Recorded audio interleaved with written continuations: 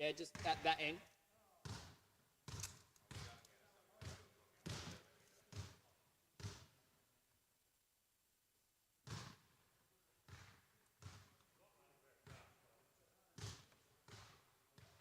And then if we go live.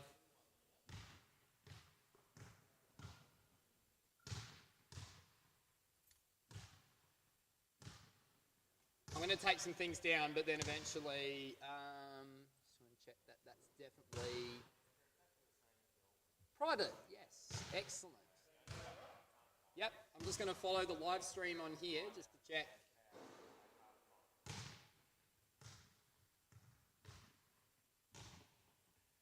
Open link in new tab. Let's have a look at the signal coming through.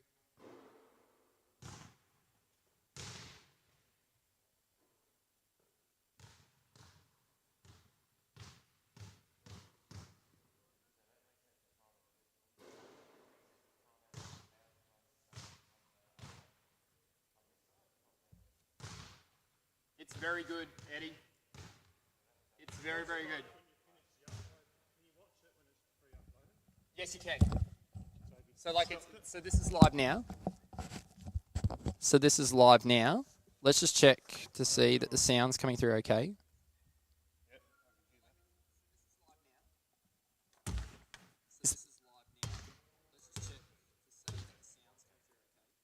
Oh, that sounds fantastic. Yep, go towards the rim. Shooting. Bang. Oh, that sounds fantastic. Yep, go towards the rim. Shooting. Bang.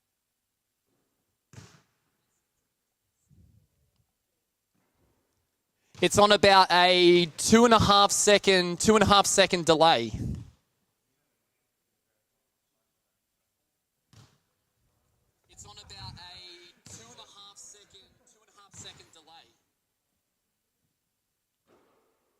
And then swing to the other end, and you can see the scoreboard there. Beautiful. Back.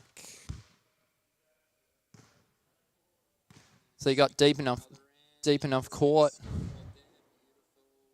And you only have to go as far as the chair.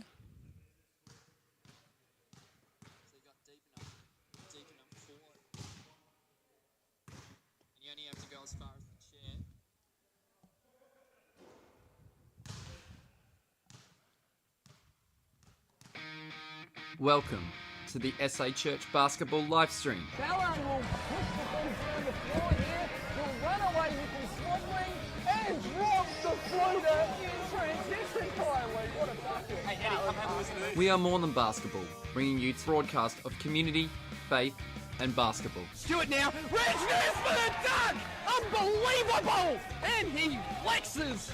Supported by 1079 Life and JPM Electrical and Solar. Great sportsmanship there from Okawelu.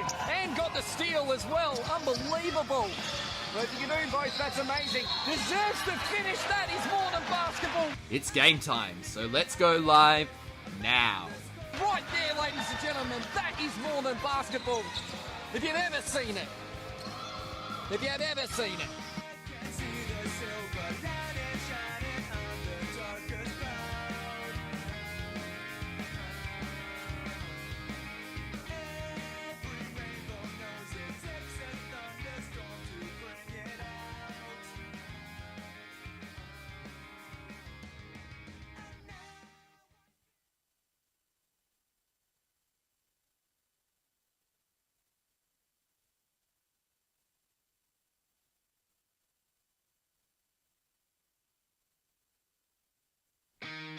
Supported by 1079 Life and JPM Electrical and Solar, the SA Church basketball live stream. We are more than basketball, bringing you a broadcast of community, faith, and basketball. Great sportsmanship there from Okawelu. And got the steal as well. Unbelievable.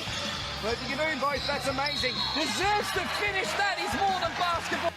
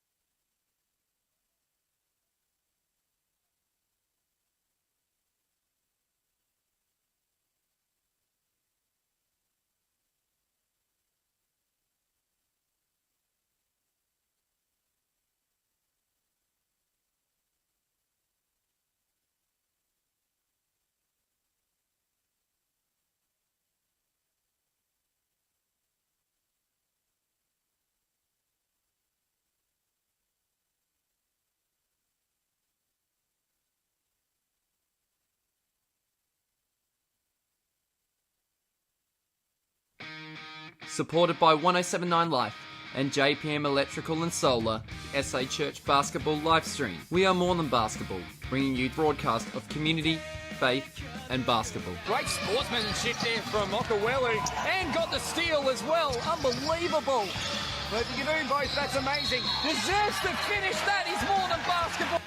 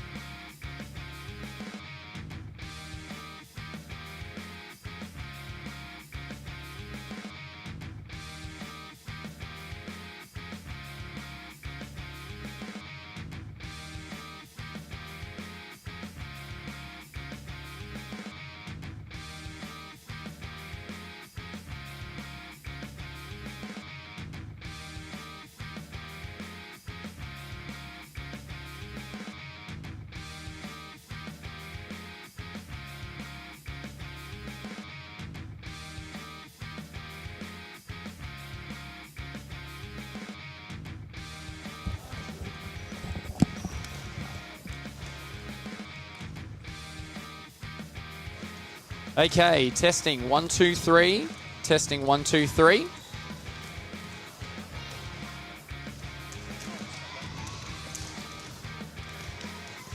So I can speak over the top of the music, and it's coming through over the top.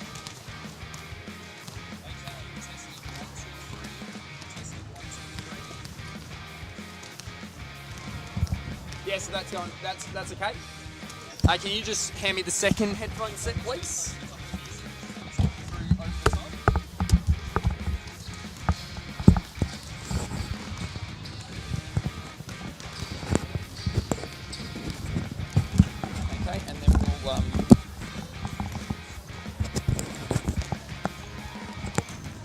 Okay, testing second headset. Second headset. Testing 1, 2, 3.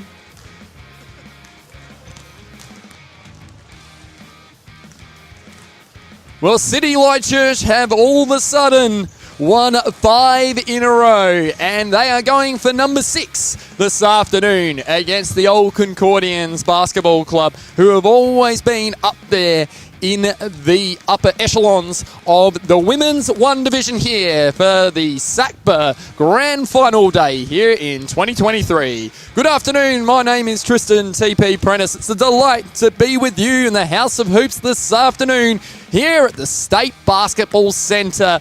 And it is a welcome to all of you watching from around Australia and also here in SA, of course.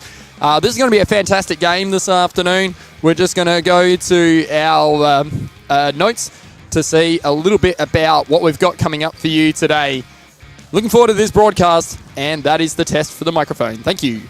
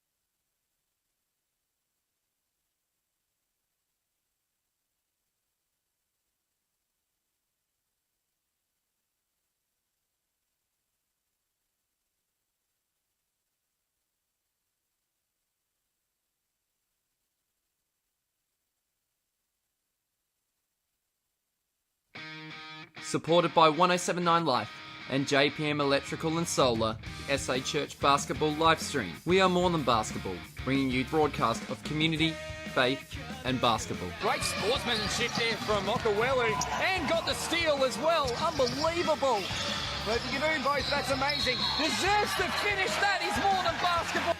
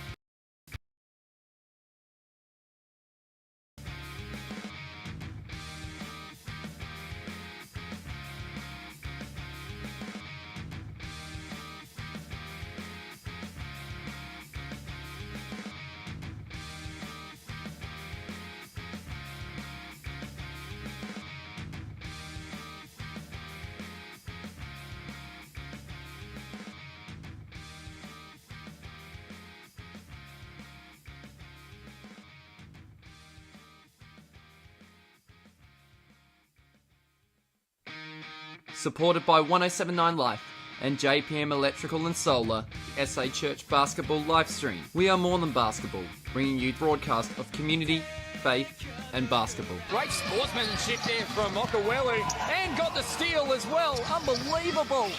But if you can do both, that's amazing. Deserves to finish. That is more than basketball.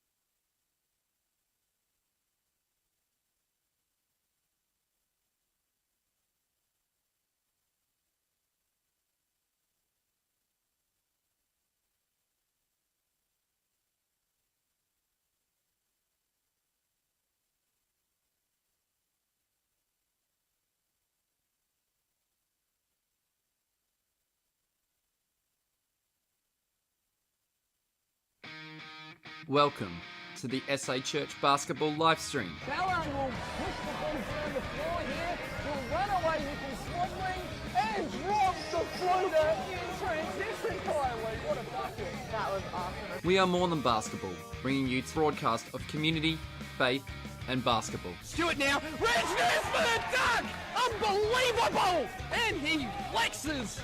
Supported by 1079 Life and JPM Electrical and Solar. Great sportsmanship there from Okawelu, and got the steal as well. Unbelievable. But if you can do both, that's amazing. Deserves to finish. That is more than basketball. It's game time, so let's go live now. Right there, ladies and gentlemen, that is more than basketball.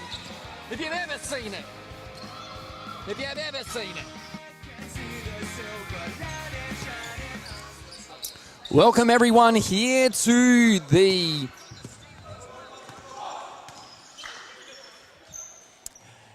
SA Church Basketball Association Grand Final. It's the women's one grade between CityLight and the Old Concordians Basketball Club. Good afternoon, my name is Tristan TP Prentice. It's a delight to be with you in the House of Hoops this afternoon.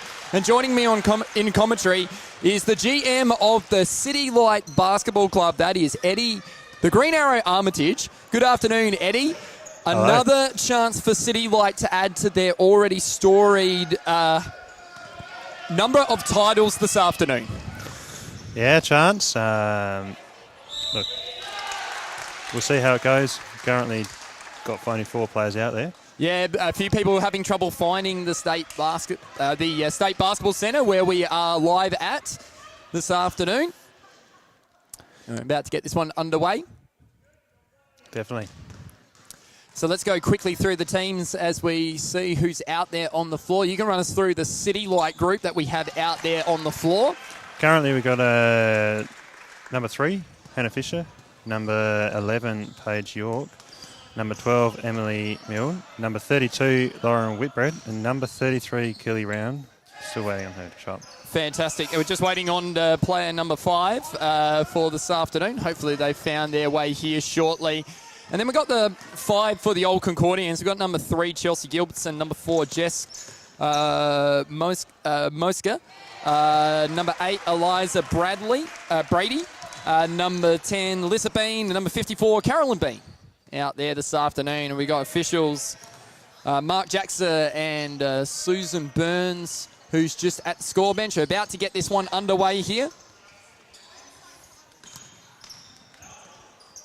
For the Women's One Grand Final underway here, and Paige York has possession here for CityLight. See what they're going to run here. Out here looking for... Page with a 3. And Whitbread out of bounds. Going the way of Old Concordians here. We'll give you a little bit of history about both sides shortly. So Whitbread will have it. Out here to York. Now Fisher. Nice wide looking for, I think it was Milne. And that one a little bit short. Concordia will get the rebound here. Couple of good looks there for LadyLights. Definitely. Oh. And the finish on the inside, and it's Carolyn Bean. Off to the start there. In fact, that was Lissa Bean, my apologies. Whole Concordians up by 2 early. Whitbread. Guarded here by Moska. Now Fisher. Nice wide here looking for York. And stolen back here by Bean. For Old Concordians. Inside looking for Carolyn Bean. Oh yeah, 2. C Bean. For 2 there. And a good start here for Old Concordians. They started like this in previous grand finals too, Eddie. They did. We'll see. See if they can keep it going. They're getting good looks in close. Here's Fisher for 3. Just a little bit long here. Fighting for it, Milne. Did a great job getting it back there. Now Whitbread. Back here looking for York. Bang. And bang goes York. A 3 ball, and no surprise there that Paige York on the board with 3.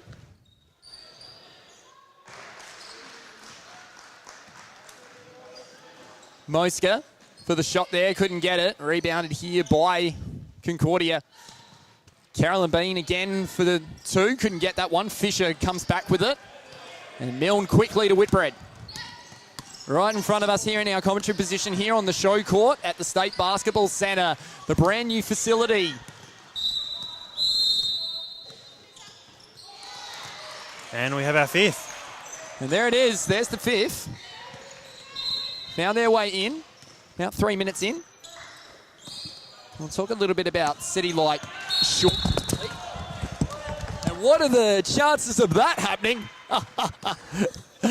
You knew that there was a chance it was going to happen at some point. I just copped a ball in the back of the noggin. Nothing that could be done about that.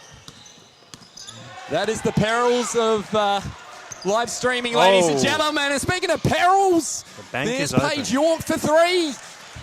And it's 6 apiece, just like that. York with 6 in this one already. Not up strong there, couldn't get it. Got to get my composure back here, Eddie. You do. Paige coming down. And there's York driving and going in and got 8 points in this one already, does York. So it's Beans and York so far here. Inside. Nice finish there to Gilbertson, I reckon it was. Yes, it was. Gilbertson. And 8 apiece. 16:23 to go here. Opening quarter here of our live stream.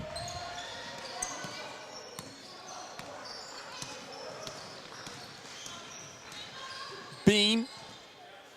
Lissa Bean on the inside. And both teams going hard here early. Old Concordians hitting the front. Lead has changed at least 5 times in the opening quarter and half so far. Of course, we play halves here. Here's York. Out to Fisher. Back to Whitbread. Whitbread gets an open look at the 3. Oh. Doesn't get that one. Halfway down. Bounced out. Unfortunate. Here's Bean. Back here looking for Moska. Bean again, driving against Fisher. All that experience from Fisher at NBL 1 level all those years ago. And that one not quite. Milne comes down with the rebound, back to Fisher.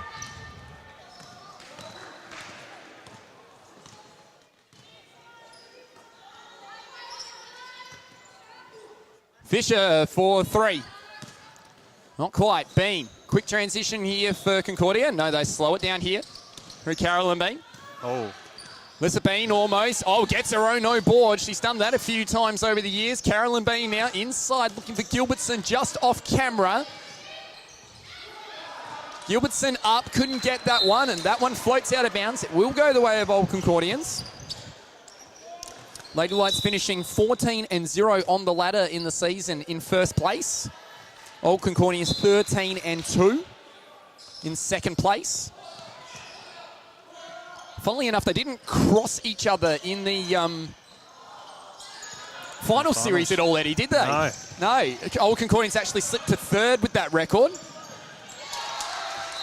Seeds Uniting were the ones that went through to the qualifying final originally and then were knocked out by Old Concordians the week after in the preliminary final. They were. Oh, Lauren now on the fast break, turn it over. Need to stop this inside. Bean to Gilbertson. Gilbertson going up strong for that one, couldn't get it. Here's Round. Getting around Gilbertson. Both teams playing with just the 5 players, and Whitbread to 2 there. 10 all. Early in this one.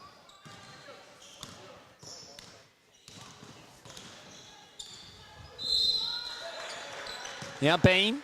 Inside against Whitbread. That's tough. Good defense there from Whitbread, though. Oh, the block from behind. Oh, huge one. Driving Milne. And taken in by Brady. Now Moska can get that one. And rolls out of bounds. Old Concordians ball.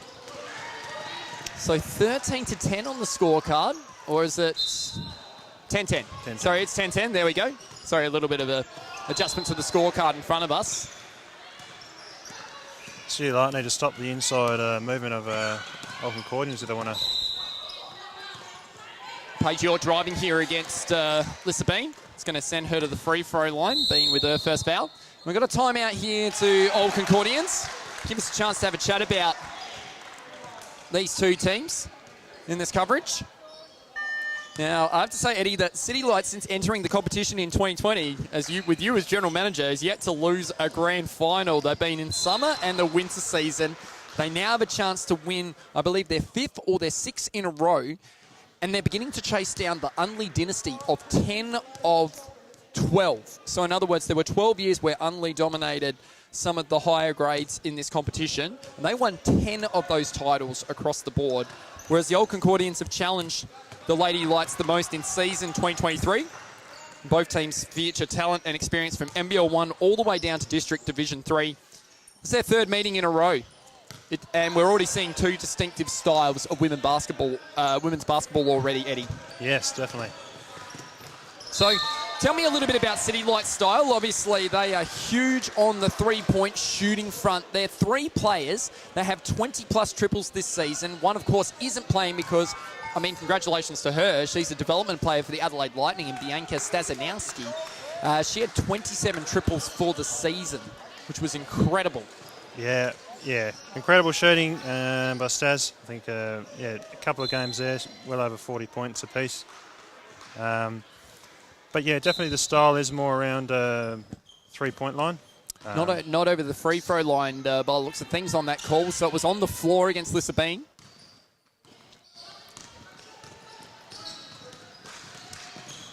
As Old Concordians have the ball through Lissa Bean. And you know their style, Old Concordians, is to go inside a lot. They are very much a paint-driven team, would be fair to say. They haven't had that many triples this season, have Old Concordians. No, but they're pretty decent in the paint. Once they're in there, they're pretty hard to defend against, as you see there. Just like that, Carolyn Bean, right on cue with that one. Beautiful stuff there from her. So 10-12 in favour of Old Concordians. They've hit the lead for about the 6th time of this opening term. Yeah. And Milne underneath the basket with that one. Very good there from Milne. Terrific stuff. Stolen here by Paige. And you're fouled. Now, what kind of foul is that? Looks like it's an extension of the arm there from Gilbertson. with the foul. So York right in front of us. Fisher. Of course, a lot of these players have a lot of NBL 1 experience, would be fair to say, with quite a few clubs. Here's Definitely. York. Goes up strong. Couldn't get that one. Now taken by Milne. Now Gilbertson. Mosca. Out here to Carolyn Bean. And going up there, couldn't get that one. Gilbertson, once again, Whitbread, off and running in transition.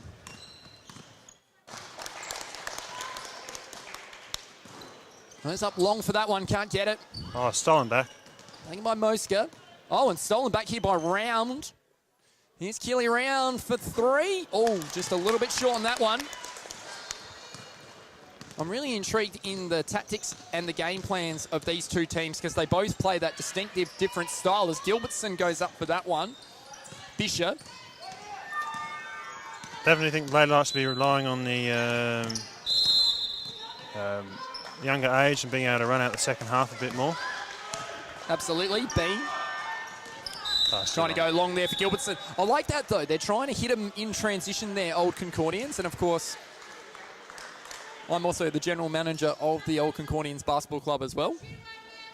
So we've got both our teams going against each other today, Eddie, which is absolutely terrific. York now. Inside. Oh, in and out of the cylinder. That one goes. Bean will have it. 12 apiece. Hasn't been any more than 3 points in this one. Bean out wide. Mosca. Can't get that one. And Bean for 2. Yes. Alyssa Bean. Some big scores already in this one.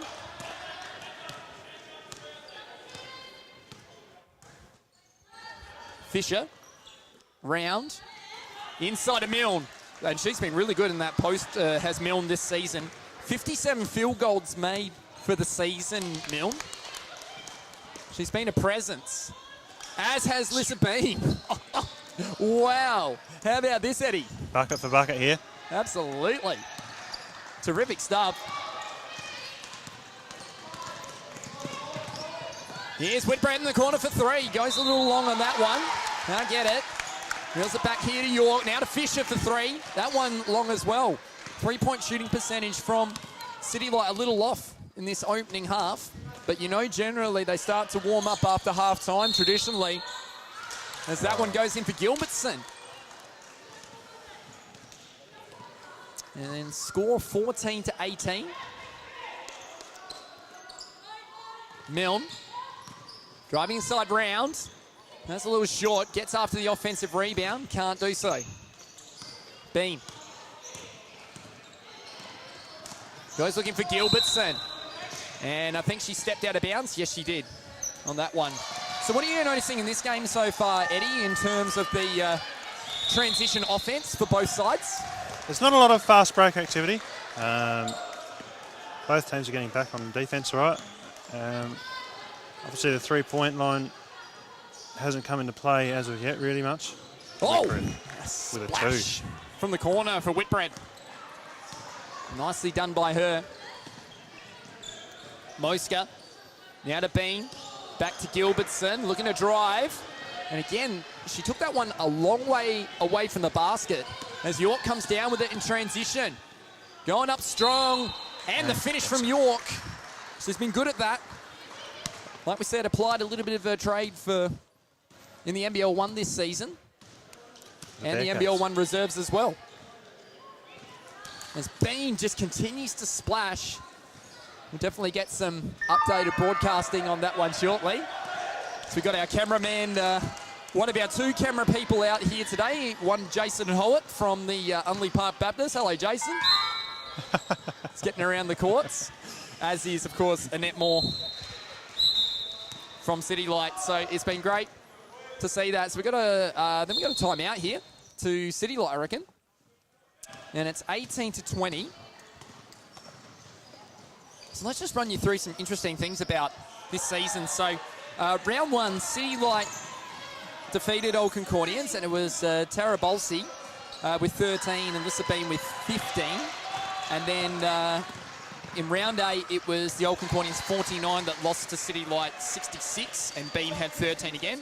Stazanowski had 41 points, 10 triples in that game. 10 triples, Eddie.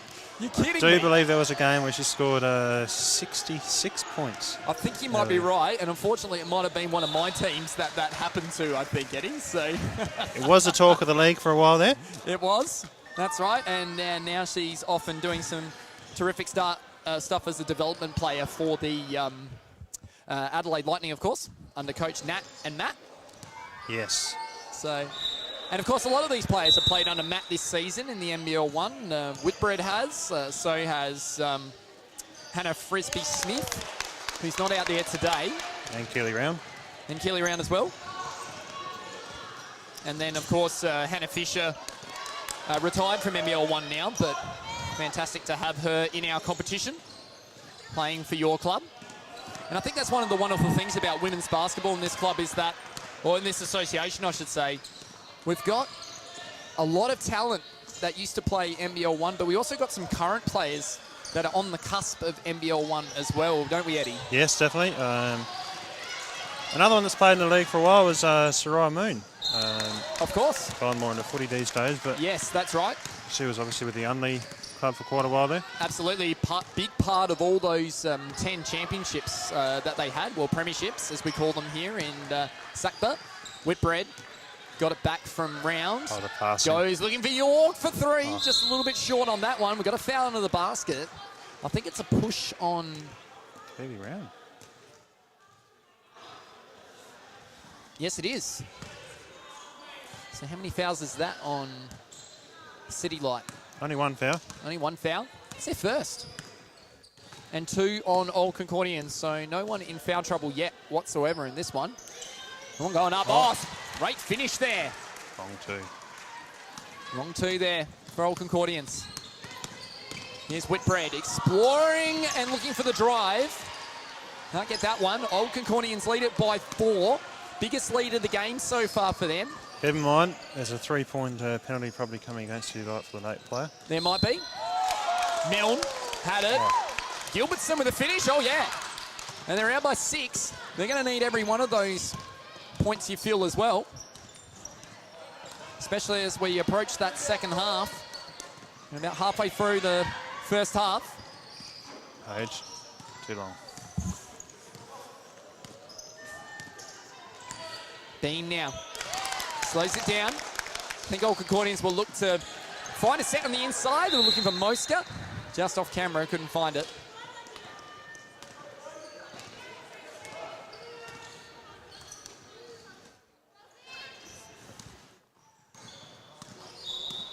And Fisher. Down goes Bean.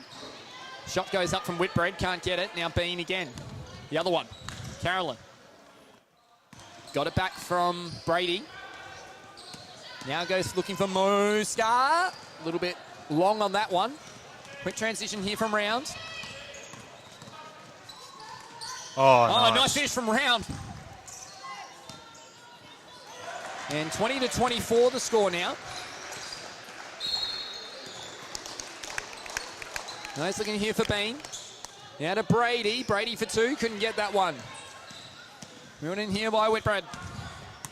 She's rolling down the floor. Pulls up. For 2. Yes! For Whitbread. 22-24.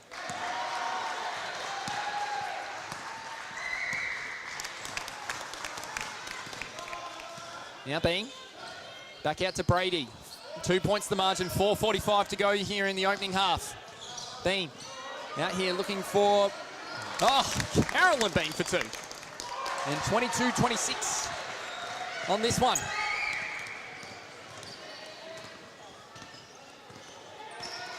Fisher.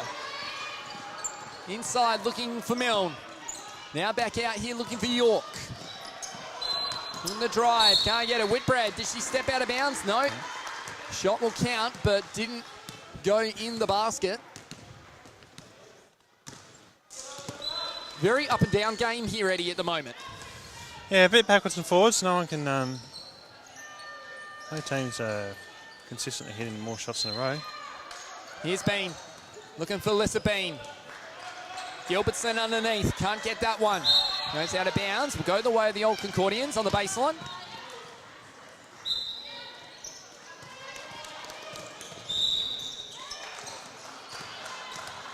Now Bean again, and that one comes up short. Gilbertson with the O board, holding there from, I think from Fisher. 3 minutes and 30 seconds to go here in this opening half. We have to mention as well, one of the scoring giants of this season for both sides is Mark Patching, who's been a big part of scoring for both these teams at different times through the season, as Lissa Bean. He definitely has been. Yeah, just always around. One of those great community people, isn't he, Mark Patches? Definitely willing to give up his time to come out and score for various teams. Definitely. Always really appreciated. Oh, Milne, oh board, and one as well. Nice work there from Milne. She'll go to the free throw line. This is the first time I think anyone's been to the free throw line this afternoon. It is actually. It's only the fourth foul. Absolutely. Milne, as we said, leading field goal percentage and field goal maker for CityLight this season with 57. Makes the resulting free throw. Bean now, back to Carolyn Bean. 2:20 to go here, 3 points the margin. Moska for two. Gilbertson, almost the O-board, couldn't get it. And Milne, fouled there, I think, by Gilbertson. Yep. So nice close game in this one, 25-28. I believe we've seen previous finals usually close in the first half. And obviously LadyLights been able to run it away in the second half, but we'll see what happens here. They certainly did. LadyLights had 13 triples the last time they met in the grand final in winter last year. In that winter grand final, Rosie Williamson had 22 points in that one. Of course, another one applying a trade at NBL 1 level. Close to the south now, didn't she? Yep. Four of those were triples as well. Just a note, Moska. Now goes looking here for Bean. Now for Moska, back to Carolyn Bean. This is Bean now. Oh, couldn't get that one. Gilbertson fights for it. And Susan Burns, the official on the baseline, has called it jump ball. So it'll go the way of CityLight with 55 seconds left in this opening half. It's been a good contest so far, Eddie. They both sort of found each other out a little bit. But as we know, the second half is where these two teams often get separated. It'll be interesting to see if the old Concordians can find their way through, as I think we've got a bit of conjecture around potentially the arrow. Clock's been stopped now, 37.7 seconds to go. In fact, we are going the way of old Concordians on the baseline. Arrow was the wrong probably way. correct call there, I think, in the end. They had a bit of a chat about it. Yeah, CityLight did win the opening tap, I believe. Absolutely. Here we go, Whitbread.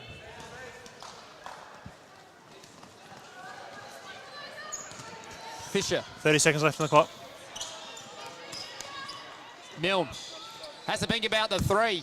Can't get that one. Bounces off the backboard there. 18 seconds on the clock here, Bean. Shot clock and game clock are aligning now. Bean inside. Gilbertson close to half time. Still a chance here for Fisher. 4 seconds, 3 seconds. Fisher! Oh, nearly. And old Concordians will take a 5-point lead into half-time here, Eddie. Handy 5-point lead, add another 3 points to that. Absolutely. So they do get that little penalty at half-time. But that is what will be staring CityLight in the second half, is an 8-point margin. And we'll go and get some scores. and we'll be back soon with the second half of this one. You're watching the South Australian Church Basketball Association Grand Finals. Supported by 1079 Life and JPM Electrical and Solar, SA Church Basketball Livestream. We are more than basketball, bringing you broadcast of community, faith and basketball. Great sportsmanship there from Hawke, and got the steal as well. Unbelievable. What you can do, boys, that's amazing. Deserves to finish that. He's more than basketball.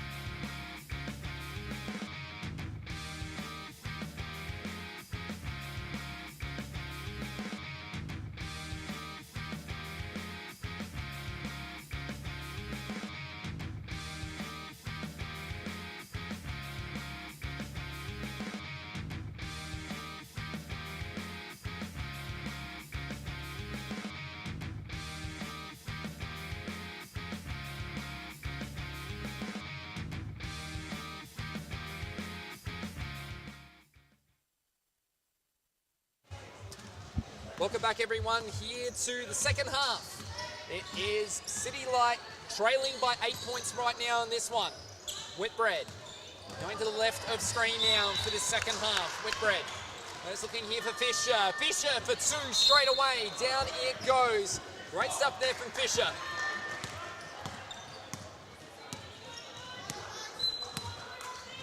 Bean now with it.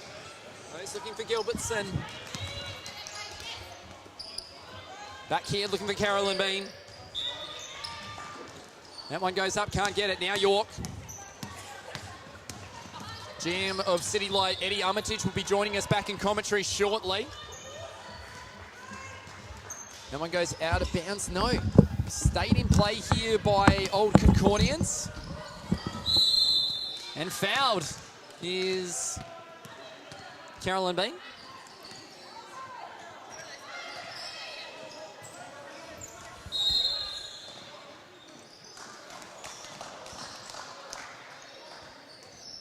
And we'll head to the line for a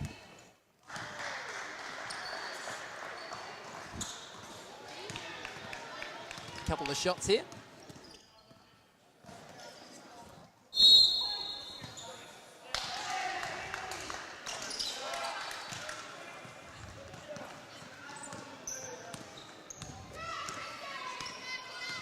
And just getting our clock and scoreboard up and running again there, Eddie. In the corner. In and out. Oh, a good rebound there. Great work there by York. Now to Fisher. And she has started with 4 points in this second half. Amazing stuff there from Fisher. We don't quite have the live scoring stats in this one, but we will get you up to date with that later in the day. Bean now. He's looking for Brady. Pass Inside cut off looking there. for Bean. Oh, cut off there by York. In transition here, Keeley around. Goes up for 2. In and off the backboard. Gilbertson. Now to Bean. Back to Brady.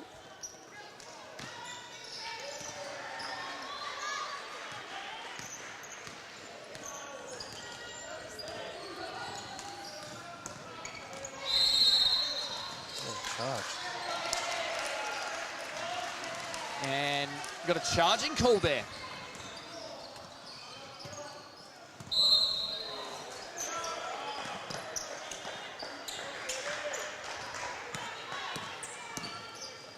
Has been for 2. Yes! And 37-29 the score in this one. We'll get some updates from the other courts shortly.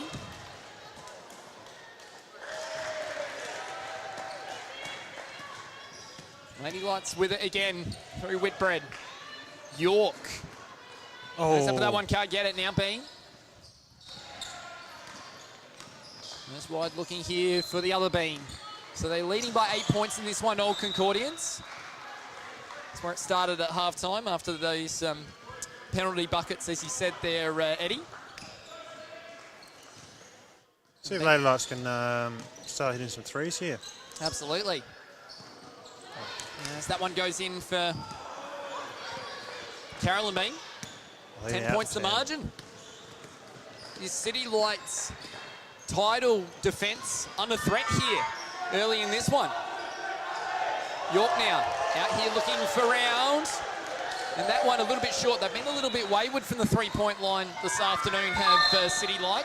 Fisher inside for Milne. And she's off to the free throw line, is Milne. Of course, this live stream brought to you by JPM Electrical for your solar and electrical needs. Go and see the people at JPM Electrical.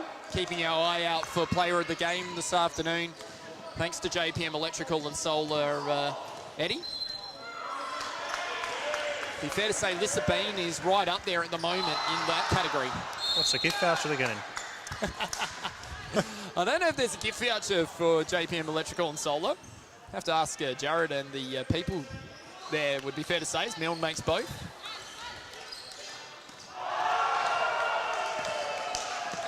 Bean now looking for Gilbertson. Back to Moska. So Old Concordians finding a few buckets in this one. 41-31. Fisher got it wide there from Whitbread. Whitbread for 3. Got a real good look at that one in front of us. And got a foul on round here. So 2 personal fouls apiece right now in this one.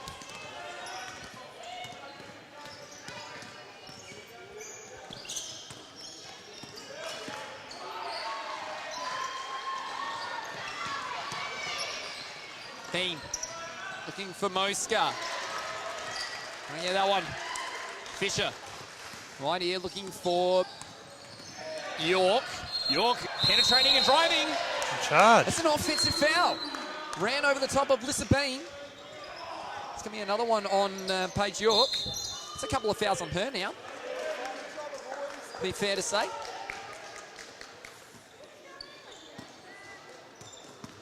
Yeah, I'm not sure how many, but 2 charge calls here on LadyLights in this quarter. Absolutely. Trying to get to the basket. Bean now. Inside for Gilbertson. Back out looking for Moska. Little handoff there looking for Bean. Carolyn Bean gets the handoff from Lissa Bean. The fan Moska open again off the window. That's back-to-back buckets for Moska. And she's got a few. As Fisher for 3. Again, the 3-ball deserting CityLight right now in this one, Eddie.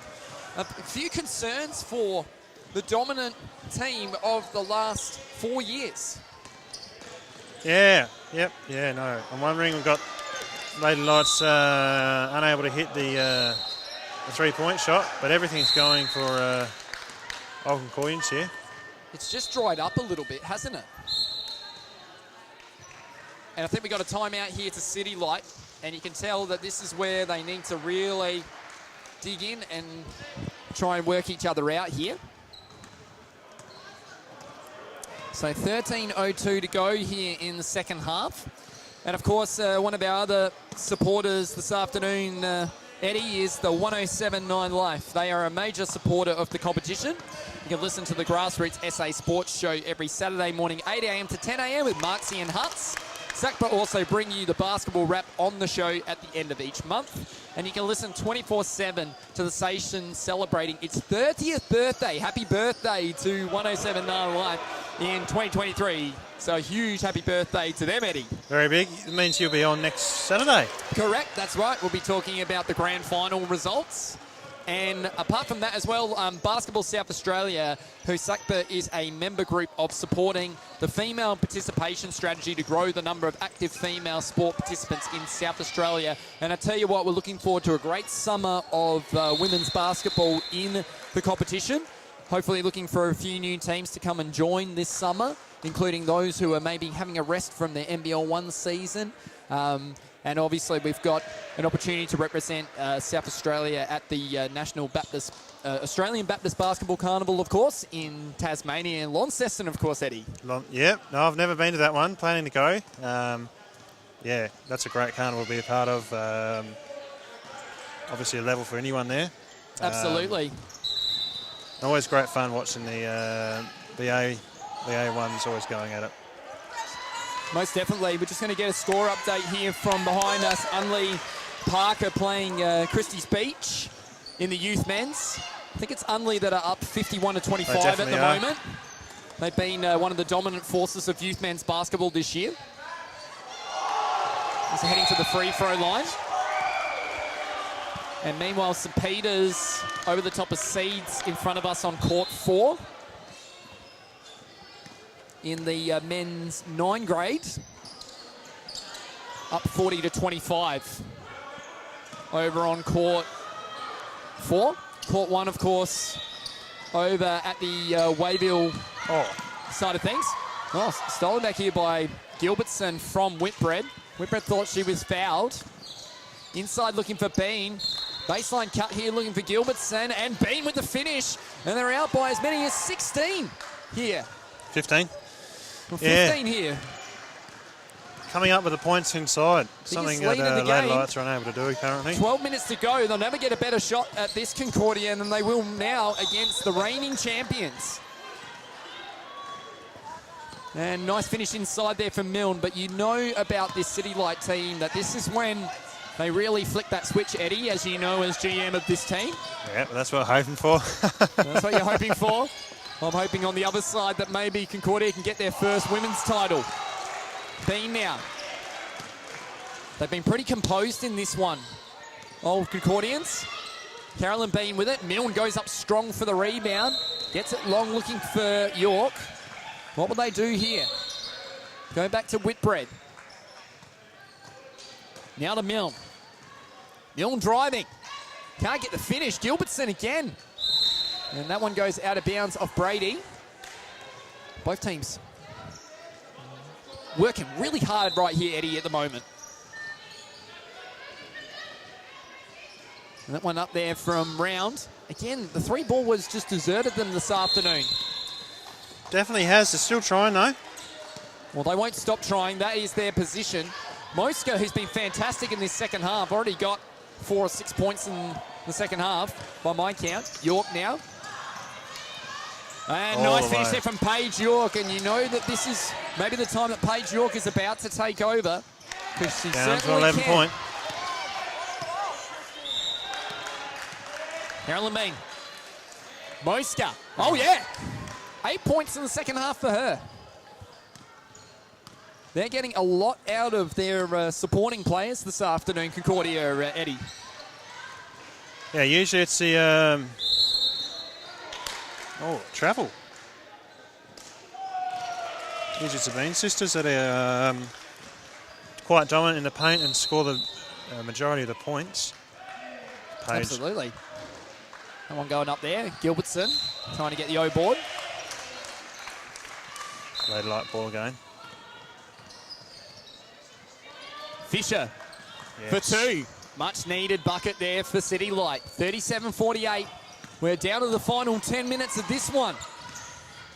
Brady back to Gilbertson. Inside looking for Bean. Can't get that one now. York goes looking for it. Now back it around. Driving into the corner. York. Fisher again. A little bit to the right of the target. Moska comes down with it.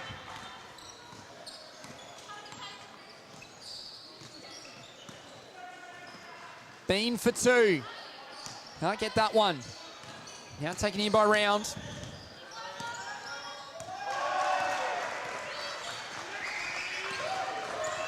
Milne. Gilbertson. Back to Bean. Just struggling to score in this second half. CityLight driving there for Bean. It's good. And they're up to 50. They've passed the half century here, Old Concordians. That is very rare. They have not been past the half century against CityLight this whole season, Eddie. Very consistent inside at the moment. He's getting too long. Well, that was to cut it to 10. Didn't happen. Bean's got it. Old Concordians have got a game plan, and it seems to be working really well this afternoon. Bean now. They look unusually rattled here, CityLight.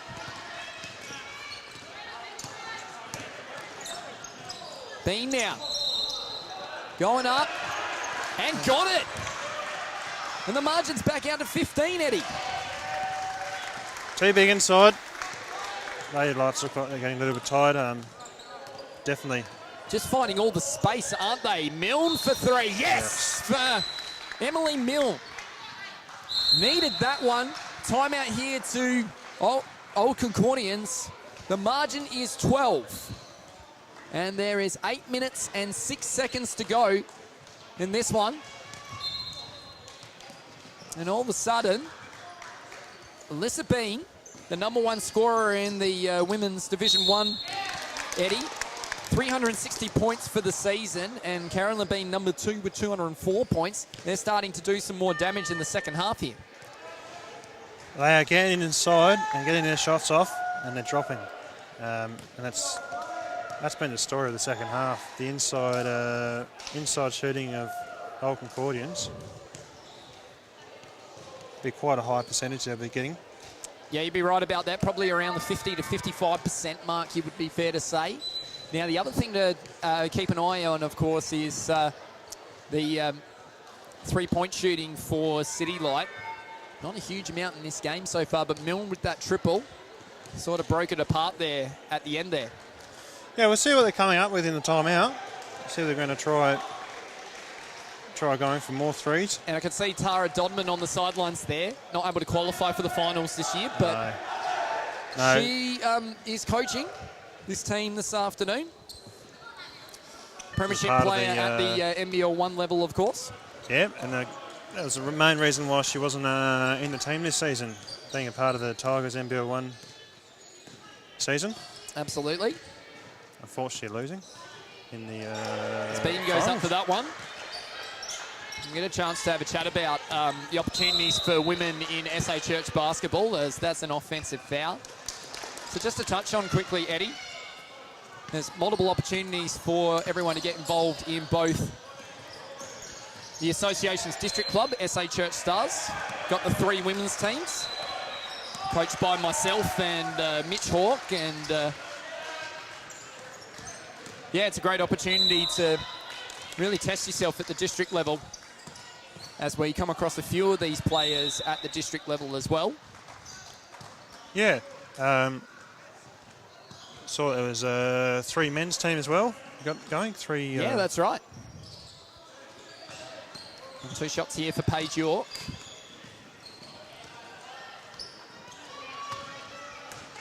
And this is the first there, does York.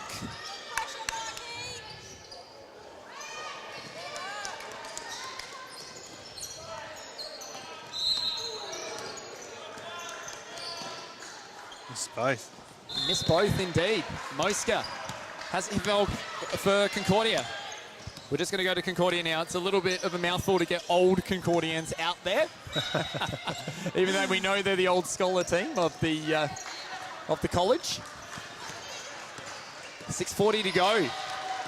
Is upset brewing here. Moska to York. Comes up short on that one. Bean just fights for the rebound. And the other one comes down with it. Now Moska, been fantastic in this second half. Back to Bean. Oh, Lissa Bean, yes! Got that one. Nicely done. And they're just finding all the buckets. They are shooting over 55% for the field by my recollection there, as Fisher can't get that one, unfortunately. Feels like it's Concordia's more got up it again. 80-90% at the moment from the inside the paint there. They just seem to be getting all the space that they need and want right now. Brady. They're very patient with it. 5 minutes to go. Ascendancy with Concordia in this one. Lissa Bean. Got it for two. They can't miss. They cannot miss. They cannot miss.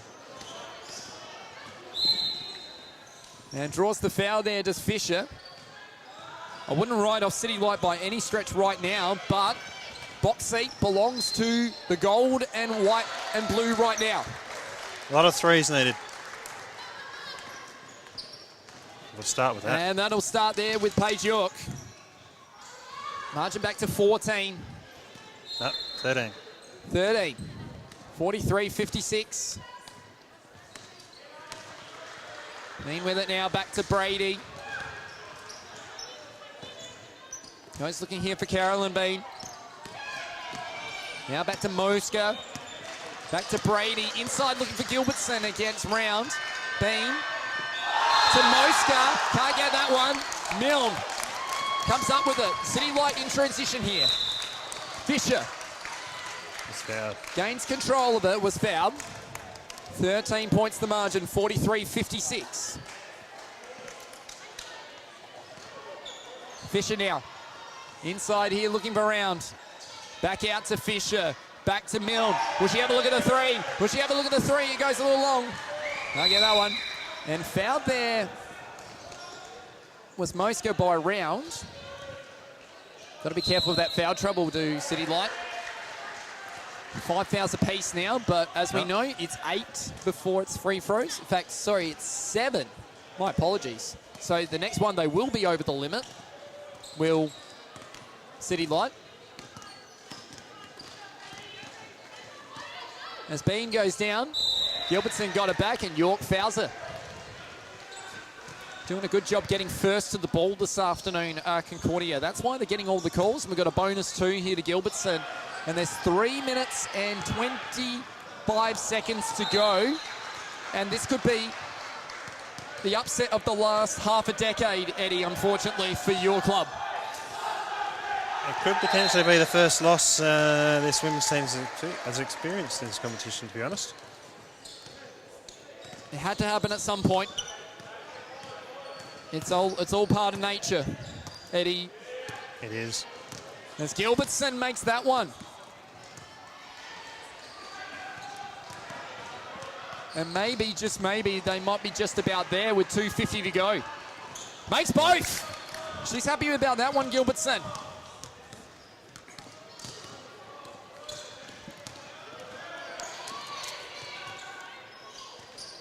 Bean's got it. Brady. It could be their day. Bean.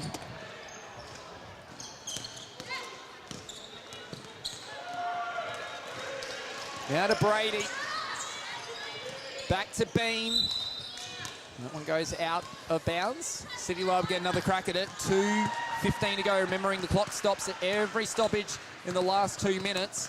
But they're going to need a lot to go right here, CityLight, to turn this one around. Fisher driving, can't get it. Bean's got it. Everything falling the way of the gold and blue right now.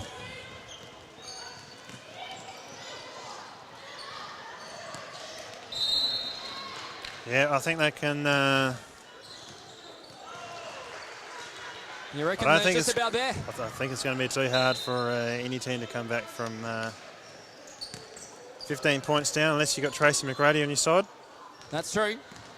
That's not happening this afternoon, Milne. The full credit to Concordia. Mosca, they played an outstanding game, very disciplined in their offensive movement. Gilbertson, inside, back to Bean, back to Carolyn Bean. Mosca, back to Gilbertson, is fouled. So one of the interesting things about this season, for the first time, Concordia has come from third place, avoided CityLight through the final series, Eddie, and has found a way to produce the game that they've needed this afternoon. They definitely have. This is a great game played by Concordians. They've managed to, stick to the, as you said, stick to the game plan of going inside consistently, and they've managed to score quite well out of that. It'd be incredibly frustrating for CityLight. We have to admire the fact that they've been an incredibly strong team over the years, and to experience their first loss in nearly 4 years means that eventually, when you've played someone enough times, you eventually find a way to work them out at least once. It just happened to be this afternoon. Bean now. Carolyn Bean with it. Players now start to sit on their back heels in this one. Brady, stolen here by Whitbread. Whitbread's going to control herself. It just hasn't been the afternoon for CityLight today.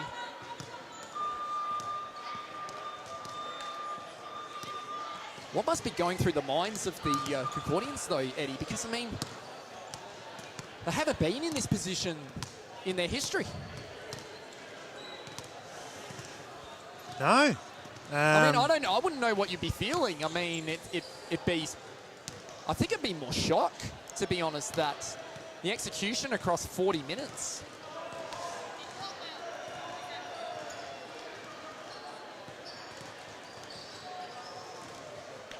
Definitely think, obviously, without Frisbee or without Staz, without Dodds, yeah. Been a lot easier inside for Old Concordians to score. Absolutely, but they've been doing that without them this year as well. So, just again, like, you just find that you have to credit the fact that they've done that way.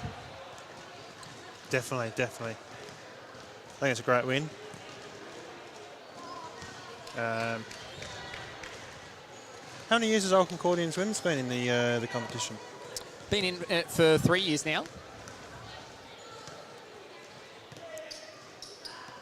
Of course, CityLight have met them in every single grand final that they've been in. They haven't missed one.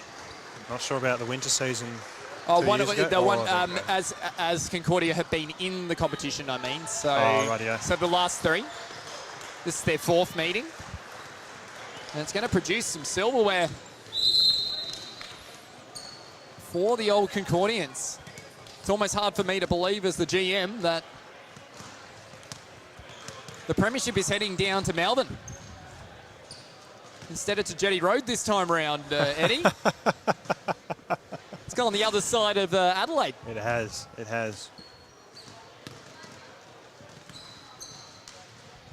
Old Concordians usually play summer season. Yeah, I believe they'll be back. Not sure about the LadyLights at this stage, but we'll wait and see. I guess we will see. There is a carnival to prepare for, as we said, so it's a perfect opportunity to prepare for carnival. Is the summer competition. Bean now with it, 35 seconds on the clock. Been terrific this afternoon, Lissa Bean.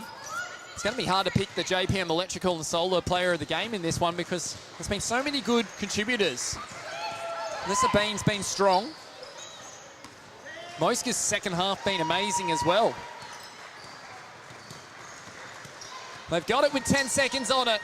Bean for 2, and there it is. There's the finish. And can you believe it?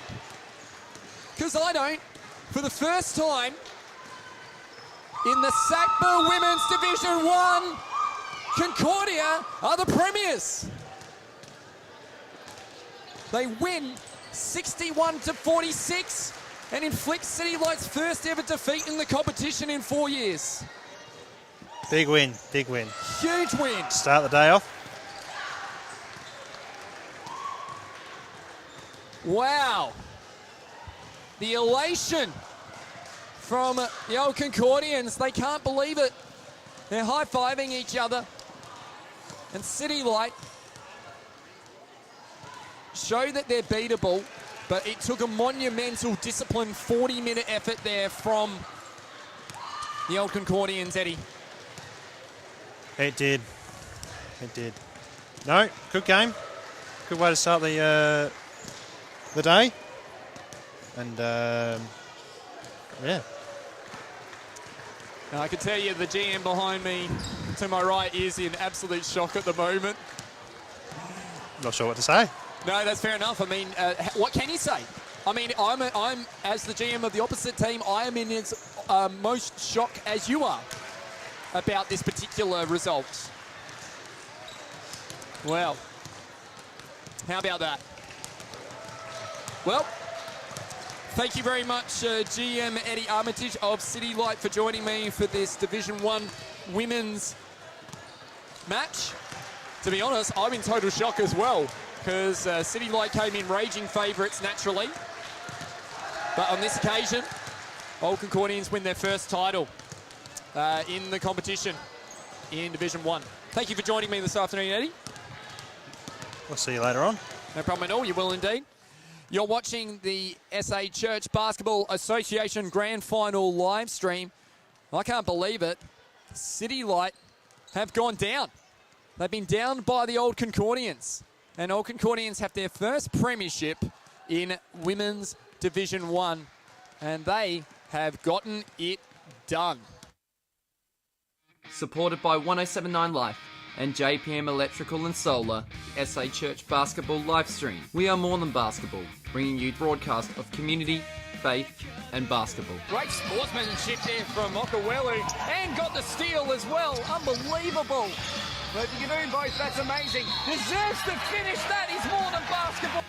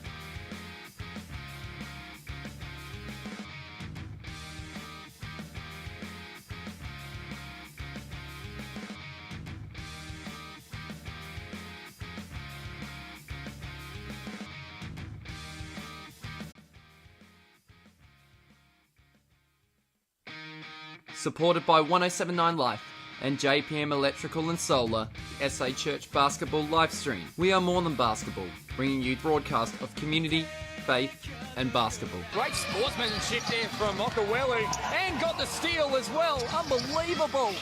But you can do both, that's amazing. Deserves to finish, that is more than basketball.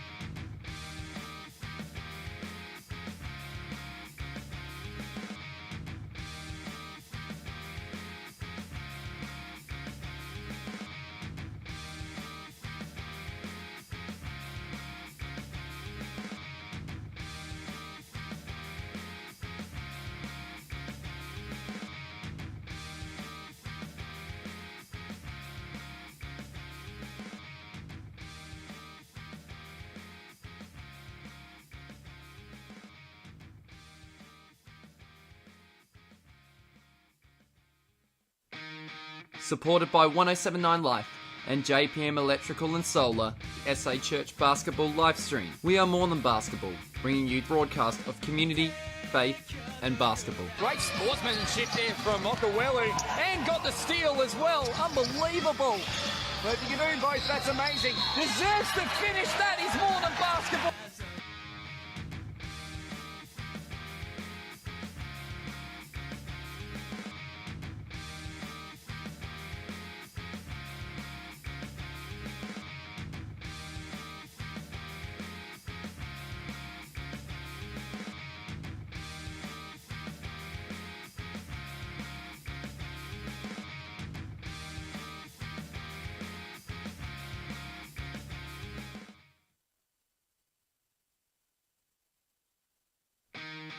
Welcome to the SA Church Basketball live stream. Jolley will push the ball down the floor here. He'll run away with his swaddling and drop the floater in transition. Kylie, what a bucket. That was awesome. We are more than basketball, bringing you broadcast of community, faith and basketball. Do it now. Rich for the dunk! Unbelievable! And he flexes. Supported by 1079 Life and JPM Electrical and Solar. Great sportsmanship there from Okawelu, and got the steal as well. Unbelievable. But you can do both, that's amazing. Deserves to finish, that is more than basketball. It's game time, so let's go live now. Right there, ladies and gentlemen, that is more than basketball. If you've ever seen it. If you've ever seen it.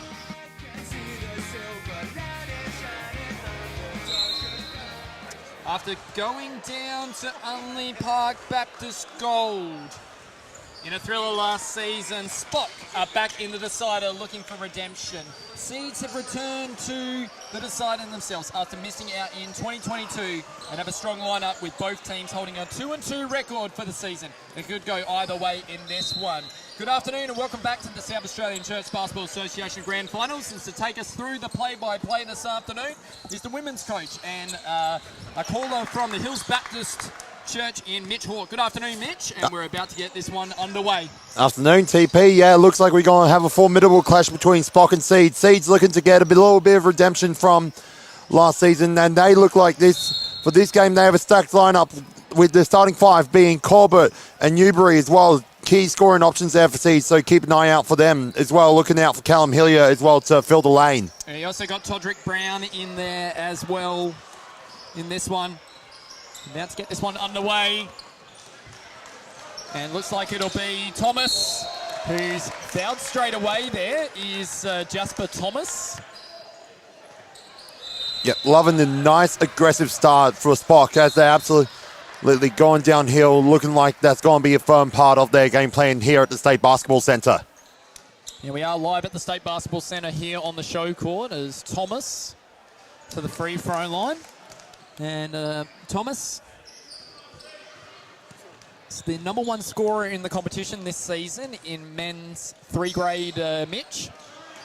Yeah, easy, and Corbett comes down with the rebound as it's 1 for 2 for Thomas there. We've got another foul, so we've got 2 fouls apiece just like that. And 1 point to St. Peter's Old Collegians. Of course, that's what SPOC is. Last time I checked. Yep, here we are with Newbury. Corbett, good chemistry with the great base cut as well. Newbury on the reverse, won't go. Then we got Brown here in this one. Hillier playing high defense as well, not giving him any avenue to work with. Doran now out here looking for George. That's Parker George. That one goes out of bounds. St. Peter's Old Collegians finished second on the ladder with a 10-5 record, Mitch. There's Thomas for 2, can't get that one. Brought in here by George. Back to Thomas, and that's for 3. And Shoot. Thomas has knocked that one down. Shoot is shoot, shoot is shoot. Found the open spot after getting the ball movement, gets the rewards for SPOC. Newbury goes to work inside, feeds it, as it looks like it will go back out to sell it down by Triplett. Triplett with the ball. Now the ball movement needed as Corbett goes for the 3. Way, a little bit long there, a little bit long. 4-0 start to start off for SPOC. as they are getting the first buckets for the game. Into the high post they go. As the ball goes to Doran. Doran tries to find a gap. And great defense there, not giving an easy shot there for SPOC, as we'll see another shot go down, in and out that time. And the putback and one will go down that time. Is that Todrick Brown there? I think you'll find Mitch. Yeah, there we go. Todrick Brown there gets the N1 play, rewarding the hustle 6-0 start for SPOC as they taken the early lead with 17 minutes left. And makes the bank free throw, if you don't mind. The bank open on a Saturday here at the State Basketball Centre on the show court. This Corbett, as you mentioned, huge in the grand final last year, Corbett. Hillier for three, no good that time. Great rebound by Newbury and gets the reward that time. Newbury with the bucket. That'll be Seed's first score of the afternoon there, Mitch. Yep, and it looks like the Seeds faithful to come out today. So it looks like Newbury, with his young legs as well, going to be a key integral part to Seeds' success today. Not surprised, because Seeds have returned to the decider, as we said in the opener. They missed out in 2022 in the men's 3 grand final. They finished up a little short. I think they were 3rd or 4th last season in the winter. Here's St. Peter's. Thomas out here looking for Doran. That one goes out of bounds, and a little finger knock there from... Looks like that's Jack Corbett there. There we go, just a little bit of a finger injury, little jar in the early stages. But one thing I'm liking right now from Seeds as well is they're running a 5-out offense right now, creating space on the perimeter to find shooters. They will Newbury as he drives in, goes reverse, and he draws the foul. See, that's a big key for Seeds today as they're starting off with a wide offense, swinging the ball, and then getting the penetration to come off, as it looks like first subs are coming into the game. As it looks like Todrick Brown's coming in game for SPOC, and Mitch Roy is coming in as well for Seeds. That's the second time I've been hitting the back by a ball today, Mitch. The first one got me right in the square of the noggin. You wouldn't have rode it home, We're in a brand new setup here at the State Basketball Centre. Meanwhile, as you said. Yeah, as Newbury goes 0 for 2 there. So that's going to be interesting. Let's see what SPOC can do here. Doran downhill, feeds it to the corner. Spin move, if you don't mind, won't go that time. Good look there from Parker George. Oh, Corbett's finger no good at the moment in this one, Mitch. Yep. He's going to get it now. Let's see what he can do here. No way. Hillier with the O board. Not quite there for Callum Hillier. But yeah, we'll have to keep an eye out for Jack Corbett as well, seeing how that injury will stop hopping today if he'll grind it out. There, Doran, step back if you don't mind. No good that time. And that looks like that was a block from Hillier. As he'll go downhill on a 3-on-2 fast break, but settles it down to give Raw the ball for his first touches of the game. Newbury drives in, thinks about the dish, goes by himself, won't get his drop. Jasper Thomas with the ball now after some early good shooting, gave them the early lead. But now a little bit of a cold patch. Will still stay cold after that look from Todrick Brown, won't go from the key. Yeah, Seeds all of a sudden stop the scoring run here of St. Peter's. Oh, Corbett. Oh, nice finish from Corbett. Oh, he's great, Corbett. He's going to be real hard to stop downhill if he's going to keep going there. SPOC needs to meet him early if they're going to allow that. Absolutely, you're 100% spot on there. Yep, here we are with Seeds in transition again. Newbury, 3-on-2 fast break, sells it down, finds Corbett downhill again. Euro feeds to Hillier, gets it back, but that looks like that was sent out of there that time. Good block there from Doran, not allowing the O board. And it looks like subs for both teams right now for Seeds. It looks like it'll be Harry Lowe coming in, as well as Josh Hillier for his brother Callum as well, go and take a breather, as well as Chris Gold there. Definitely. And it looks like our first time out for the game. Early lead for SPOC after a little bit of a cold patch, but Seeds bringing it back. 4-7 lead going to SPOC with 3:15 left in the first half. 13:15 left in the first half. Absolutely. Let's talk a little bit about these two teams and how they met during the season here. Mitch, you got your notes in front of you. So SPOC lost by 4 points, 31 and 35 in round 3. Corbett had 22 points in that one.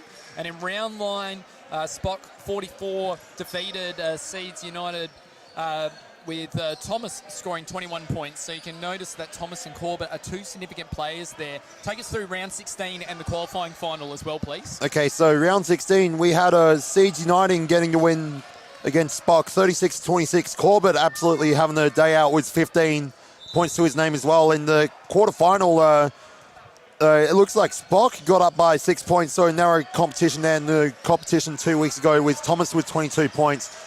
Raw, I believe that would be Mitch Raw with 12 to his name, and Corbett a little bit of a quieter one that game, so he's looking to bounce back as we are going to get back under the way with the action. Absolutely. Little screen action. Mid-range jump won't go down that time for what it looks like Parker George as they get the offensive rebound.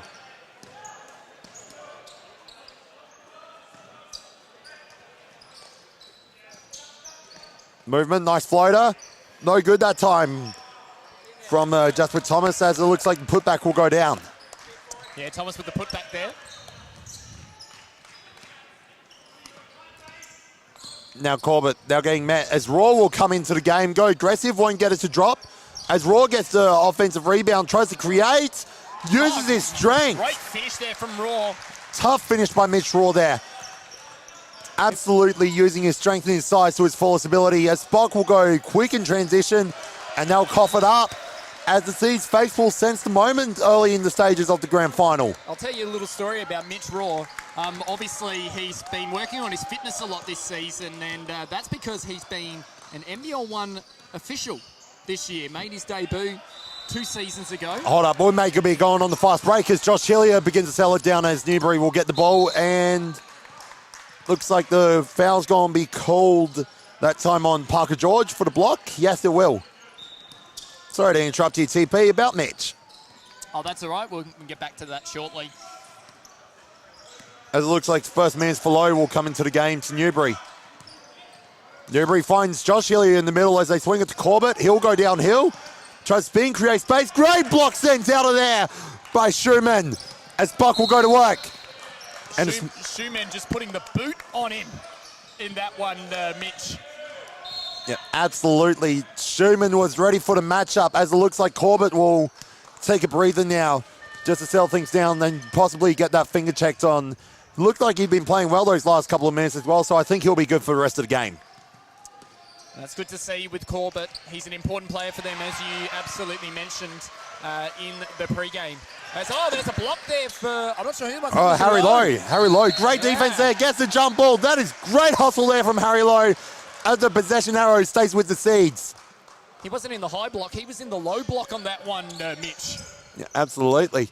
There we go. Newbury going to work now. Let's see what he can do. Great screen by Lowe as he's met by a face of blue jerseys. Oh, graze it back. Great movement again. Tough fade. It won't go. Score is stagnated at 9-6 in this one. Yep. Great defense is coming off today as well in this game as Josh Hillier comes up with the ball. Goes downhill, feeds low to Raw. Looking for a bit of movement screens. And he goes to open look. A bit long there.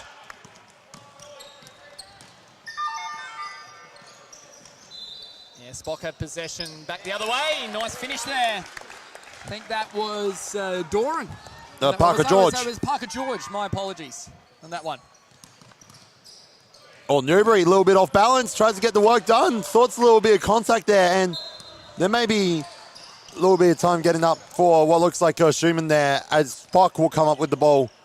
He looks a bit sore there, Schumann. Swings it. For triple. Won't go that time. Just short that look from Parker George.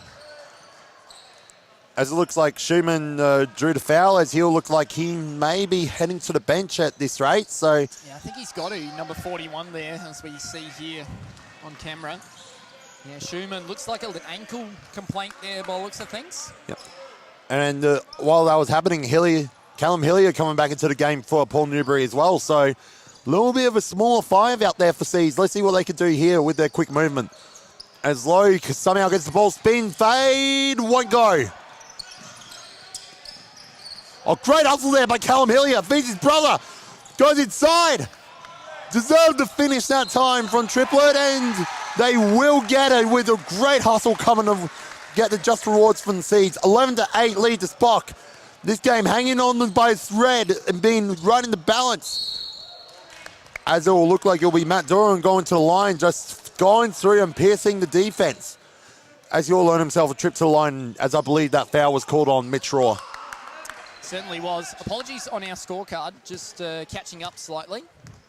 11-8, 5 fouls to 4 in favour of, in favour of Seeds, as in they've had one less, as that one goes down there for number 51 there in Matt Duran. Doran there. As he splits the free throws, but the offensive rebound comes off. 8 minutes and 8 seconds to go here in this opening half. Oh, that one taken there by Jasper Thomas, as we'll see Hillier going downhill, going strong, gets the foul, and he earned himself a trip to the line. Tough foul there. Did draw the foul there, did Hillier. We've got a score update from the court behind us. Hills up against Titans in the men's 4 grand final, wasn't it? Yep, the men's fours by the sounds of it. As Hillier misses the first.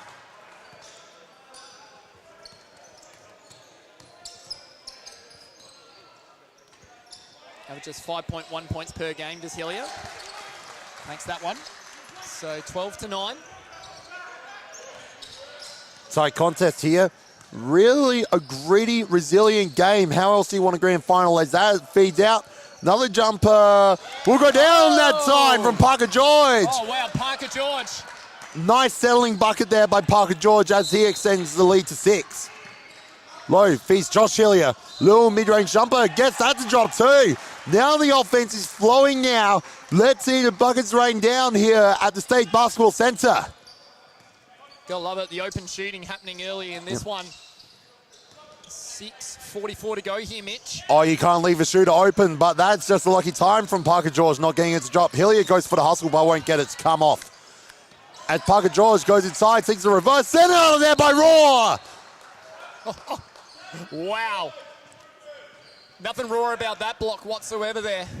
No regard for allowing that for any access to the rim, as it looks like we'll get our second timeout for the half with 6:16 remaining in the first half. 4-point game, lead going to SPOC 15-11.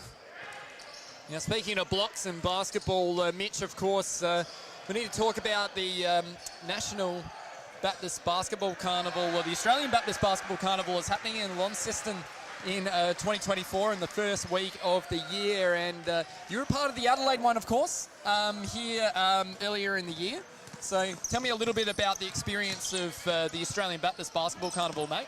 Yeah, absolutely. Just had a blast like playing basketball for 5 days a week. But more than that, it's just a message of just building just a great, like spending a great amount of time in community as you just even like the developments in the team time as well, as you get to know people, as you continue to see people just play basketball and just build community. It's just an absolute phenomenal time, and especially with it going away for Tasmania across the New Year's break, it's what more do you want to go into the nice scenery of Launceston to play some basketball? Yeah, absolutely. And Lonnie's hosted a lot of my favourite Australian Baptist Basketball Carnivals over the last 15 years that I've been a part of it too, Mitch.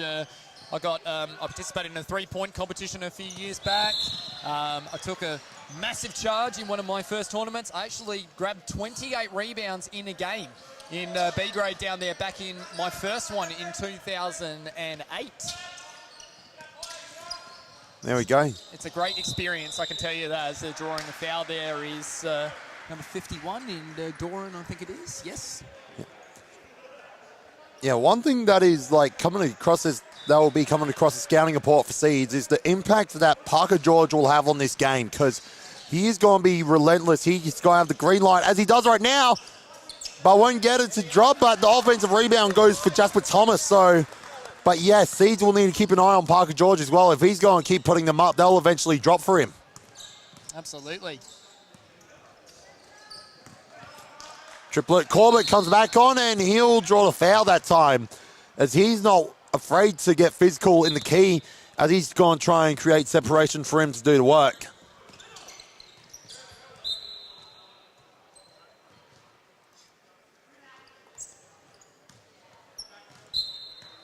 So Corbett at the free throw line now. Sinks the first. Corbett averaging 13.3 points per game this season, Mitch.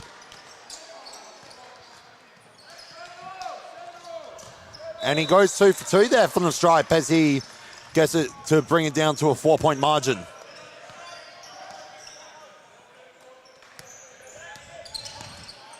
(17-13) here. 4:40 to go. And ball goes out of bounds. We'll go the way of Seeds White here. Seeds White finishing top of the ladder, 14-3 this season. And SPOC finishing second with 10-5. Corbett downhill again, won't get it to drop, as that looks like there'll be a foul that time committed from Harry Lowe. But again, Corbett going downhill, being absolute game breaker here for Seeds. Once he's gone downhill, they'll back him to get to the rim and get the bucket.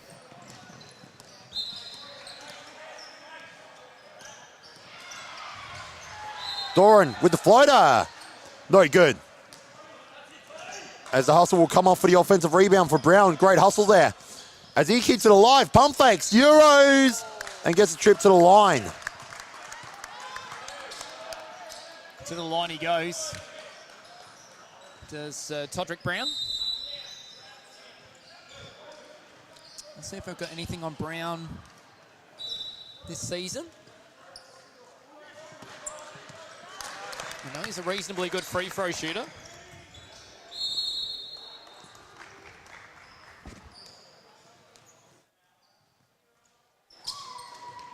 And he's made the second. No, not quite. Yeah.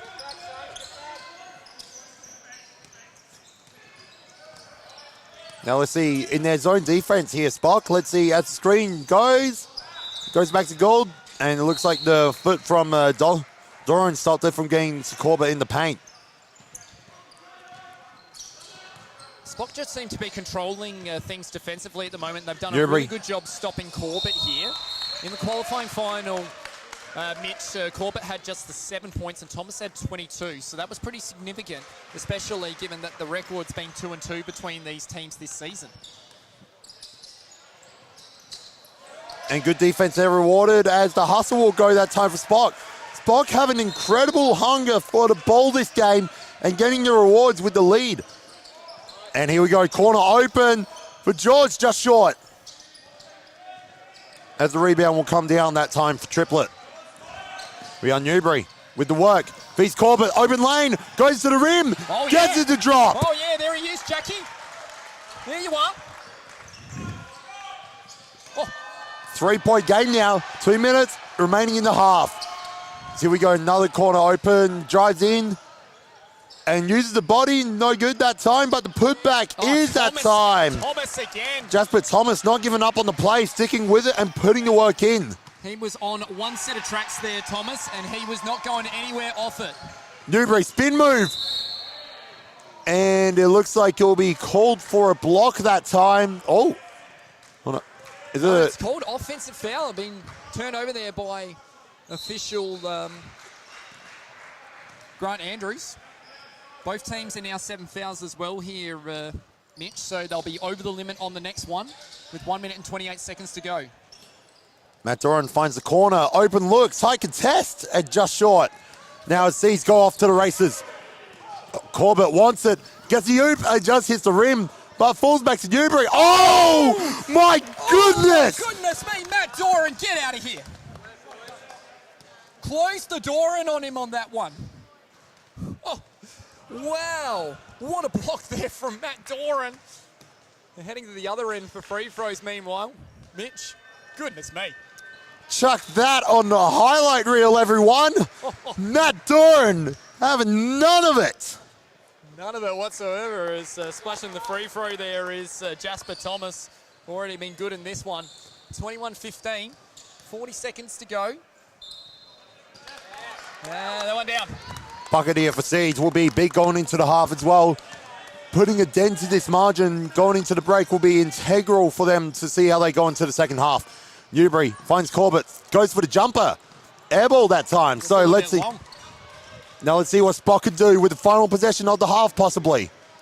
As it goes to Todrick Brown, feeds it to Doran. Swings it across to Thomas for 3. Just on the back iron. Clock under 10 now.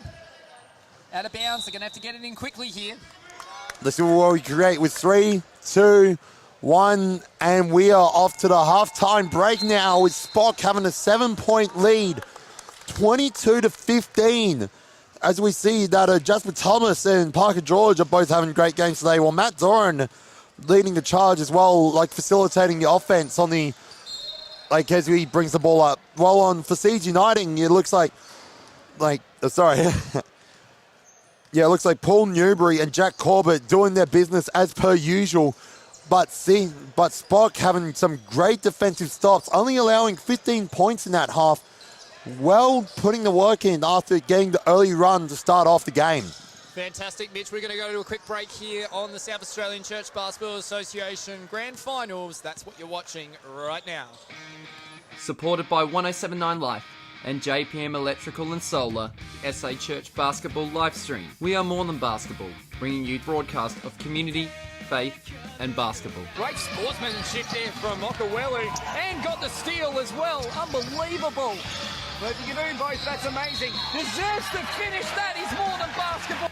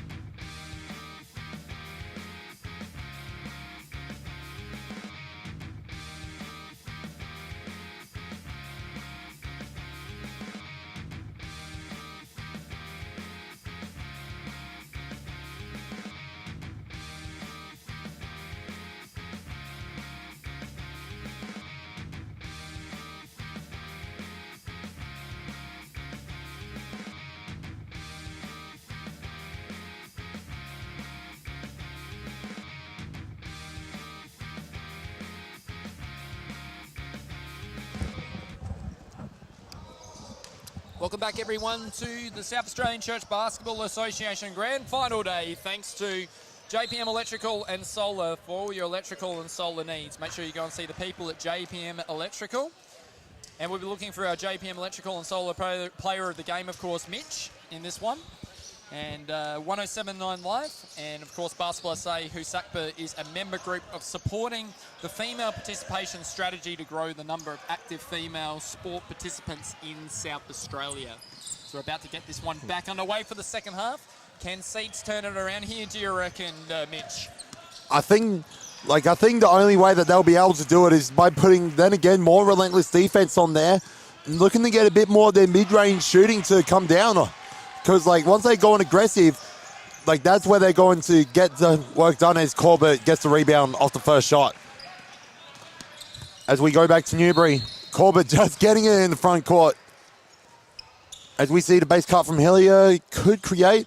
Corbett feeds Raw, and there's the mid-range jumper, no good that time.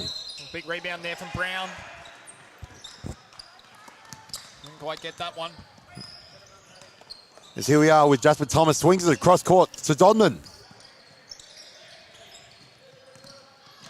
Yep, here we are, a little create inside, little dish in the mid-range. Won't go that time for the shot from Benjamin Houston. As Hillier goes downhill.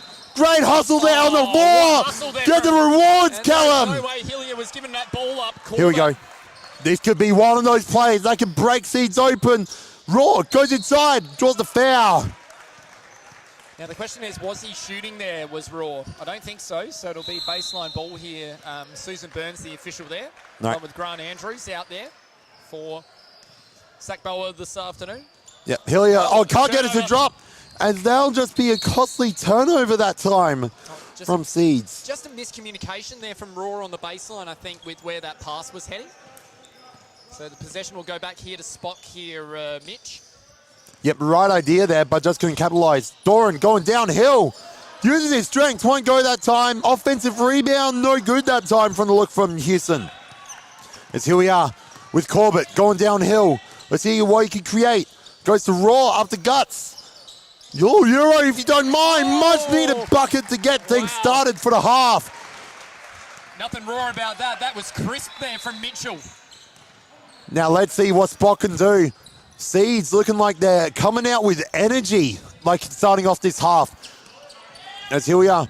Doran for three, no good. Raw to Corbett. Looking like they can go and transition downhill. He sees the open lane, he wants to take it. Oh, another miscommunication. The energy is there for Seeds, but they need to know how they're going to work together in order to reduce this margin and take the lead. But absolutely loving the energy that they are coming out with as SPOC comes out with the ball. Leading by 5 points here at the moment, SPOC, and controlling the game. As we are, Doran tries to use the pick and roll, but Newbury wasn't having any of it. Nice passing cut, trying to create, as it will go back to Schumann back in the game after his ankle injury. But we won't get the mid-range jumper to drop, and they'll go back to Seeds.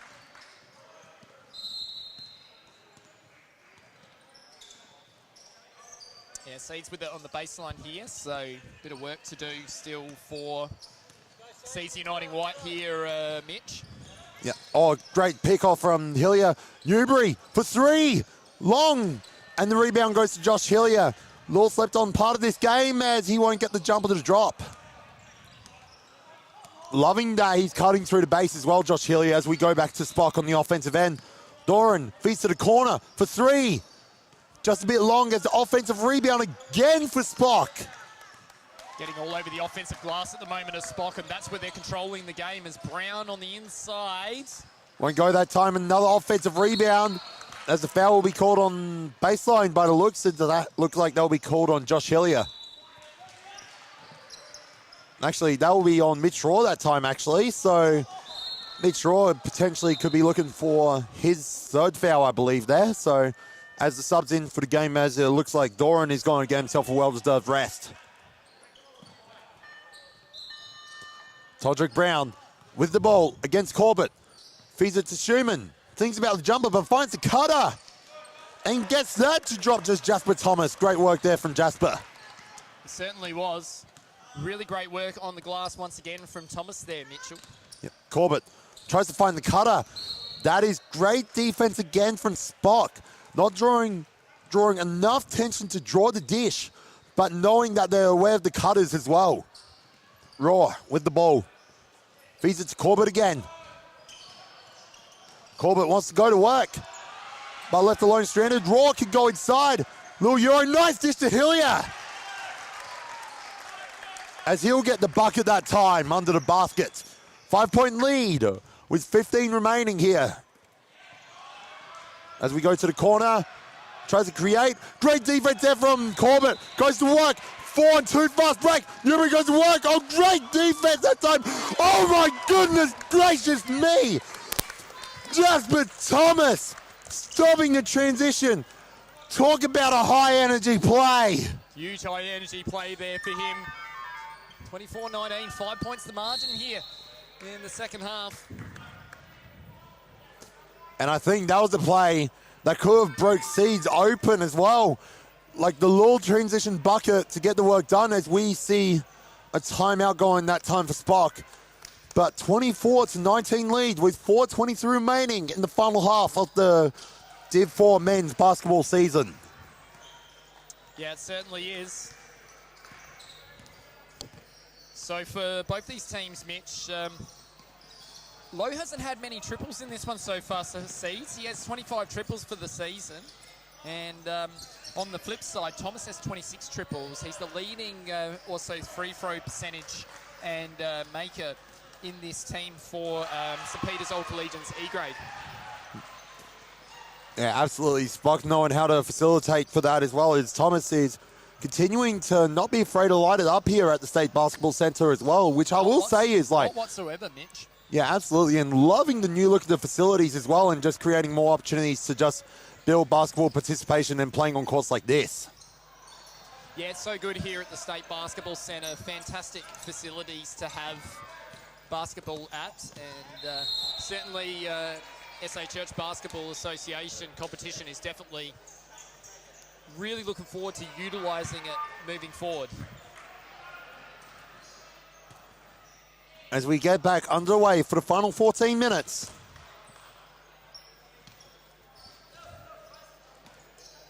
We'll just check in on those scores behind us shortly. As it looks like Doran's coming back into the game, as well as Harry Lowe. As the three-pointer, in and out that time. And Jasper Thomas, like, looking to still light it up, but just a little bit of a lid on it recently for him. So let's see what Seeds could do here. Hillier driving in, little floater. Not quite that time off the back iron.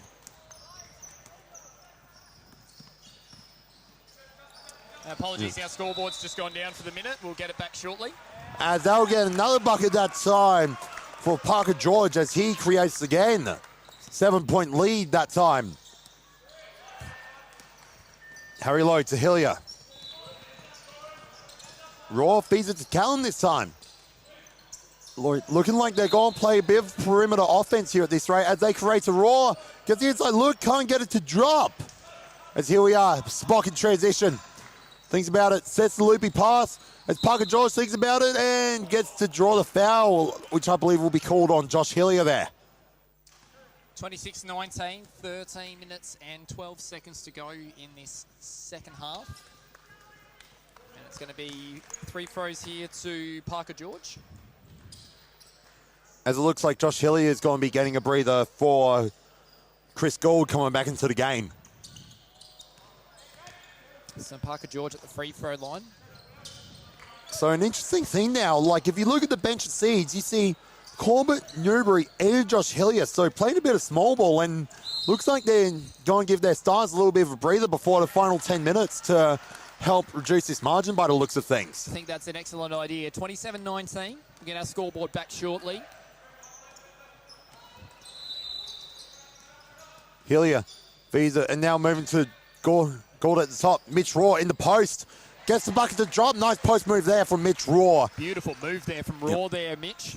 Nice settling bucket there. Mitch Raw having a good game for himself tonight. Little Euro for Doran. As it looks like the ball's fumbling around. Oh, great grab there by Callum Hillier. Chuck that in the slips. As it looks like there may be a little injury in the backcourt for Todrick Brown. As it looks like a 5-4 offense for Seeds.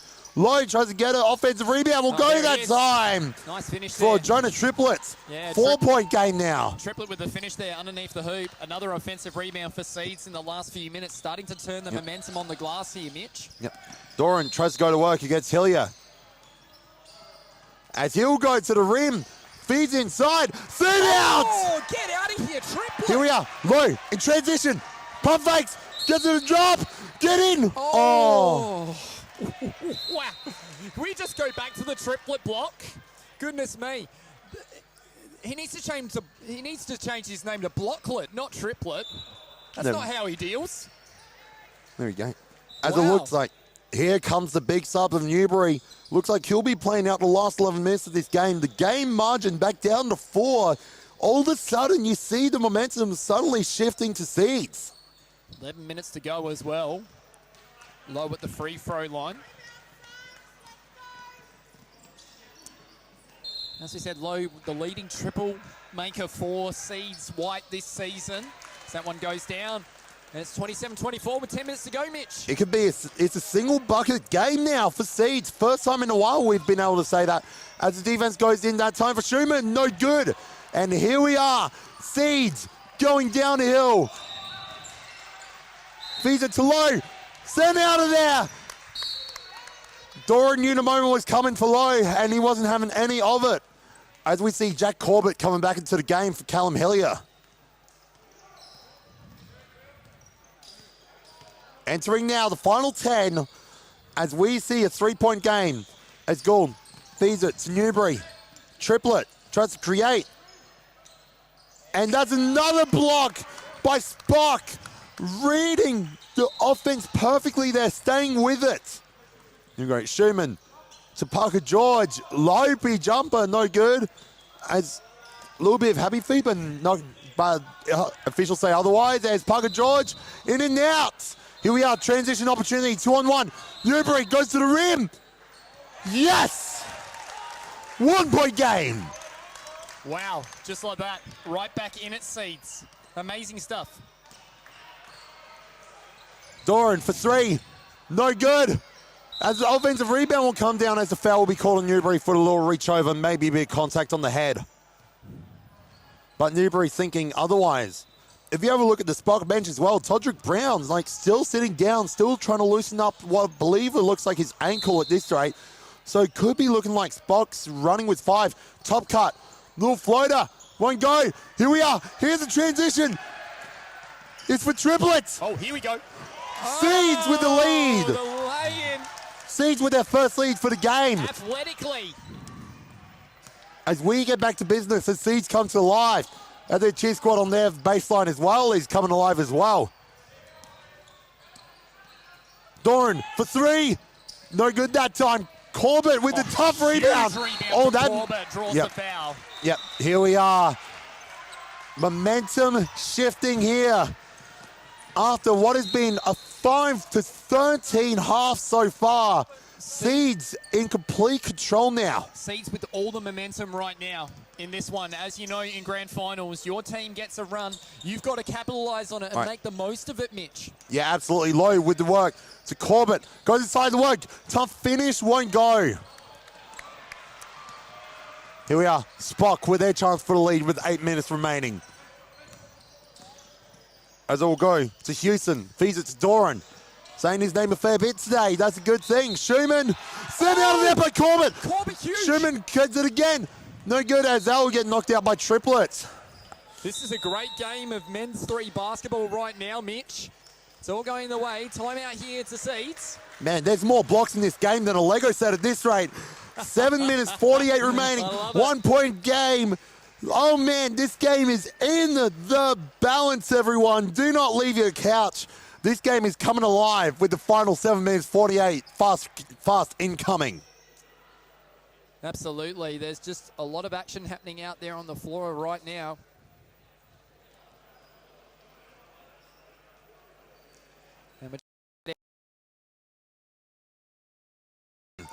Like, if they keep hungry at that, their buckets will drop, their shots will go in, and they'll just be able to get them the lead again and continue to just steer momentum their way.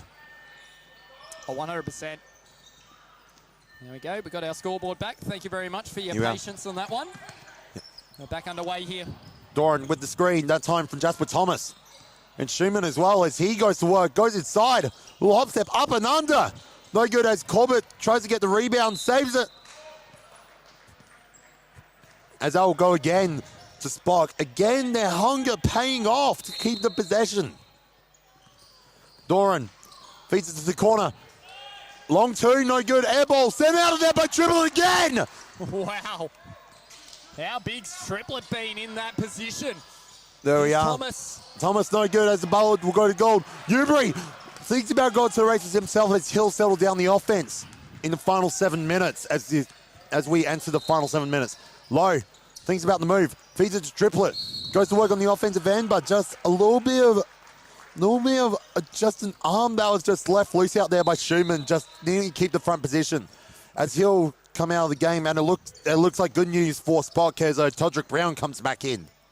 And a foul on the baseline there from Schumann. Triplet, if you don't mind. If you don't mind. Corbett for 3. Jack Corbett makes it a 4-point game. Oh, Corbett starting to insert himself in this one, Mitch. Gold with the rebound. Goes, fumbles, loose ball as it goes to triplets. Here we are. To low. Oh, just a bit in front of them. Right idea in transition. That is going to be the key for Seeds. And it is paying off dividends right now with their 4-point lead, 31-27. It's It's only been a couple of buckets in it between these two teams Doran throughout the season. fumbles it. Here comes Newbury downhill. Oh, you know how this goes. Down the moving heads. Seeds by 6. Here we are. As it goes to Brown. Great defense by Gold. Forces the long pass. Good ball movement by SPOC to settle things down. Looks like Doran may be the man for the mission here. As it will feed for the 3 for Bucket George. Oh my! That's how you bounce back. 3-point game now again. Corbett with the work. Uses the screen from low. Feeds inside. Newbury. Open 3. Just long. Here we are, the momentum there. Parker George going downhill. Goes by itself. And it just looks like there may be a hand in there, possibly by Jonah Triplett. There will be that call from there, just a little bit of a push. 5 minutes remaining, 3-point game. Parker George at the line. Parker George been really good in this one. JPM Electrical, player of the game, watch right now for Parker George. Knocks that one down. Margin back to 2 points here, 31-33, Mitch.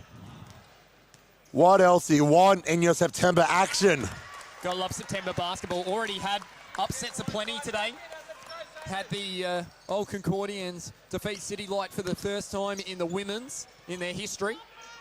And take out their first Div 1 title, Mitch. Triplet. Newbury on the base, as those good hands that time from Benjamin Houston. But yeah, a whole lot of action here going at the State Basketball Centre. So be sure to stay tuned after this game as well to see some more action happening. Oh, Corbett left open. Just short. Lowe gets the rebound. Oh, Chase started through his own offensive rebound there and managed to get it back. Yeah. Triplet going to work. Goes to itself. Mid-range for Corbett. In and out. The hustle. Won't go that time from the look from Todrick Brown. 4 minutes remaining. 1-point game. Todrick Brown goes by himself. Goes to floater. In and out. Good rebound there by Gold. Gold being integral on the glass the past few minutes as well. Newbury goes by himself. He sees the downhill lane. Met by his defenders. Oh my goodness! They're going to count that? Let's just see. Oh! It's waved away, I think, by official Grant Andrews. Waved away. Oh, Paul Newbury ready to entertain the crowd as well, who had a direct stare at that Seed cheer squad. Remember, Seeds have 2 timeouts up their sleeve right now in this one. And subs here. Yeah, Mitch Rourke coming in for Chris Gould. Great patch of basketball there as he continues to get the work done. And it looks like there may be a little bit of a discussion here with the clock running still. So possibly there's a discussion happening. Maybe hold the clock, but it may be looking like it's an M1 play here. Oh. It might be tightening up a little bit here. Hold up. Wait, so Newbury left with 2 at the line despite getting the make. We'll try and figure out what's happening here with the 2 free throws here. But Newbury with a chance to make it a 2-point game here after missing the first. No good that time. Here we are. Doran downhill, meets Lowe, goes by himself as there's a little bit of contact there from Newbury over the back. Draws the foul there. Did a really good job there, Mitch, drawing that foul, and that's going to be 5 apiece. Yep. In fact, 5 and 6 now. Yeah, as it looks like Callum Hillier's coming into the game for the final 2. Here we are, 2 minutes, 1-point game. Here we are. Doran going to work, feeds it to Brown. Back to Doran. He'll probably be the man to go for it for the last 2 minutes. Goes by himself, open lane. Gets the lead back. Doran in. There we are. Playing well there, Doran. All right, who's the man for the moment here for Seeds? As the ball goes to Hillier, to Raw. Great 5 by the looks of it out there right now for Seeds. Corbett to Raw, goes downhill, goes by himself. Won't go. Newbury with the rebound and he gets fouled. He got fouled there. 1:43 to go, Mitch. Just to remind you, of course, in the Division 3 Grand Final in 2022, they lost to Unley Park Baptist. Gold did SPOC, but they've hit the front here by a point. Can they get redemption this afternoon for last year? Well, it looks like here that they may be calling it may have been the incident where they called the bonus foul for like for Newbury, but instead of being the 5 fouls per 6 fouls quarter. apiece. 6 fouls apiece right here, Mitch. Yep. 6 fouls apiece. All right, as we get back to the action, 143. Honestly, Triplet could be like a slept-on look, like because you can see with the likes of Raw, Corbett, and Newbury out there, he could be a viable option to create. Oh, the steal comes off. Open lane, Doran. Open lane.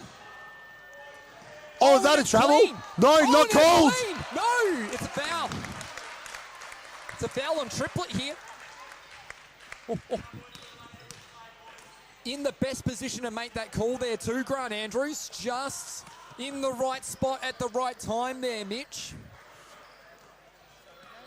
As it looks like he'll be Parker George. Oh, sorry, apologies. As it looks like Matt Doran was 2 to the line. Let's see. Doran with one of the blocks of the afternoon too. Let's see what he can do with this moment of pressure. And makes it light work on the first. That's cool. 35-33, 135 to go. Exciting basketball in this one in the men's 3 grand final. Can't get the second, that's Corbett, gets the rebound. Don't need to panic here, Seeds. Just needs to create a good look. Base cut on for Tripler as it will go to Hillier as he goes by himself. Can't get it to drop. Senses the moment, but can't get it to drop. As here we are with Jasper Thomas. Bucket here could be the dagger. Doran crosses up Hillier. Goes to the rack. Creates for himself. No good. Great rebound there by Triplet. See, he's trying to go downhill as it looks like a clear pass foul from Doran as he pushes Hillier. No, it's going to be a side ball here, I think. Blocking slightly. 1:02 here left in the final quarter. Here is the action. Raw to Corbett.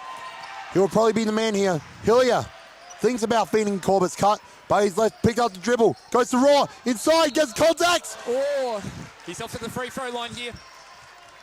Now it's his moment. Mitch Raw, after the winter season, being fouled out against Hills, now has his moment at the State Basketball Centre. St. Peters are over the limit. Oh, and it rolls in. 1 point the margin. 49 seconds to go here, Mitch. What a great men's 3 thriller we've got once again. Gets the bank open. Tie game. 49 seconds. Todrick Brown to bring the ball up. It's probably going to be Doran, the man of the moment again. Hillier under the screen. Feeds it to Jasper Thomas. Doran again.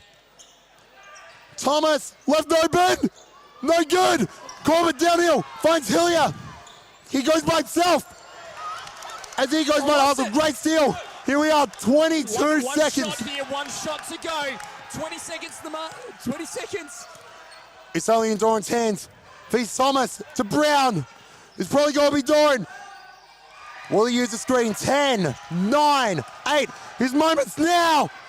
Doesn't get the dish. 5, 4, 3. Triplets. Great hands. Oh, is that shooting? No, it's on the floor, I reckon. But still the bonus foul. It is too. Triplet will go to the free throw line. One. Gives them the opportunity to win this game. There's 1.4 seconds to go. And all of a sudden, the show court, the crowd has grown a whole lot bigger and the court feels a whole lot smaller. It certainly does. Jonah The Triplet. line is Jonah Triplet. Oh, if you ever need to escape a whale, it's Jonah's time right now. Makes the first. That could be written in the history books. He gets the lead with 1.4. Do you intentionally miss here?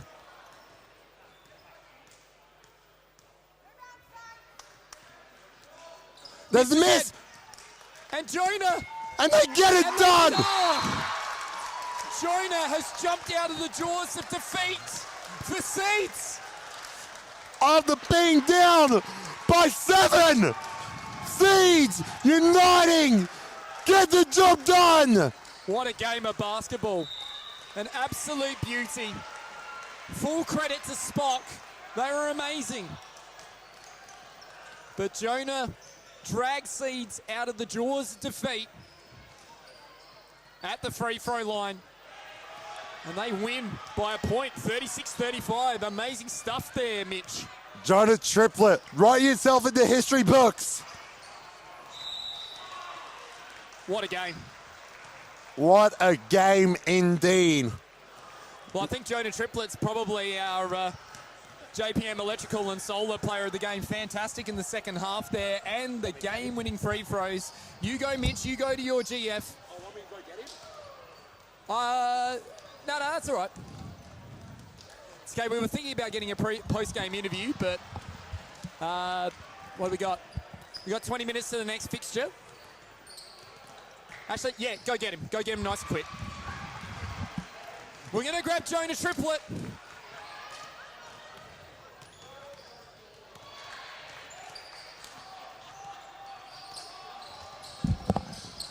We got Jonah Triplett coming over here. He's going to make his way. Jonah, chuck the headphones on. Come in front of the camera, mate. Where am I sitting? You can come in front of the camera if you like. Just watch the cords there. Doing good there. Jonah, Right. Congratulations, mate.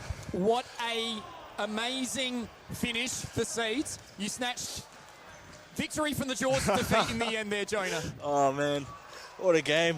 Dude, I was cracking, man. I didn't know I was going to make it. Oh, feels great, though. Wonderful game of basketball. What did you talk about at halftime? You're obviously down by 7 points in that one.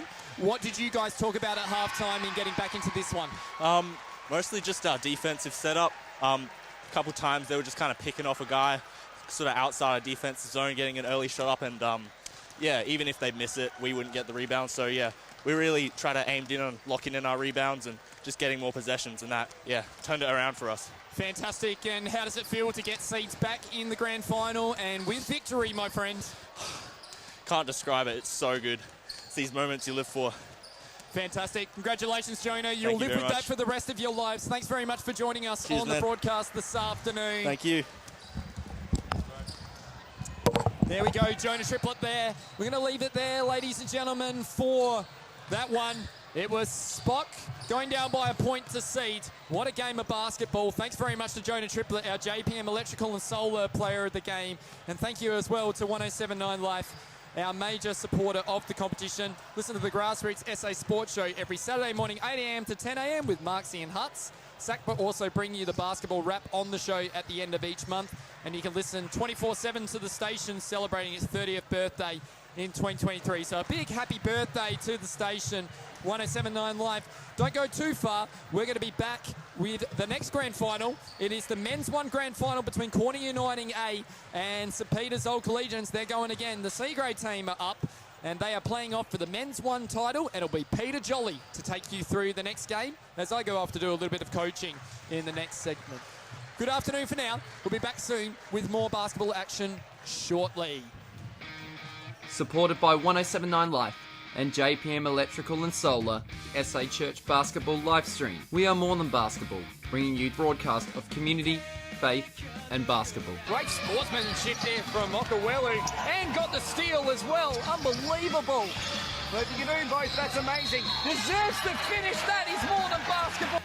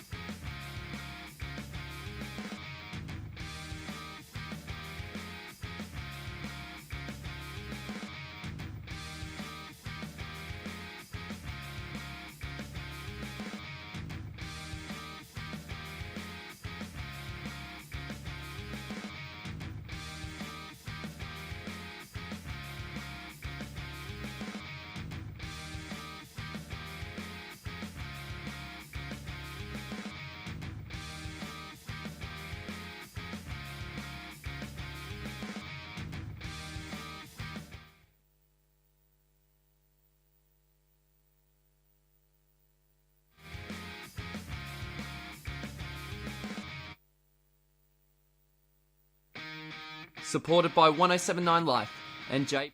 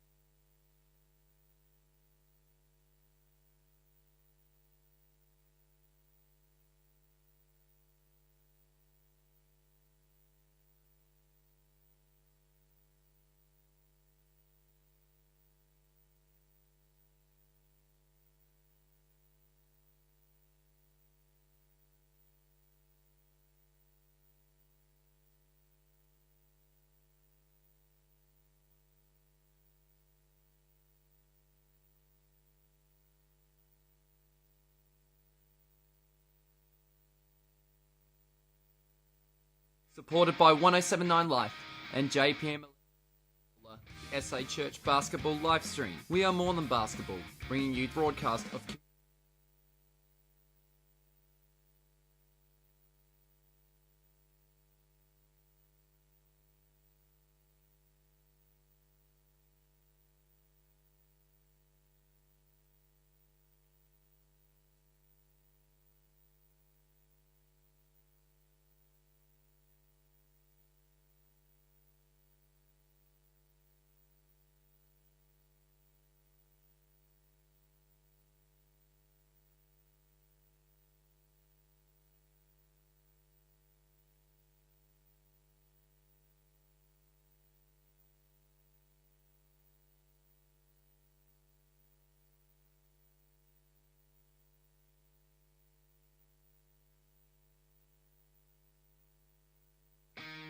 supported by 1079 Life and JPM Electrical and Solar, SA Church Basketball Livestream. We are more than basketball, bringing you broadcast of community, faith and basketball. Great sportsmanship there from Okawelu, and got the steal as well. Unbelievable.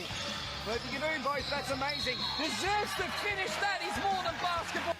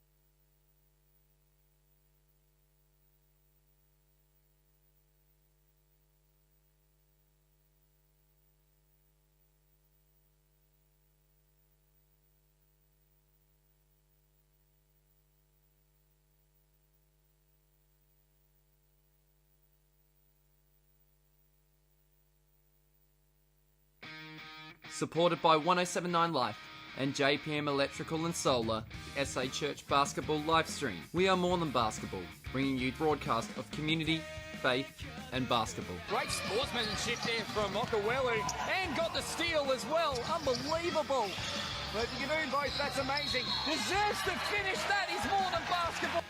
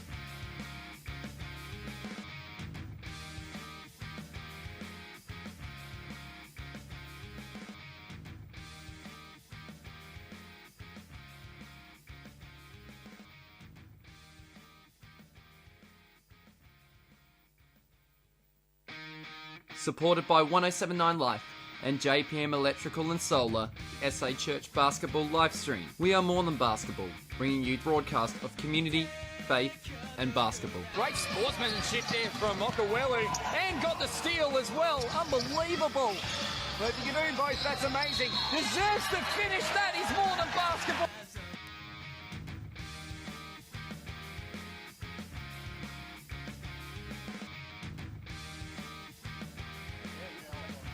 Good afternoon, ladies and gentlemen, and welcome to SA Church Bulls Division 1 men's final between Corner Uniting and SPOC. Looking forward to this game. Should be a good one. We've got the three Brown boys playing for the corner with Gian and Christian, who will both score highly, you would have thought, today. For SPOC, Whitaker's probably been their best player for the year, for the season. Umpires are just warming up, getting the teams together. Shouldn't be too far away. Under a minute now for this first game between Core United and SPOC. Men's Division 1, SA Church Ball 2023 winter season coming to completion today. The Corner Uniting A playing SPOC. Should be a good game. Last time these two teams met was on September 9. Corner got up that day by 13 points, so SPOC will definitely be looking forward to trying to make that deficit a lot smaller today. As we all know, anything can happen in a grand final.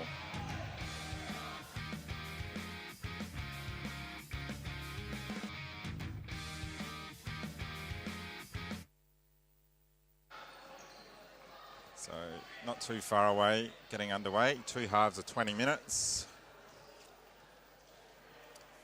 Corner Uniting are ready to go. SPOC just joining them now.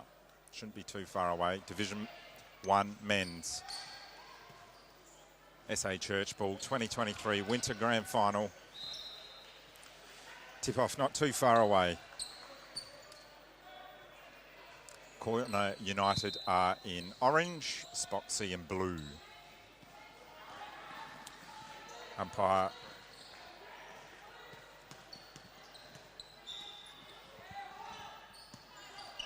and away we go. Corner United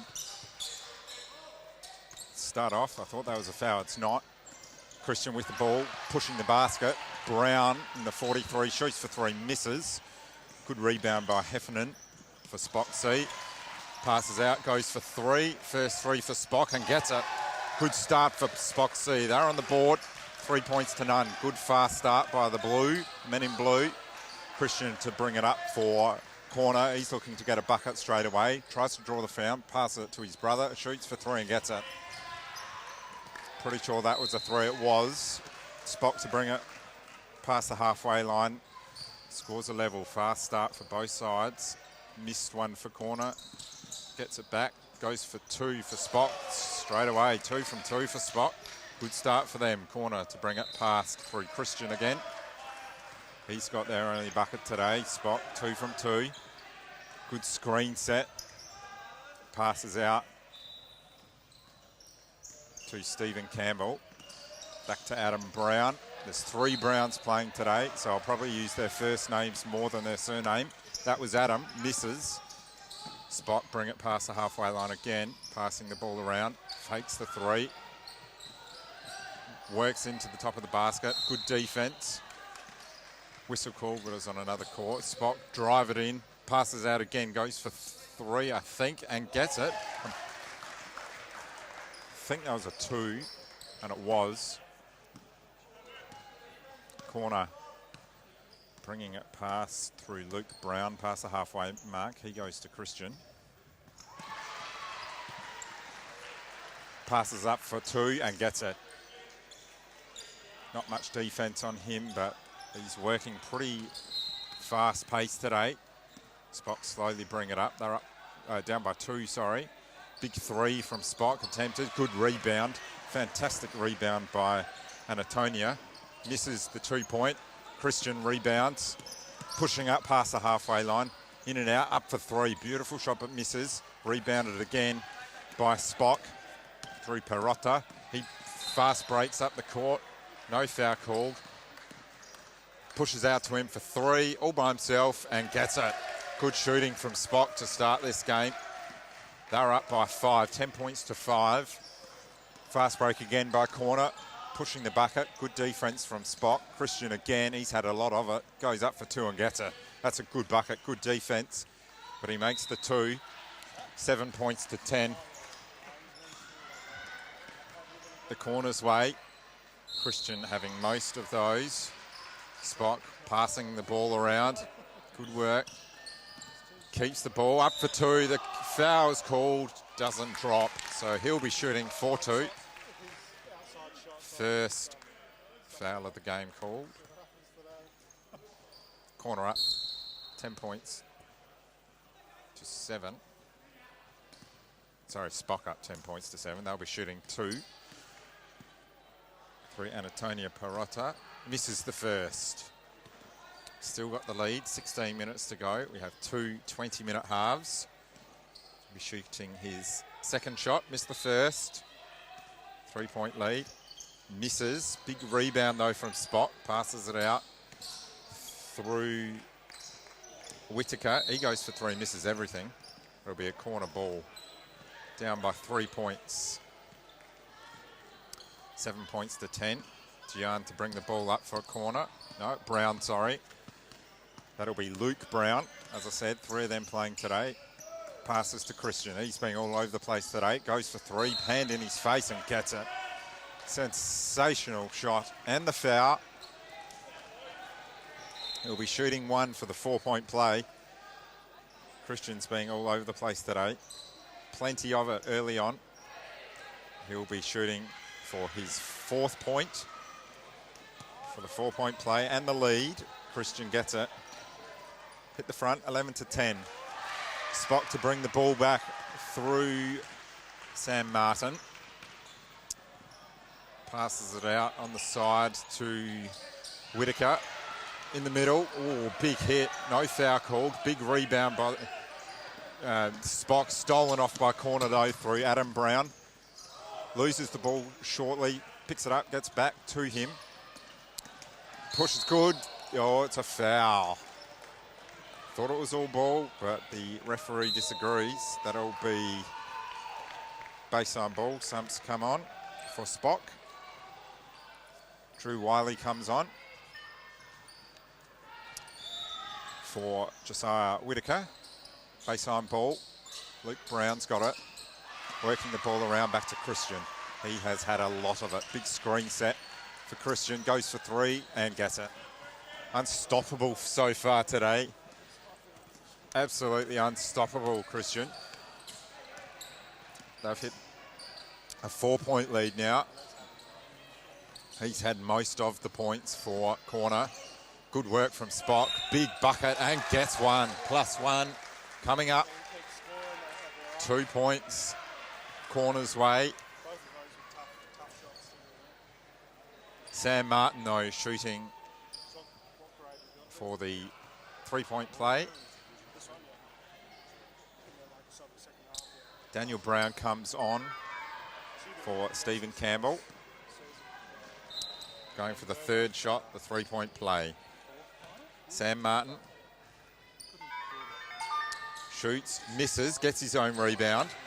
Works it away, gets stripped off him by Luke Brown. And the Corner bring it back up through Christian. He's had plenty of it. Goes for 3 again, misses. Rebounded by SPOC. All by himself, brings the ball up quickly for the fast break. Too fast, gets it back himself, shoots for 2, misses.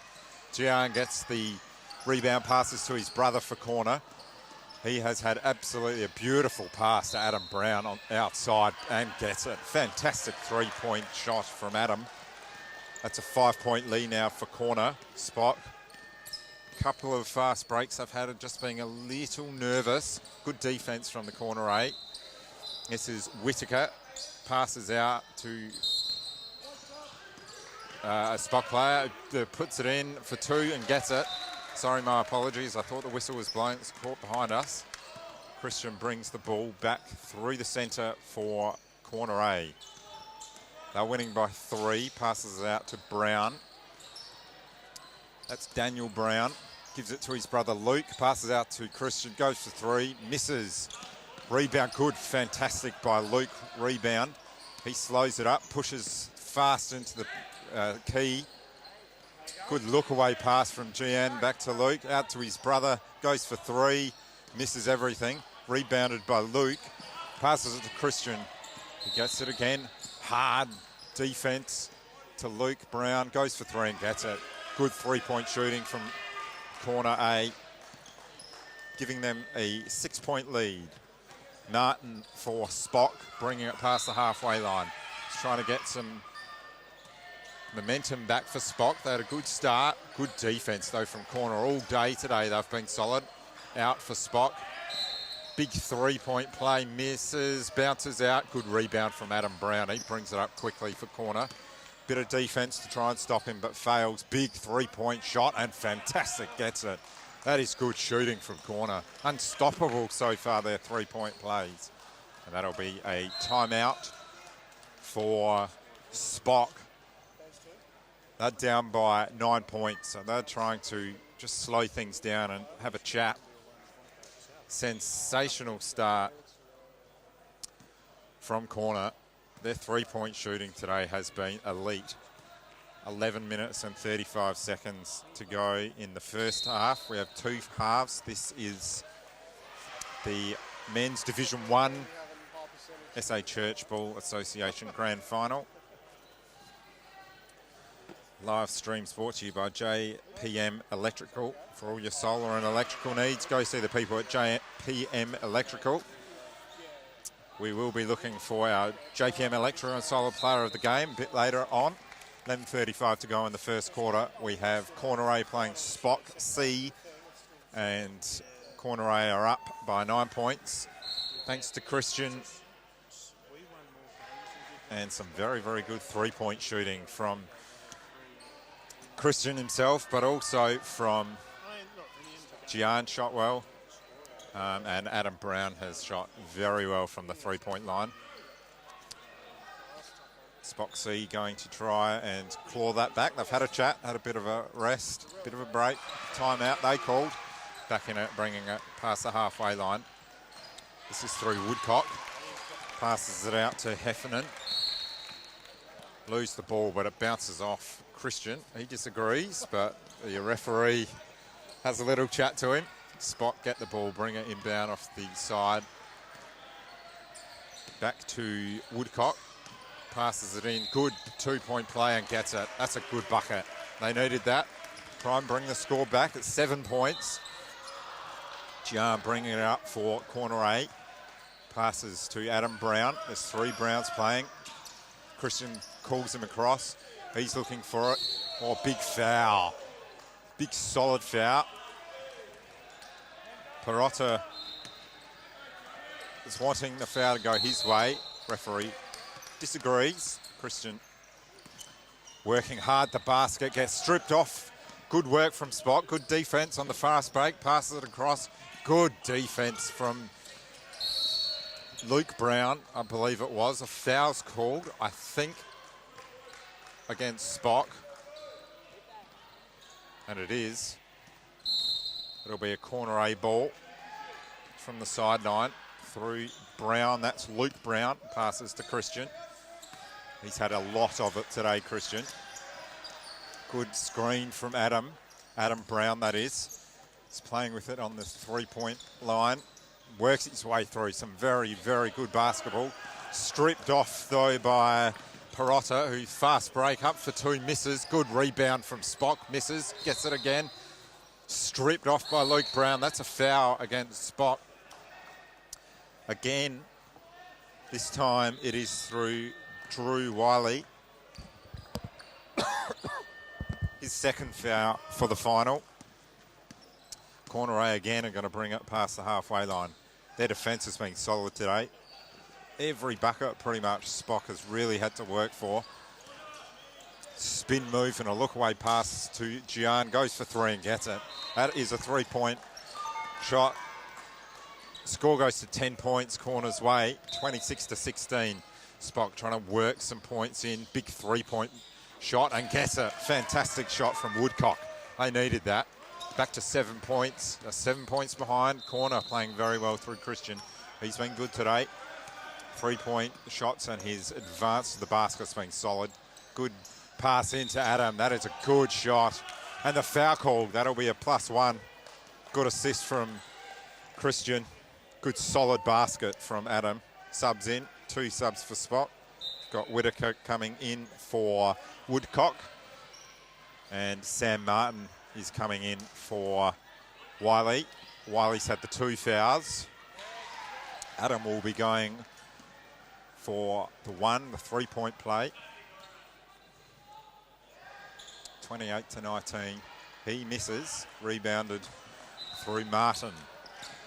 They're 9 points down, Spock. Spock C looking for some momentum with 8 minutes to go in the first half. 2 20-minute halves in this men's Division 1 final. 3-point shot from Spock. Big rebound. That should be a corner 8 ball and is. Just haven't quite got their 3-point game on today, Spock C. Quite the reverse for corner A. They've been fantastic from 3. Christian brings it up for corner A. Passes out, no look to Brown. Gives it to his brother Luke. Looking to shoot the basket, look away to Daniel, misses. Good rebound from Spock. Brings it up the court, good pace. Pushes through for the 2, misses, gets his own rebound, goes up again for 2 and gets it. That's better from Spock. Good persistence at the 2. Very nice play. Good defence again though by corner. They've been solid all day on their D. Big screen from Adam Brown. Christian fakes the first 2, pushes the second, misses. Sam Martin gets the rebound, gets stripped from Brown. That's Luke, up for 2, draws the foul, gets it and gets 1. That is sensational attack. Sam Martin can't believe it. Cannot believe it. But Luke Brown will be going for the 3-point play. It's a 9-point lead for corner A. They've been solid on the offense. Both pushing the basket and their 3-point play has just been really, really good. Going for the 3, he gets it. That's the 3-point play complete. 10-point margin. This Division 1 final. Corner A up by 10 points, 31-21. Spock. Big screen for corner, and he's called the foul, offensive foul. Perotta, that's against him for a charge. Corner will bring it up again. Their defense has been absolutely spectacular today.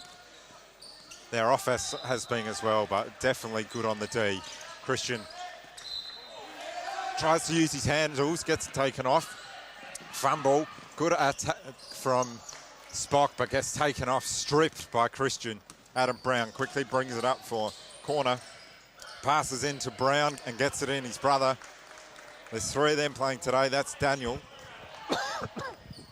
Spock trying to get some momentum, 12 points down. They do need a run along now. Just trying to get some 2, but that's a good bucket. A solid bucket from Perotta. Definitely need a bit more to go their way. There's still plenty of time, 5:25 to go in the first half. Corner just slowly working it up past the halfway line. Big 3 from Adam Brown. Misses. Rebounded by Spock. Slowly bring it past the halfway. Long pass for Spock. They definitely need something going. Couple of buckets in a row. Going for 2, misses. Big rebound from the Spock. Foul is called, or is that a jump ball? That'll be a jump ball. Be the way of Spock. They'll get a baseline ball. They need a couple of buckets in a row. That's what they're going for. Big 3 and gets it. 5 points in a row for Spock. Definitely trying to get some momentum. Christian trying to stop that for corner. Just their backs against the wall. The last 1.5 minutes, corner. Christian's definitely trying to get something going. Passes to Adam. He goes for 3, misses. Big rebound from Spock. Use 3 of their players, but finally through Sam Martin. Past the halfway line.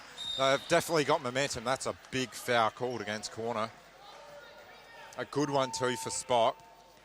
It'll be through Perrotta. Subs for corner.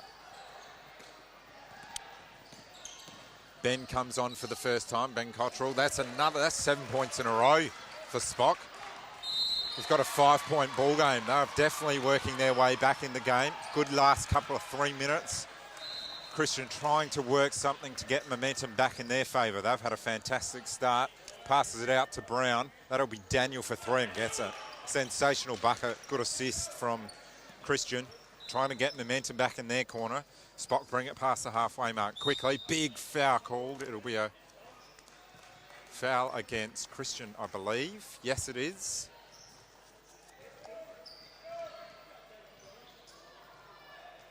We've got 3 minutes and 18 seconds to go in the first half. This Division 1 men's final. SA Church Ball winter season coming to a close. Good bucket from Spock. This time through Whitaker. He's definitely being up and about in the last 3 or 4 minutes. So have Spock. 6-point ball game. They've brought it back from a 13-point deficit. Christian trying to work it around. Big 3-point shot off the bucket. Spock, good defence again from the corner. They've lost a bit of that in the last couple of minutes. Big foul called. Huge foul called. I think that was on Adam Brown. Or maybe Gian. Just wait for the ref. I think he's actually looking to see who it's from.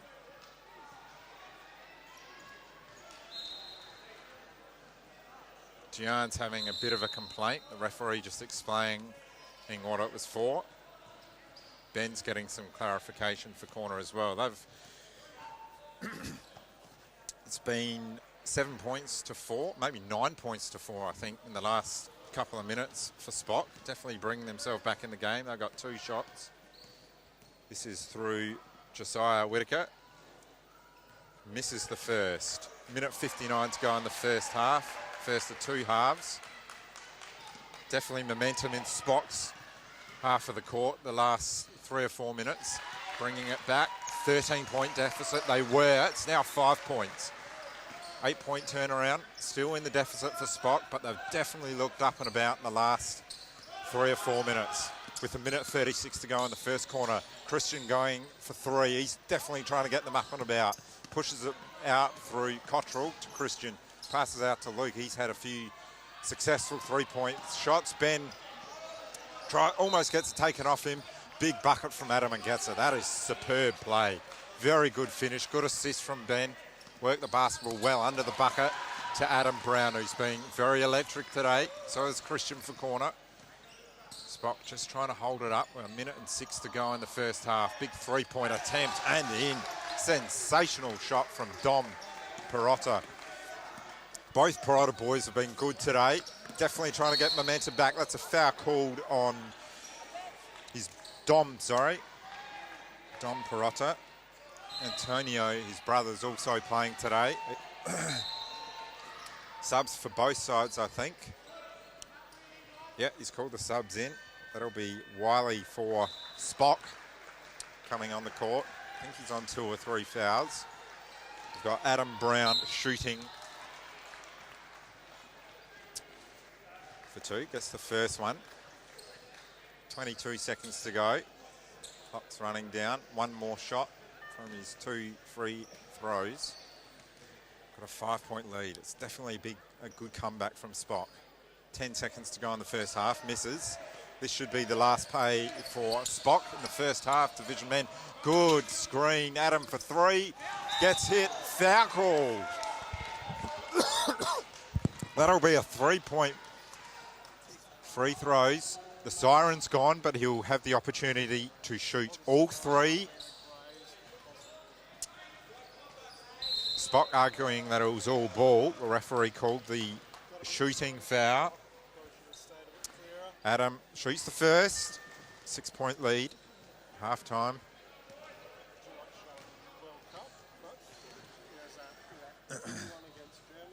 Goes for the second. Gets it. This is Ben's just seeking clarification as we speak for the foul. Couple of missed fouls, he's arguing. Misses the third. He gets 2 of the 3. They have a 7-point lead. It's been a fantastic, exciting first half. Division 1 SA Church Ball, 107.9 Life. This live stream is brought to you by JPM Electrical. For all your solar and electrical needs, go see the fantastic people at JPM Electrical. Division 1 Men's SA Church Ball Winter Final. We have Corner A leading. They are playing SPOC, but they're leading 41 points to 34. Very good first half. Christian and Adam, just before we go to the halftime interval, they've been very, very good, and it is a 7-point lead to Corner A. We'll see you at the second half. Division 1 Men's Basketball 2023. Supported by 1079 Life and JPM Electrical and Solar, the SA Church Basketball live stream. We are more than basketball, bringing you broadcast of community, faith and basketball. Great sportsmanship there from Mokawelu, and got the steal as well. Unbelievable. But if you can do both, that's amazing. Deserves to finish. That is more than basketball.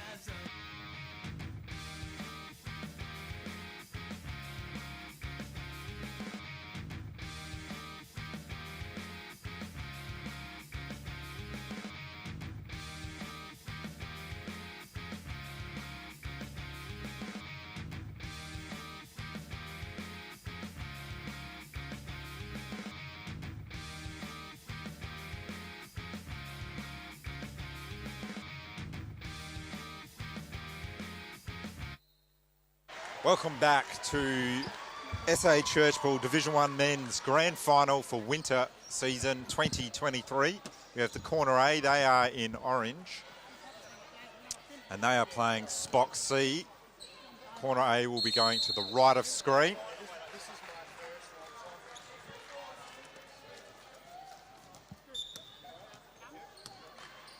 I'm Leighton, by the way. Peter. Nice to meet you. Corner A goes for 3. Fantastic misses. Good rebound by Sam. That is Sam Martin. He's had a bit of it for the first quarter for SPOC. He pushes it hard out to the left, passing the ball well at the start of this second half. Fakes the 3, running around to the top of the key. Good pass again. He goes for 3, I think, and gets it. Much needed for SPOC C. This has been a good comeback. 4-point ball game. Cannot believe it. It was 13 points not too long ago. About 5 minutes to go. They were down by 13. 3-point play's been good. Luke Brown for Corner A passes out to GN for 3, misses. Good rebound again from SPOC.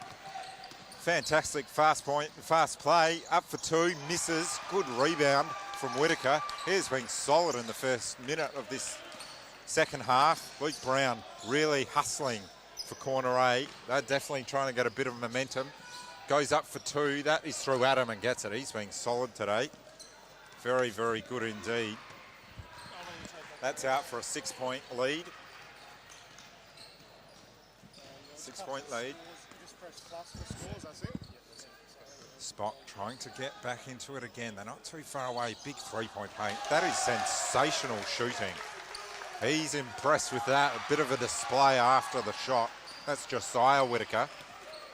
Just been really good from the 3-point line. Not much more you can say about him today. He's just been solid. Christian pushing away, gets the foul. That's a 3rd or maybe 4th foul on Wiley. Drew Wiley definitely wasn't in the motion of shooting, so it'll be a baseline ball for Corner A. They're up by 3. This has been a sensational game. Division 1 final. Christian fakes the 3. Good defense. Screens called on the left by SPOC. Christian just running absolute rampant. Absolute rampant, gets the foul called. Almost gets the 3-point play. He'll be shooting 2. 3 points they're up by. He's going for 2 points. Being solid today. As always, Christian shoots the first, misses. So we've still got a 3-point deficit for SPOC. Corner of being up pretty much all game, except for the first few seconds of this game. Corner A misses the second. Christian Bit of pressure maybe on corner 8. Definitely momentum has been in Spock's half. Good pass, bit of a fumble, up for 2. That is a good bucket, but he misses. Adam gets the replay. Fast break for corner, gets another foul. That's 4 fouls in a row for SPOC. Bit of foul trouble for them. Still 17 minutes to go in the second half. This is Division Men's 1 final. This will be Adam Brown. 3 Brown brothers playing today for corner 8. This is Adam. He will be shooting 2. Still that 3-point margin. And he gets the first one. So it's now 4 points. You got to go somewhere already? Really, really good start for the half of SPOC. 16 minutes to go. This is Division 1 men's final. Church basketball. Fakes the pass. Slowly brings it past. This is through Martin. Sam Martin. Calls for the screen. Goes the other way. Just slowly working the ball round. Big parts on the other side. Fakes the 3. Pushes the 2. Another bit of a fumble, but they work it out. Sam uses his teammates. This is good passing. They've passed well this half. SPOC C. They're 4 points down. Corner A fighting for the ball, and the foul is called against him. He vehemently disagrees. It's called against a Brown, Luke Brown, who's arguing his case. Referee sticks with his decision. That'll be a sideline ball, for SPOC. They're down by 4. 15:35 to go in the second half. Sam Martin's passionately calling for his teammate to get ready to come on. It's been good today, Sam Martin. So has number 10, Josiah Whitaker. There's 2 of them playing today. 2 Whitakers playing. Big 3-point attempt. Big rebound. Taken off very quickly, but gets it back through Christian. He's missed a couple of free throws today, but it's been very good from the 3-point line. Fakes the pass. Now passes it off, gets it back. Goes for 3. That's a huge 3. Misses. And out of play. That'll be a spot ball. Baseline ball for SPOC. Slowly bringing it up through Whitaker. That's Josiah. His brother's playing. This is Sam Martin. Whitaker. Perrotta, sorry. That's his brother, Antonio Whitaker. Passes out. Good, solid. Oh, no, he's called him again. Luke Brown. Play still going. It has been stopped finally by the referee. SPOC players have no idea what's going on, but it is a foul against Luke Brown. He's arguing in disgust. He can't believe it. That's the second foul in a row. Same foul call. Tough body. Referees chatting together. It's definitely a foul called on Luke, though. It'll be a sideline ball for SPOC. They're down by 4 points, 44-40. They've had a lot of the ball in the last 2 minutes. Just haven't really been able to get on the scoreboard. Martin's trying to do that. Passes out to Perrotta. Misses baseline ball over the back. It'll be corner A ball. They're up by 4.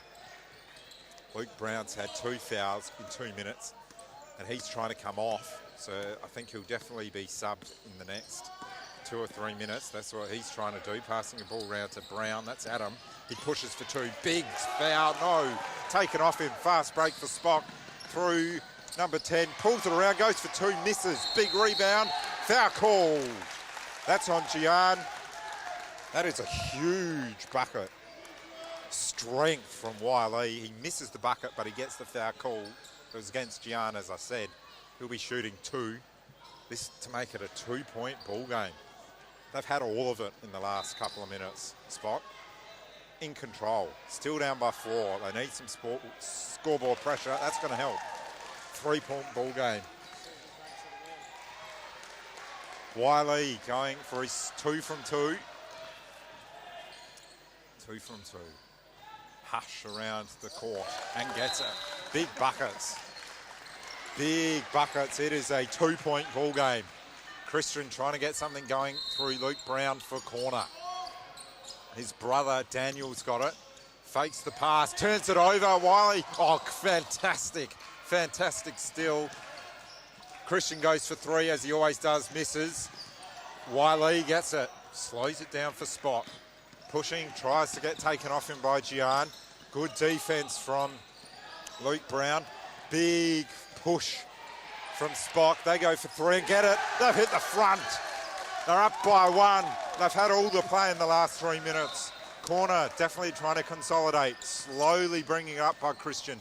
He fakes the push for the 2. His brother goes for 3, misses. SPOC all over at Sam Martin. The fast break for 2.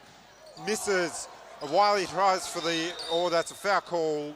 That's on Sam Martin. He's disgusted. It'll be a side ball. Referee's calling for calm. Is that a timeout call or is it just subs? I think it's just subs. It is. Just the subs for SPOC. Sam Martin has a seat, as does Jamie Woodcock. Luke Brown to bring it up for corner. Trying to get something going for them, and a foul is called, much to the disappointment of Perotta. It'll be a sideline, not a shooting foul. It'll be through Daniel Brown for corner. They're down by 1. They had all of it in the first half. Corner, 13 points up they were. Christian trying to pass it off to Brown. That's Luke Brown. He's pushing up through the key. No foul called. He thought there was one. Passes it through to Adam, who gets the foul. It'll be shooting 2. Misses the bucket. Shooting 2. Corner down by 1.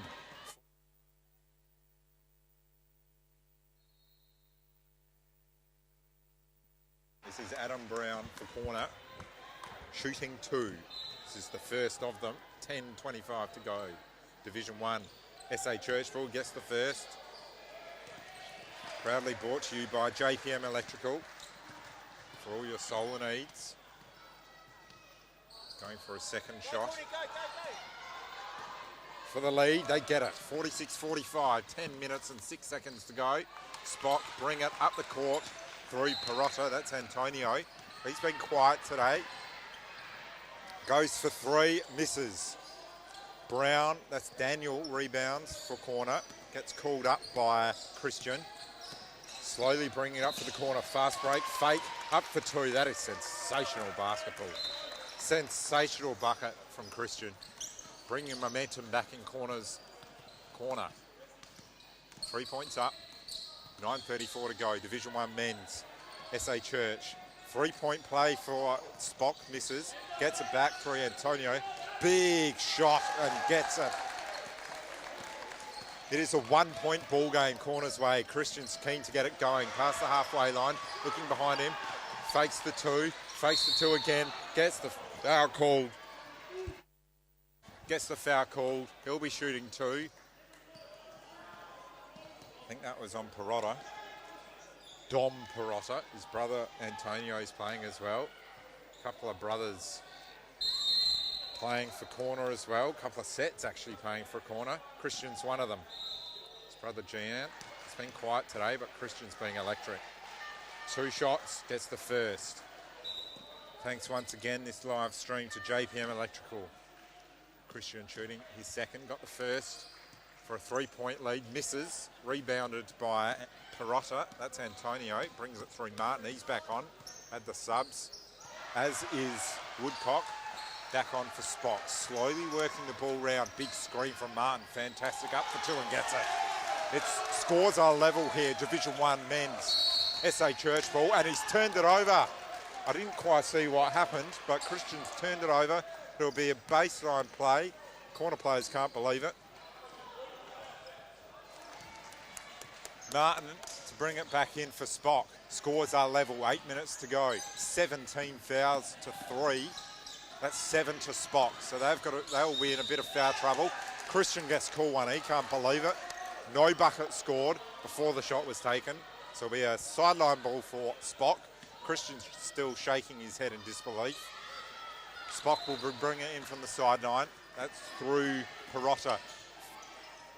Marches into the key. Out to Woodcock for 3, misses. Gian gets the rebound. It is a scores a level. Plenty of time to go though. 7:29 to go. This Division 1 men's big bucket from Adam. He has been absolute clutch in the tight moments today. Really, really good. Offensively and defensively. SPOC slowly again working around. I think that's a 3 and it's in. Referee calls 3. That's a big bucket from Perrotta. Fantastic. They've hit the front again. It's a 1-point ball game. Christian for corner, slowly brings it up. Good defense, big 3 from Adam, misses. Rebounded by SPOC. Slowly bring it up past the halfway line. This is through Woodcock. He's been good in the last couple of minutes. Passes it off to Heffernan. Back to Woodcock, slowly passing the ball around. Big 3, they've done that all day. Misses this time. That is off Martin. It'll be a corner ball. They're down by 1. 51-52, 6:34 to go. Division 1 men's winter season grand final. SA Church basketball. Christian fast into the bucket. Passes out, to Adam. Goes for 3, misses. Rebounded SPOC. They're up by 1. Just a bit trigger happy with the 3s corner in this last couple of minutes. Great pass. That's a great assist. Pushes up himself, gets it back, passes it out. Good team play. Just slows it down. This is through Whitaker. Goes up for 2 and gets it. That is sensational bucket. Sensational basketball. They're up by 3. I think that's their biggest lead for the day. SPOC up by 3. Corner a little bit shell-shocked. Christian for 3, tries to draw the foul, misses the bucket as well. SPOC bring it up. They are definitely up and about here, SPOC. Definitely being slower with their passing. Round the court, they've been happy just to pass it around, take the free 3 shot. Oh, turnover through Brown. This is to his brother Adam. Up for 2, gets it. It's a 1-point ball game. SPOC, through Martin, slowly bringing the ball back.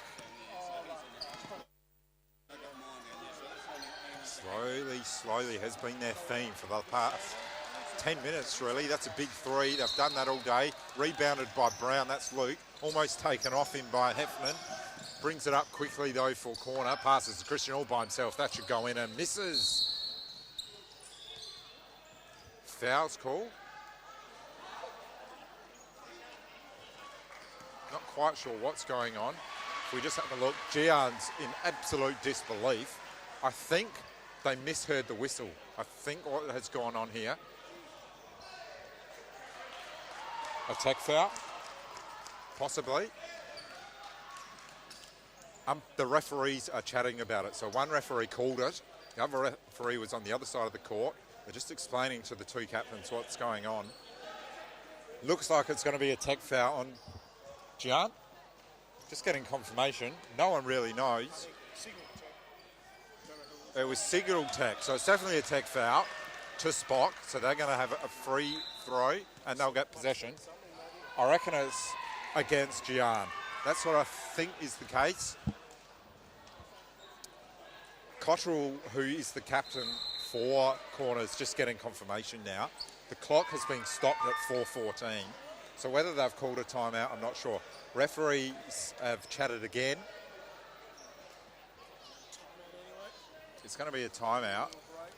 Just a little break. This game has been absolutely sensationally exciting. Corner are in absolute control halfway through the first quarter. They're up by 13. And SPOC slowed the game down. It's how they tried to get momentum back and it worked. It's now a 1-point lead to SPOC. Had a 14 point turnaround. This is all thanks to JPM Electrical. For all your solar and electrical needs, go see the fantastic people at JPM Electrical. 4:14 to go, Division 1 men's. SA Church for winter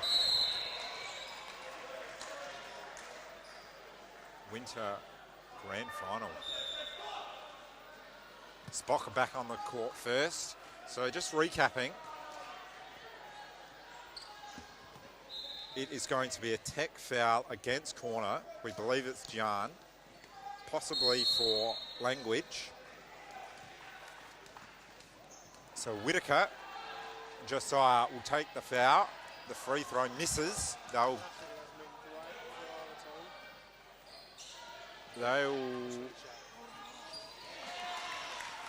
get possession.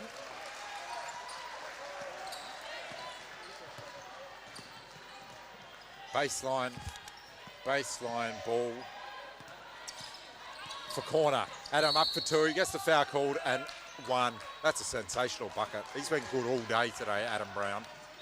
He's been really, really good. He'll be shooting just the 1 on his knees. He's had a big game, had a solid game. Shot well from the free throw line. This for a 2-point lead back to corner. Toing and froing all game. SPOC to bring it back up, looking to try and get back the lead. Out to Perrotta, that's Antonio. He's definitely been into the game the last couple of minutes. Into Wiley, passes it out to Antonio for 3 and gets it. The referee calls it as a 3, it is a 3. They've hit the front, they're up by 1. 3:22 to go in this Division 1 men's grand final. Sensational game. Christian's trying to get something going, misses. Rebounded by Wiley, he's been everywhere the last 3 seconds. Big pass by Martin, up for 2, misses, no, loses it. Almost out of bounds, so he turned it over. Big pass to Christian, 3-on-1. He holds it up. Out to Adam, who's been absolutely everywhere for corner. Passes back to Christian. Good defense from SPOC. 4-on-1.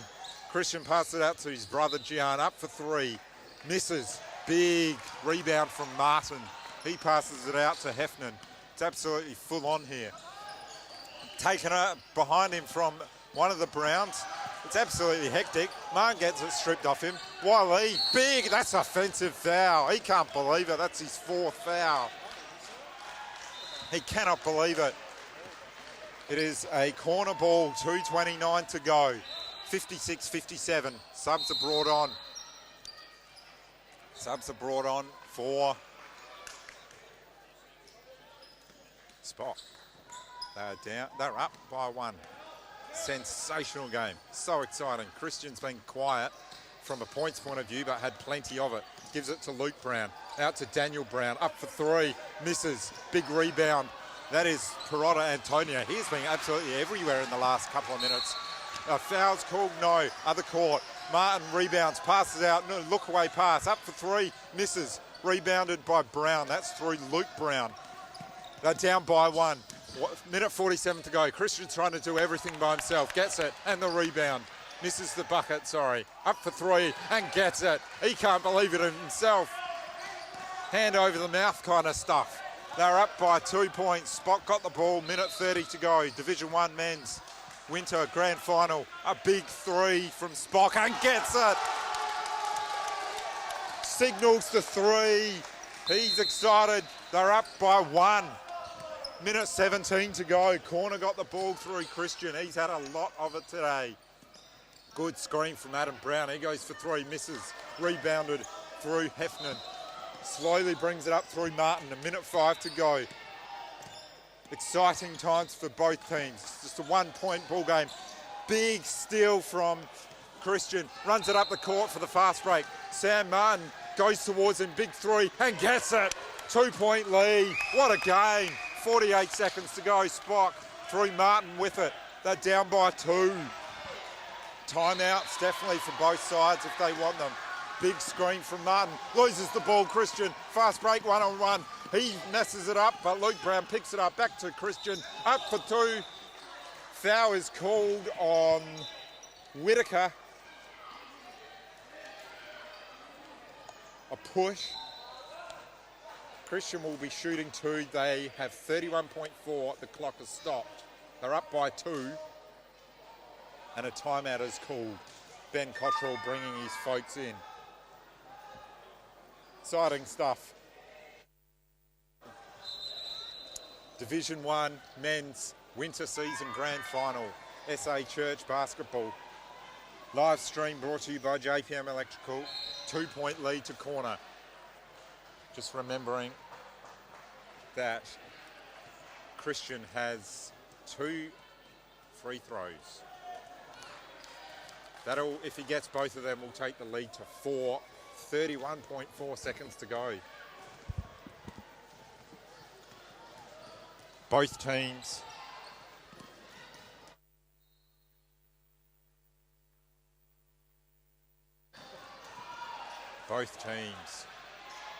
quite animated in their huddles. SPOC just getting some chat from the referee, just making sure they understand what the foul's about. Game on, 2 points. Foul trouble for SPOC, 18 fouls, so any foul called against them will go to the line. Christian shooting 2. Misses the first. 31.4 seconds to go. No corner players around the ball except Christian, who gets it. 3 points the difference. 31, clock starts again. SPOC slowly bring it past the halfway line. Good defence, solid defence from corner. Good passing though, they've been passing well all day. 20 seconds to go, passing the ball, big 3, misses, rebounded by Luke Brown. Christian's got it up past the halfway line, up by 3, foul called, that'll be to the line. Shooting 2, 63-60, 12.3 seconds to go. Corner are up, they've got 2 through Christian. They're definitely in the box seat, but still 12.3 seconds to go. Christian to take the first. Up it goes and in. 4-point lead for corner. It's been a fantastic game, Division 1 men's. 12.3 seconds to go. Misses, rebounded through SPOC. Foul called, no. SPOC take it pass, up for 3, 6 seconds to go, misses. Rebounded, that's the game. Rebounded, they should foul, and they do foul. That'll be to the line for GN, 0.6 of a second to go. The game's over. 4 points up for corner and 2 shots. An absolutely fantastic Division 1 men's grand final 2023 winter season. The winners will be corner A. Had everything this game, but corner A get the job done. We'll be giving you the point scorers finishing the game off. Novelty now for GN. He's chatting to the fans. He's excited, corner are excited. It's been a great game, sensational game. He misses the second, time gets rolled off. That is game, set and match. Division 1 men's grand final is over, and we have a winner in corner A, have beaten SPOC C 65 points to 60. All thanks to JPM Electrical for your solar and electrical needs. Go see the wonderful people at JPM Electrical. Might be having a chat with one of the players, I'm not sure, but it's been corner A winning the men's grand final. We have coming up men's Division 5. Corner United playing in that game as well. They'll be in purple. They'll be playing the Valleys in Division 5 men's grand final. This is South Australian Church Basketball Association grand final day. We've just had the men Division 1 grand final. All thanks to JPM Electrical for your electrical and solar needs. Go see the wonderful people. We'll be back. Grand final, SA Church Basketball 2023. Supported by 1079 Life and JPM Electrical and Solar, SA Church Basketball live stream. We are more than basketball, bringing you broadcast of community, faith and basketball. Great sportsmanship there from Okawelu, and got the steal as well. Unbelievable. But if you can do both, that's amazing. Deserves to finish. That is more than basketball.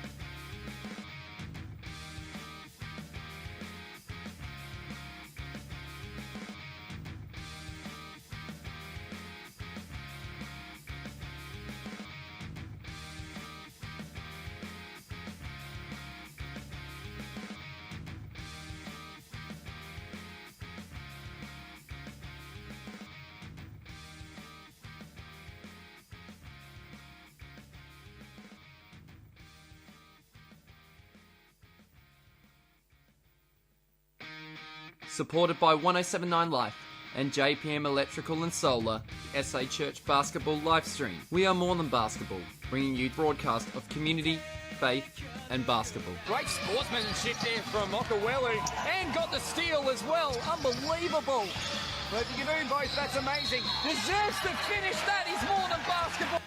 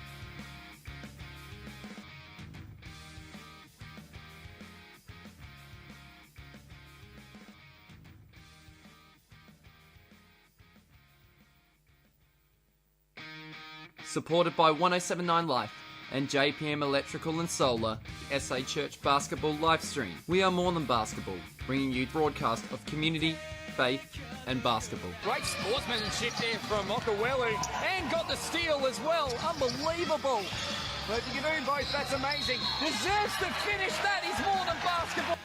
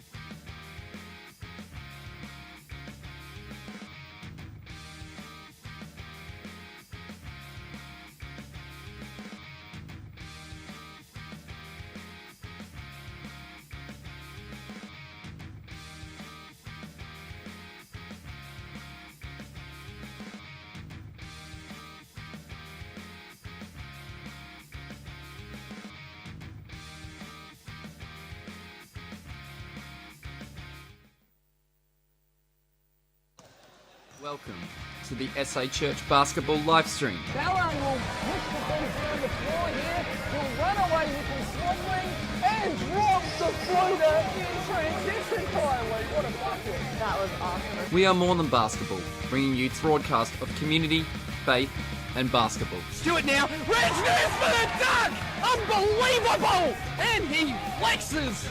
Supported by 1079 Life and JPM Electrical and Solar. Great sportsmanship there from Okawelu, and got the steal as well. Unbelievable. But you do both, that's amazing. Deserves to finish. That is more than basketball. It's game time, so let's go live now.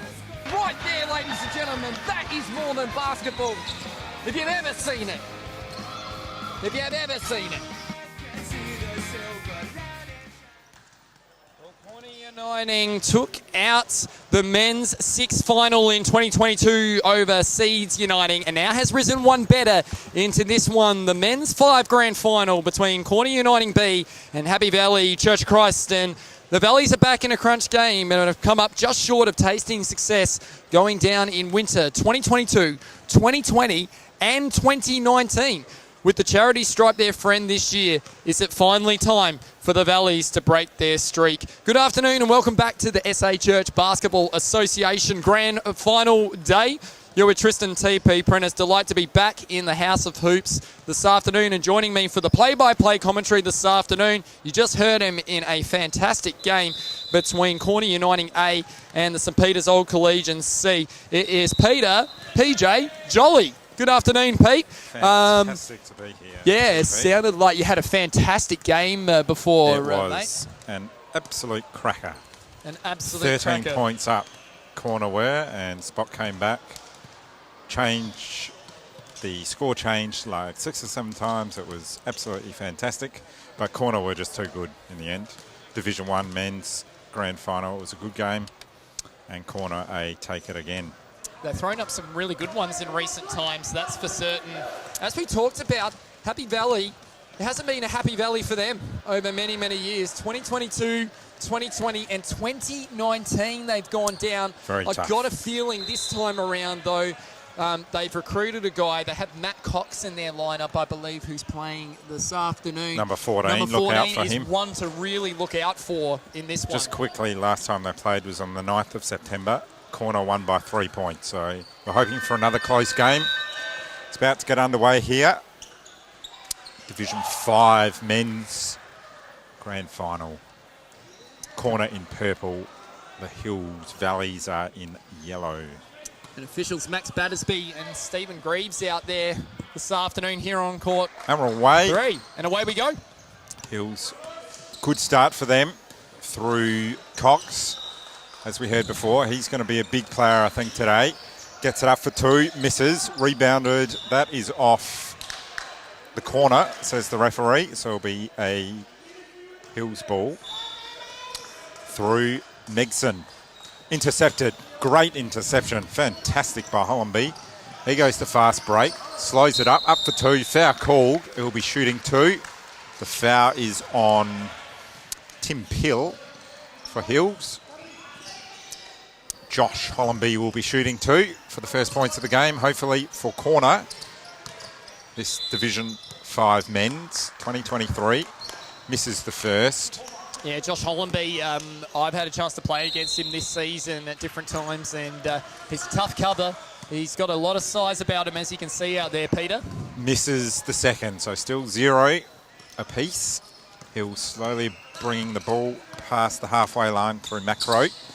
Passes to the outside, up for 2, and misses. Big rebound from both sides, but corner finally get it in the end. Slowly pass through Harmon. Bring the ball past the halfway line. No score as of yet. Good passing from corner. It's definitely a attribute in the first side we saw today. That is a fantastic 3-point shot. 3 there from Hollenby. That's the start for corner that they would have loved to have, and they have. 3 points to 0 start. Good pass intercepted though. Hollenby's being everywhere. Fast break for corner. Up for 2. Big foul called on Hills player. That'll be Matt Cox, sorry. Yeah, it is. It's called on Cox there, one of the new additions to this Happy Valley team. Of course, the general manager, Phil Megson. He's got a son still playing in this team, Chris Megson, of course, this afternoon. Duffield shooting 2. Guess it first. Takes Duffield, their tally to 4. Duffield was huge last year in the men's grand final. Second shot underway. He gets it. That's a 4-point lead to corner. Good start for them. Hills definitely just need a bucket on the ball, get them underway. Take the ball past the halfway line. That is through Matt Cox. He's had plenty of it for them. Up for 2. That's a foul call. It's a shooting foul, so it'll be and one opportunity for Hills. They definitely needed to get on the board. And that would be, is that Megson? Tim Pill, I think. If that was Tim Pill, sorry. My apologies. Yes, it is. Shooting just the one. Got the bucket. He gets it. 3 points to them on the board. It's a 2-point ball game. Division 5 men's 2023 winter season. Grand final. Corner. Passing it around.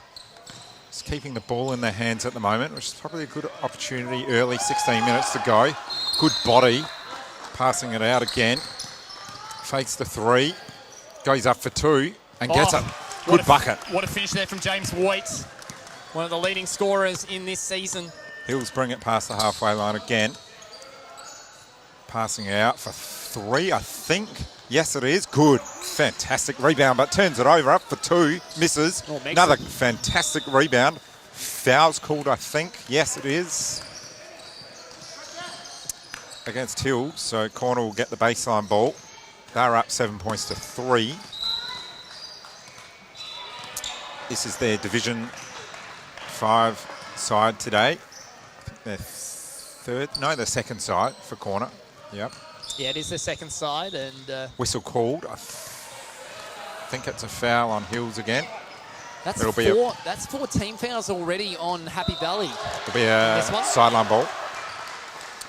And 7-3 on the scoreboard so far. Apologies, our scoreboard's just down at the moment. We will get that back at a timeout shortly. Big 3. Misses. Oh. Gets it back though. No, it's kicked out to a teammate. Good defense from Hills. They're definitely working their way back in the game. Corner, good body. Sensational basketball. Again, passes it out. A foul call. That'll be a sideline ball. That's number 5, Tristan. Already, we saw in previous games in the previous time slot, a lot of fouls being called early just to try and iron out different games and see... Sub being made for Hills. 2 subs, actually. And in grand finals, Peter, they're always going to call some fouls early just to try and settle the players down and set the tone in terms of how they want the players to play. They want them to play as clean as possible, but at the same time, you want that physical, aggressive defense as well, you know, because that's part of the game. Fantastic is trying to stop. And speaking that of is a sensational stop, bucket. what a finish there from Duffield on that one there, Peter. Mason Duffield, fantastic. Very alert there on defence. Hills got the ball now, this time through Cox. He's had a fair bit of it for Hills. Big 3 up for the Hills. Rebounded by number 7 for Hills. I'll get his name, Macro for him. Up for 2 again. Misses. Rebounded by corner this time. Good pass. Fantastic pass. Another good pass. Slick basketball. Misses. Rebounded by Hills. Very solid. Passing it out. Their passing's been good. They just need some scoreboard pressure now, Hills. Corner's definitely brought their A game so far. As TP was saying, fouls everywhere to start the game. It's definitely calmed down now. That's a bucket. It's in for 3. Fantastic. Fantastic bucket for Trent Macro. Oh, big 3 there for Trent Macro. That's what he specialises in, is that 3-point bucket, especially off the window. He does like to open up the bank on a Saturday afternoon, does Trent Macro. Good bucket from corner. Elite, very slick. No nonsense from corner to start this game. 13 minutes to go, 13:27. Looking for something, Hills. Pass it out, up for 2. Good defense from corner, but a fantastic rebound from Hills. Tries to break the defense, can't, but he'll get the ball back. That is Daniel. So 11-6 on the scoreboard here. 13 minutes and 5 seconds to go in this first half of this one. Scoreboard will be up shortly as soon as we get a break in play. Division 5 men's. A foul called again against corner. There'll be a baseline ball for Hills. They're down 6 points to 11. 5-point deficit, but they're definitely getting into the game now. Second team foul there on corner. Up for 2 for the Hills. Misses everything about a big rebound. Goes up for 2 again. Rebounds his own ball again. Gets stripped off him though. Fast play down the court for corner. Have options. He keeps it himself for now and goes for 3. Big shot. Bounces off the rim. Good rebound again from Daniel. He's been everywhere. Turns the ball over though. Foul call. In the shooting action, yes he was. So he'll be shooting 2. Yeah, that'll be on Daniel Sulkowski. Is his Hills name are there, Peter? arguing he didn't have possession of the ball when he was fouled, but the referees hold with it. He'll be shooting 2. 5-point lead to corner. Mason Duffield had 22 points in last year's men's 6 grand final against Seeds. So they obviously were brought up a grade. This is Division 5 men's, winning that final last year. Well deserved, and he's been good today so far. Still got 11:42 in the first half. It's a 2-half game, 20 minutes apiece.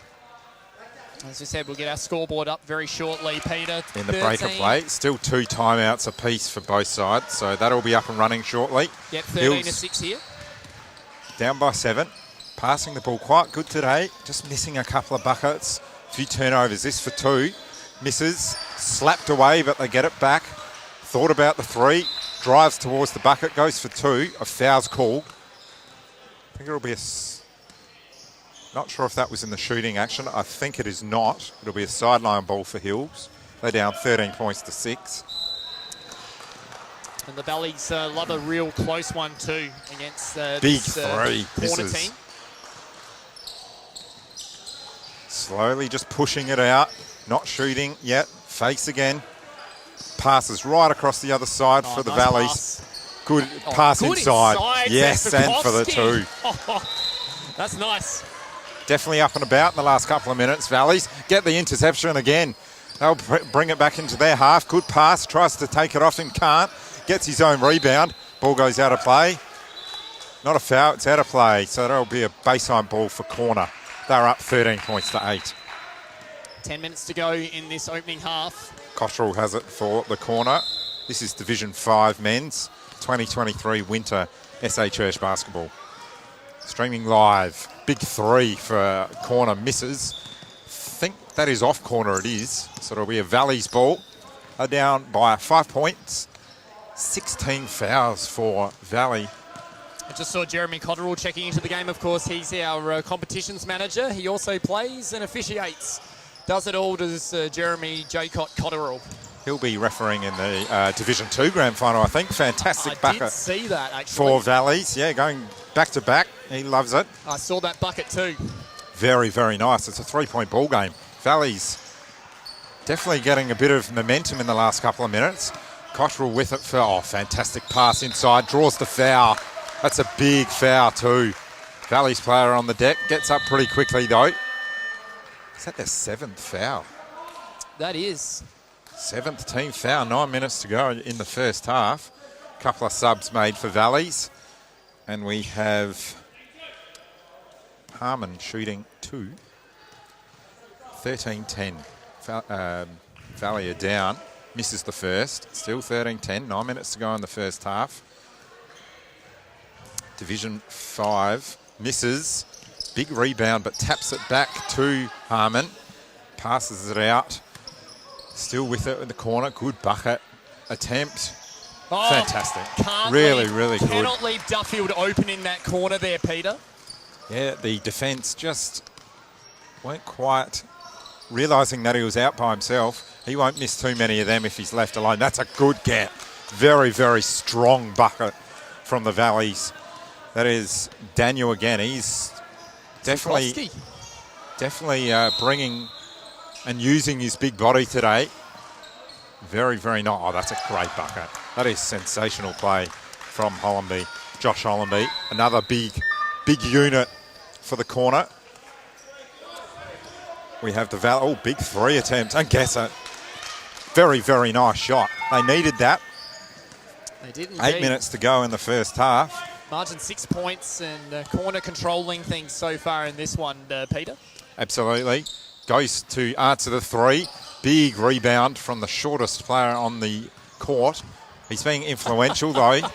He's had 2 threes for the Valleys. He's going for another one. Oh, Cox. Oh. Misses. Big rebound. Fantastic rebound from the corner from Cottrell.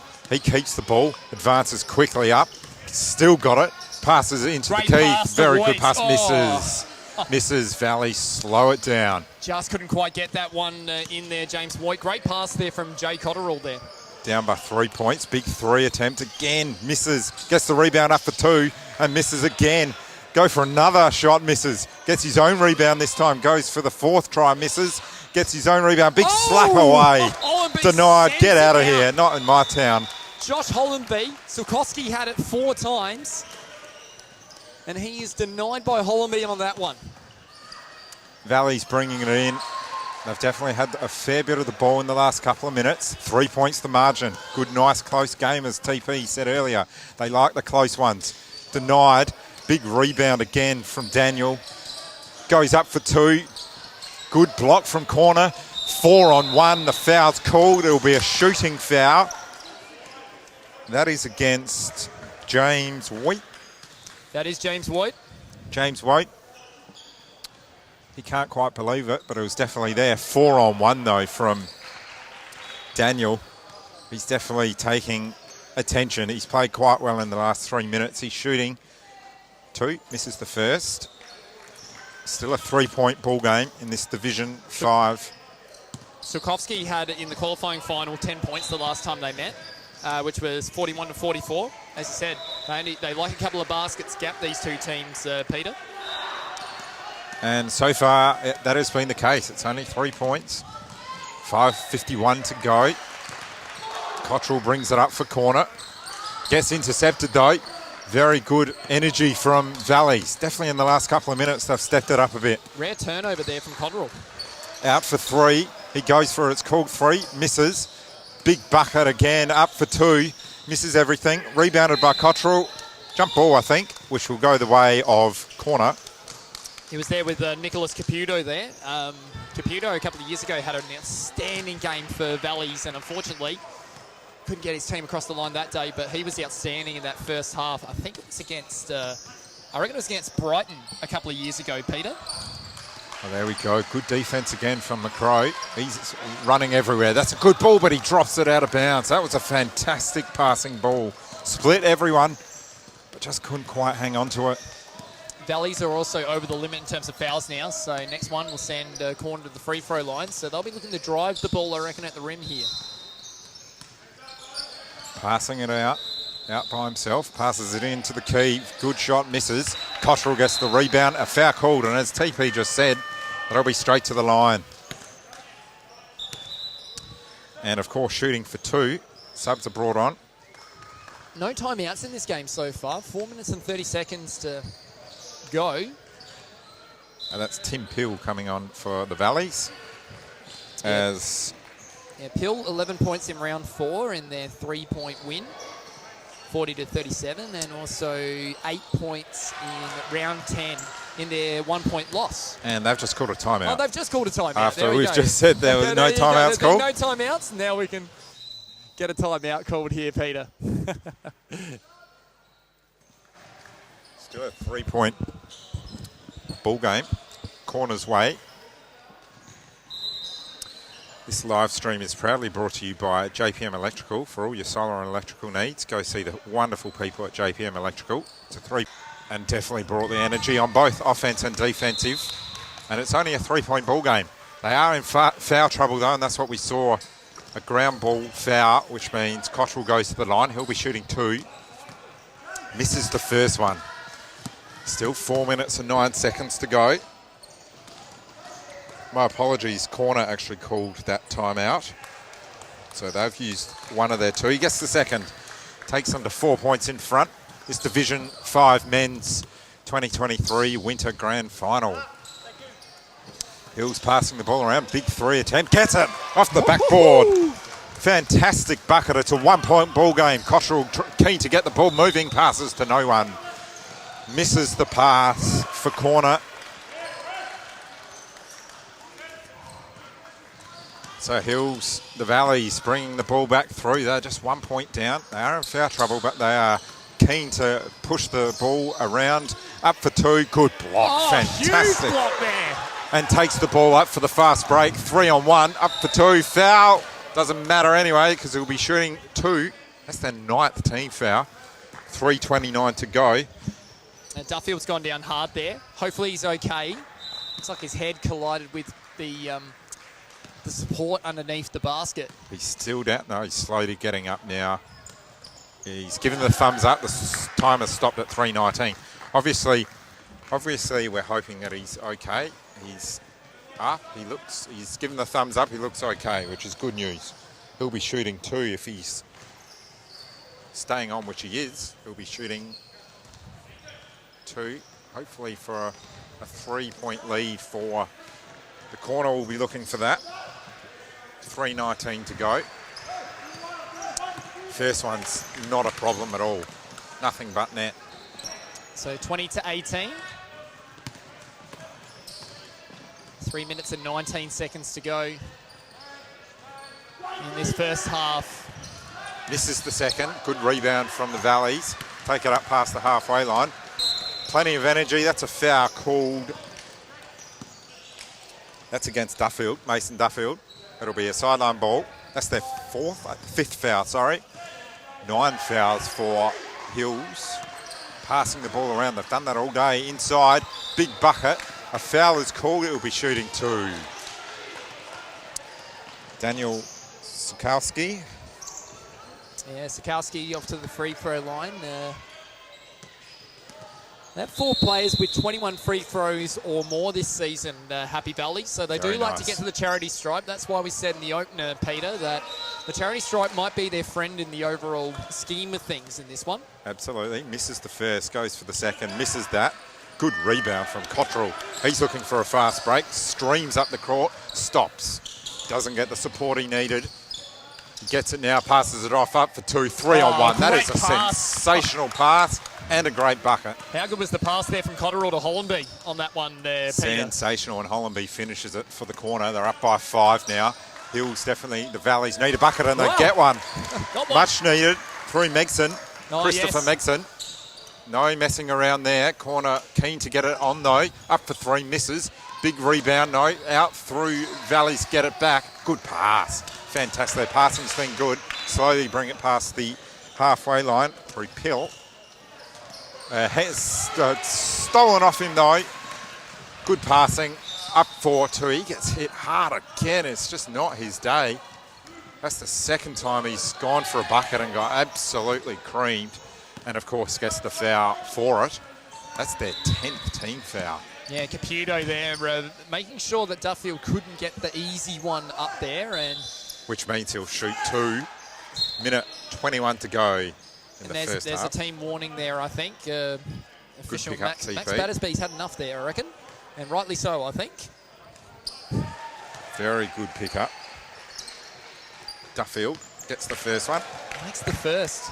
As we said, Duffield, 22 points in last year's decider in men's Division 6. So Likes the big games. knows how to play in a big game. You got to know you got to run him off the line as a shooter. But he's improved his game a lot too as Hollenby. Hollenby up for 2, gets So there's it. a He's been finish. solid inside the key. Absolutely solid. Ball on the court. They're going to pause. No, gets off pretty quickly, so they keep going.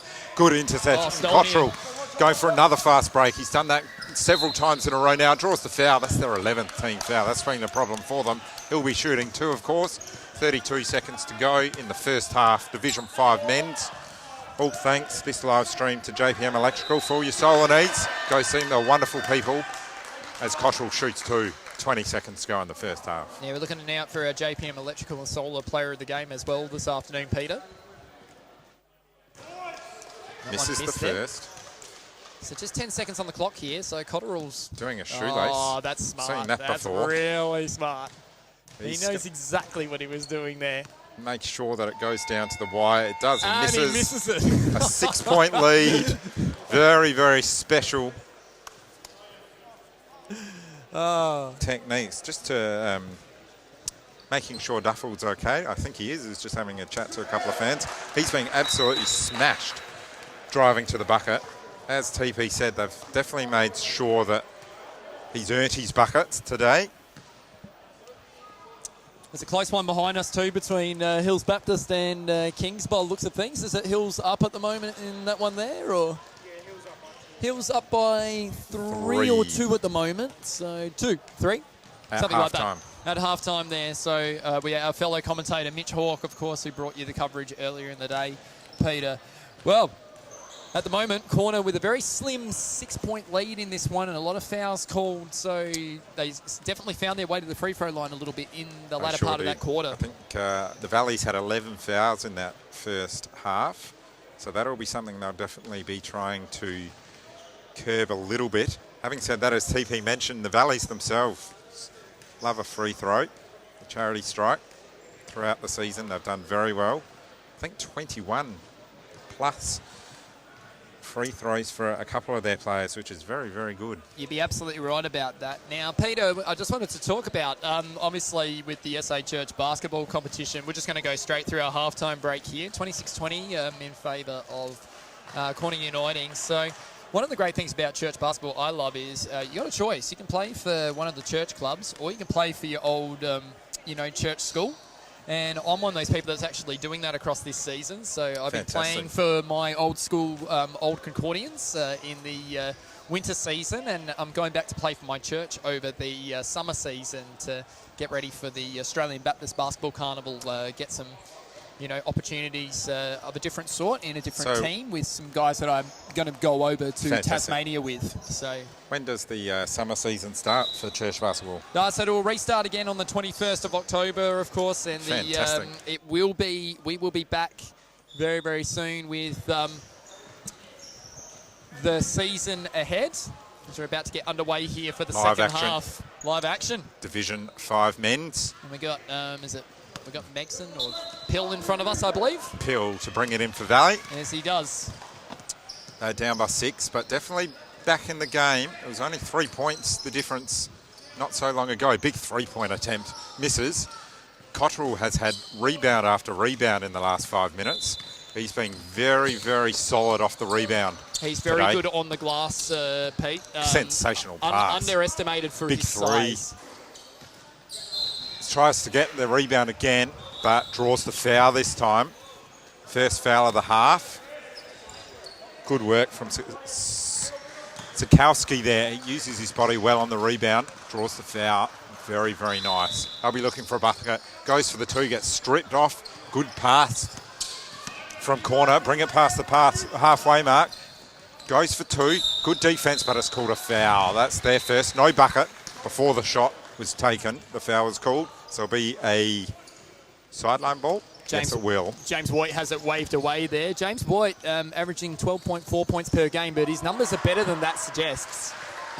Also played some time up in the community competition out in the north as well on Tuesday evenings. Seen him a few times out there, Peter. Can get a bucket, James White. Absolutely. And he was a part of the Baptist Carnival last time as well here in Adelaide. Speaking of which... Nice. Up for 2, fast break. How this goes.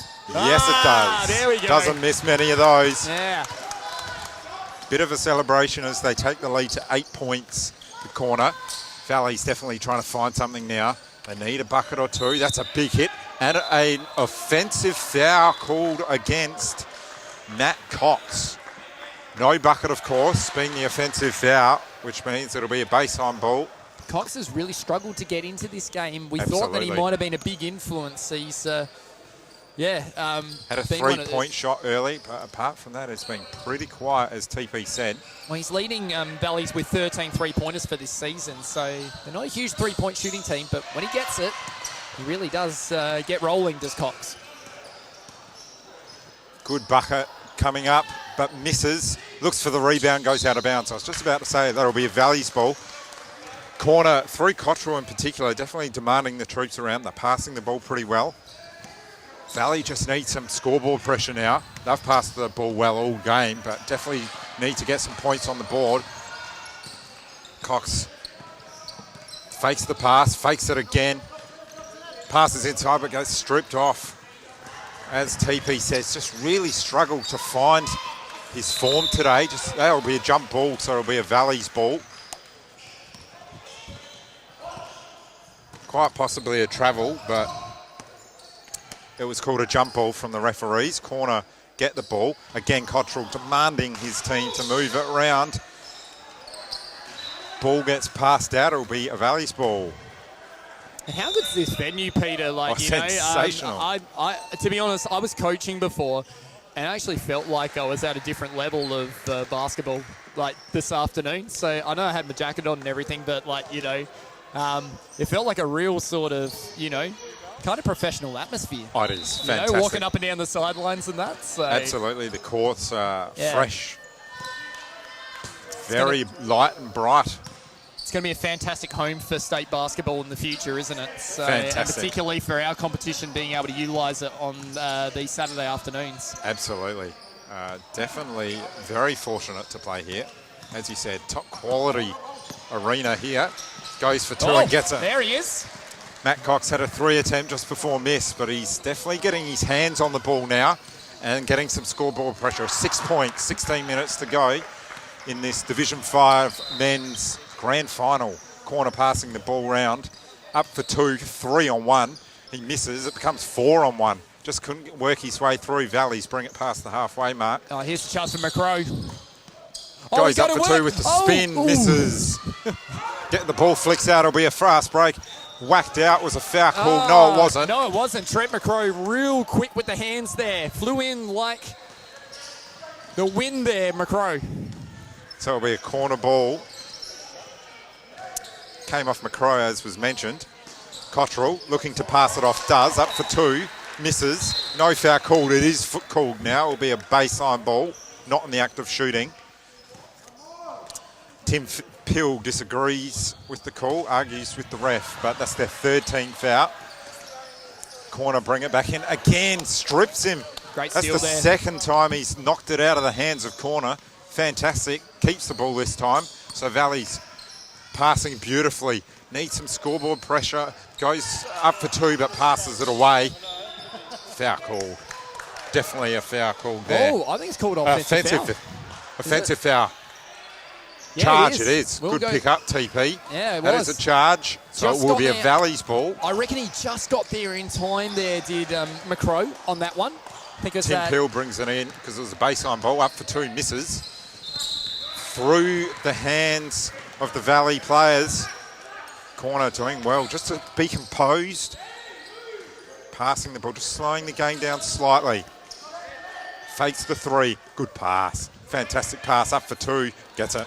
Can't leave him open. That's the second or third time, I reckon, today. You can't leave Duffield open. He will drain it from deep. As we said, 22 in the grand final last year that he played. He's stepping up again in this one. Good passing from Valley, but do need that scoreboard pressure. It's 8 points the way of Corner. Passing the ball around. Again, they've done that all day. McCrow with it, goes up for 2, misses. Rebounded by Valleys, pushing his way 3 on 1. Goes for 2, misses.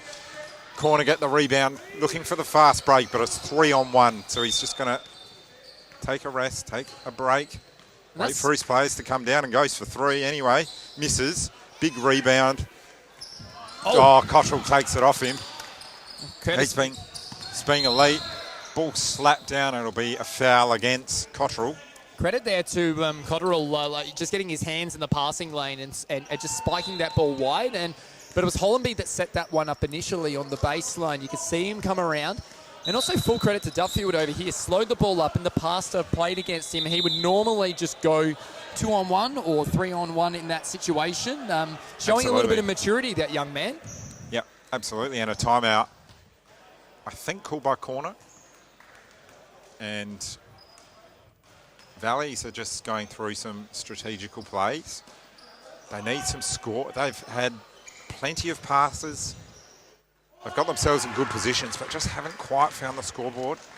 8 points down. Still plenty of time to go. 13 minutes to go. 13 minutes and 17 seconds. So they're definitely not out of it. But I definitely would say that the corner have just taken more opportunity.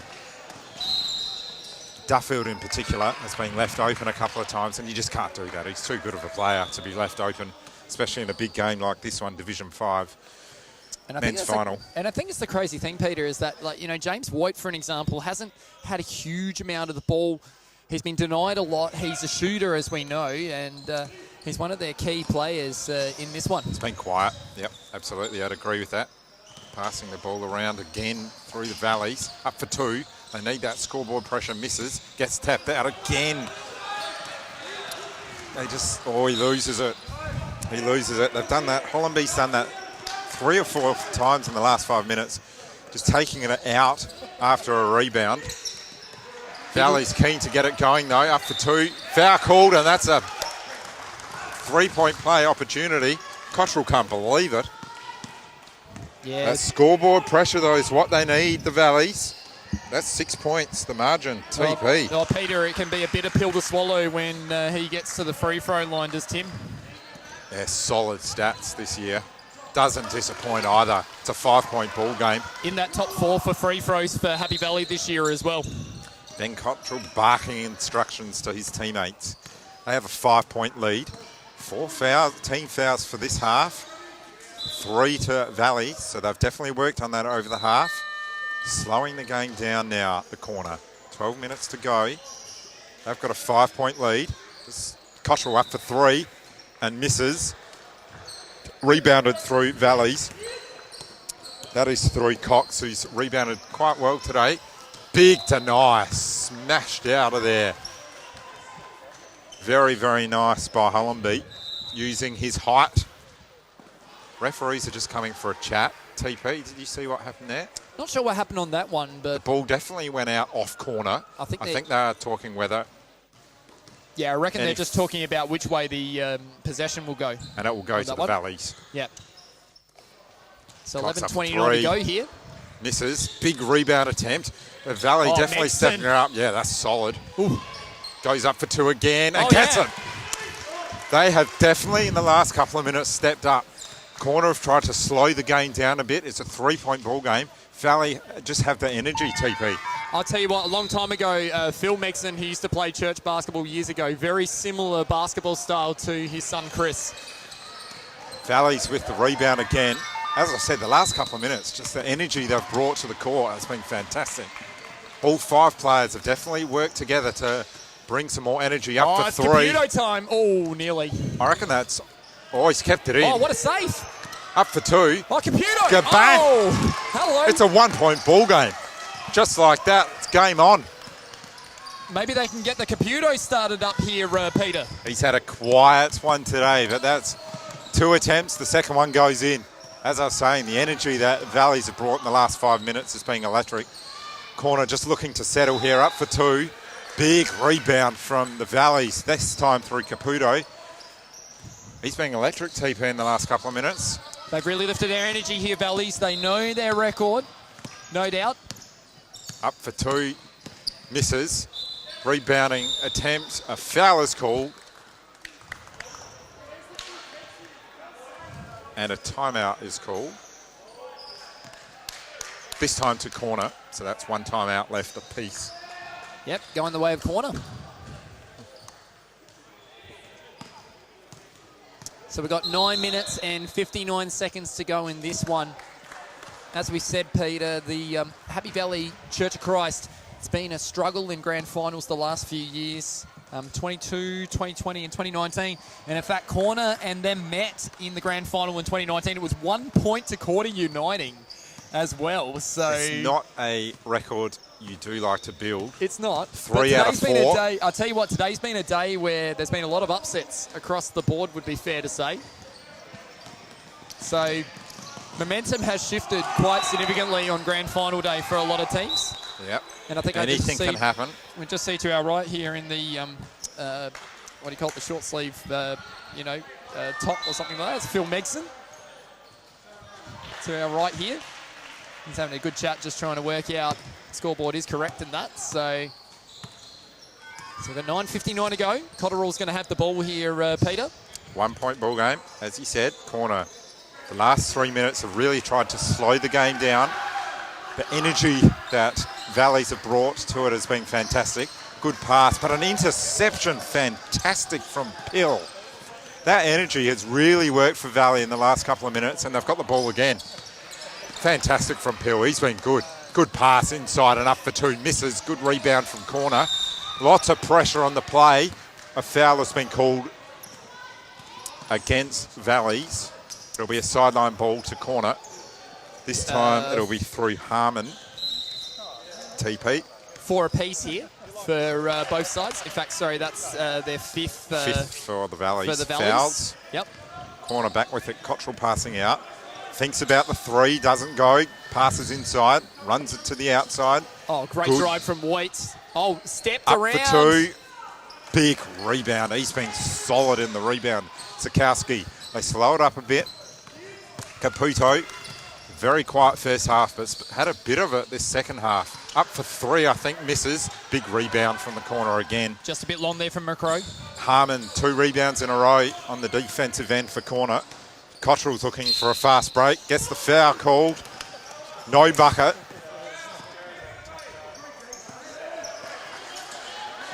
Just waved away there. Will be, I think, a baseline ball here for... Baseline ball. That was Macro. Ryan committed the it'll be a foul. sideline ball here Sideline for Duffield. player, sorry. Fakes the pass back to Duffield. Cottrell. Definitely trying to get something going. Good defense from Valleys. Last 5 minutes left. And 1. Player down for Valleys. I didn't quite see who that was. Harmon is down. He's still down. Well, it's Harmon with the 2. Oh, with the 2, sorry. And he was just, It is getting Pill. talking to by Steve Greaves, just saying, oh, just be careful on that one. I'll give you that one, but just be careful not to raise the knee on that one because he got... Pill is in a bit of trouble. I think he's going to limp off here. So they just pause the game, 7:45 to go. He got Pill not where you want to get gotten, I think, on that one. I think you're right. Thumbs up, though, so he's all good. He's just going to have a bit of a rest, which brings Megson back onto the court for Valleys. They're down by 3. It'll be 2 shots. No, 1 shot, sorry. For corner, he got the bucket, of course. Good rebound from Valleys. Fast break. Running the ball across.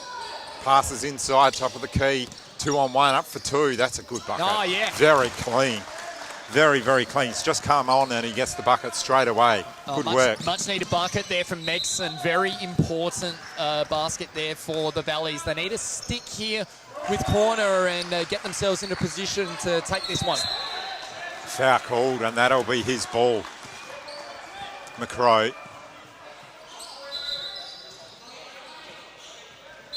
Tech foul called on Language, I think we'll find on... That's against Duffield. Well, I think there was a warning before on him. Yep. He's going to take a seat. It's a good sub. I don't think he's... he did get a warning before. It wasn't a tech before? It wasn't... I don't think it was. He's just taken a seat. So, of course, that'll mean Megson will go to the line for 1. Well, these can be momentum movers when you get the opportunity to get a free shot at it. He and misses. unfortunately, Megson doesn't make the most of it.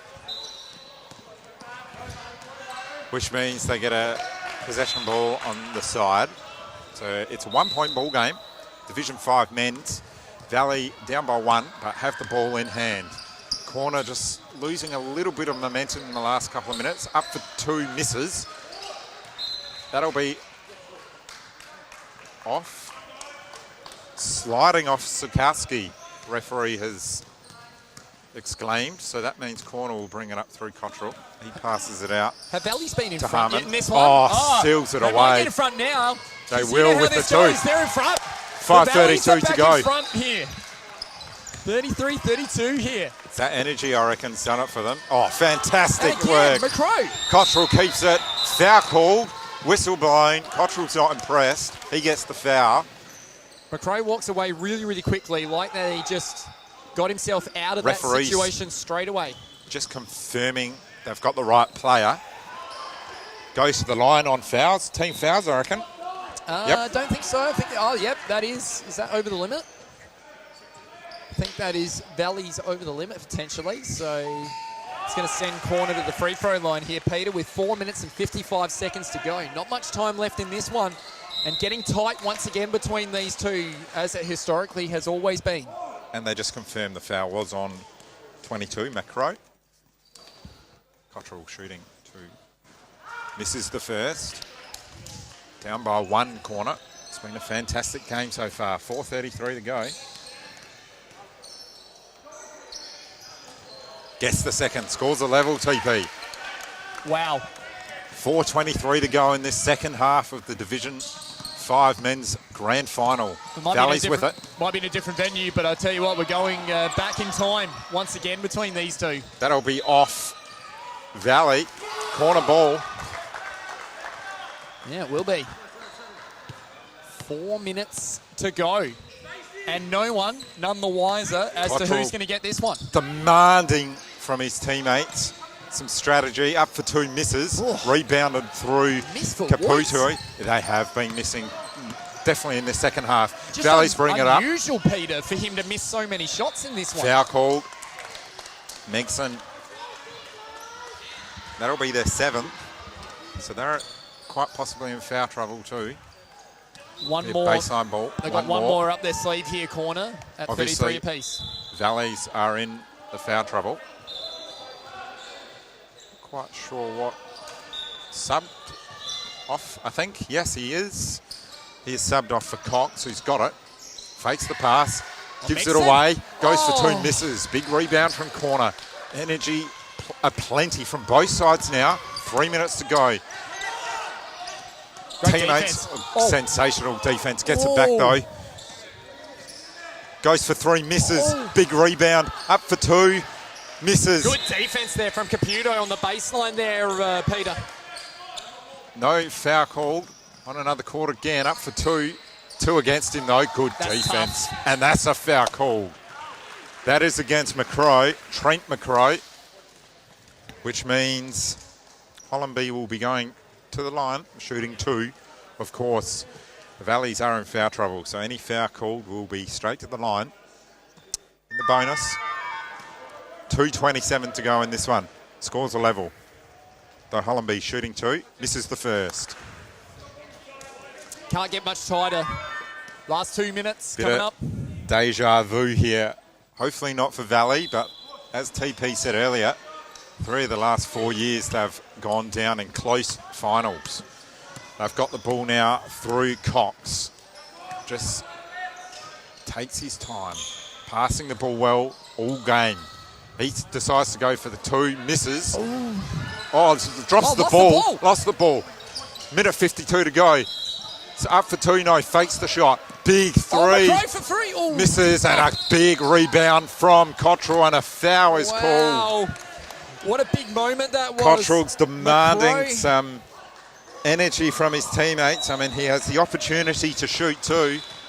Peter, McCrow had the open look there. It was looking good behind us, but unfortunately doesn't fall. And Cottrell, well, he knows this situation well. Scores a level. Minute 43 to go. Misses the first. Scores a still level. It's got another opportunity. Division 5 men's grand final for winter. SA Church basketball. Goes for the second. Gets it. Hit the front. 1 point. The margin. Valleys bringing the ball up. What do you do here for the Valleys, Peter? Trying to get some energy. Holding onto the ball for now. It's probably not a bad thing. Up for 2. Gets it. Tough from Cox. Gets it. He's been good in the second half. Very solid on the both defense and offensive end. Screen tries for the intercept, misses. 3-on-1. Goes for the 2, misses. Misses it. Sensational. It's gone through the legs of Hollenby. I can't believe it. He's dropped And the ball. corner have got it back. Matt Cox has dropped the ball through the legs, as TP said. Goes for the fast pass. Rebounded off the Valley player. That'll be Megson. So it'll be the corner ball again. Baseline, minute 15 to go.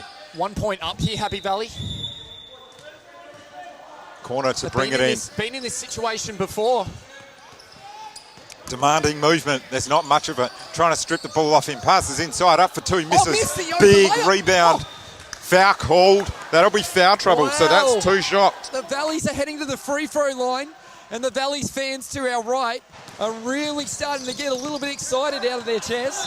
2 shots to the Valley team. It'll be Megson taking them. Oh, Both in foul trouble. So any foul goes to the line. He gets 2 shots. 1:04 to go. They're up by 1.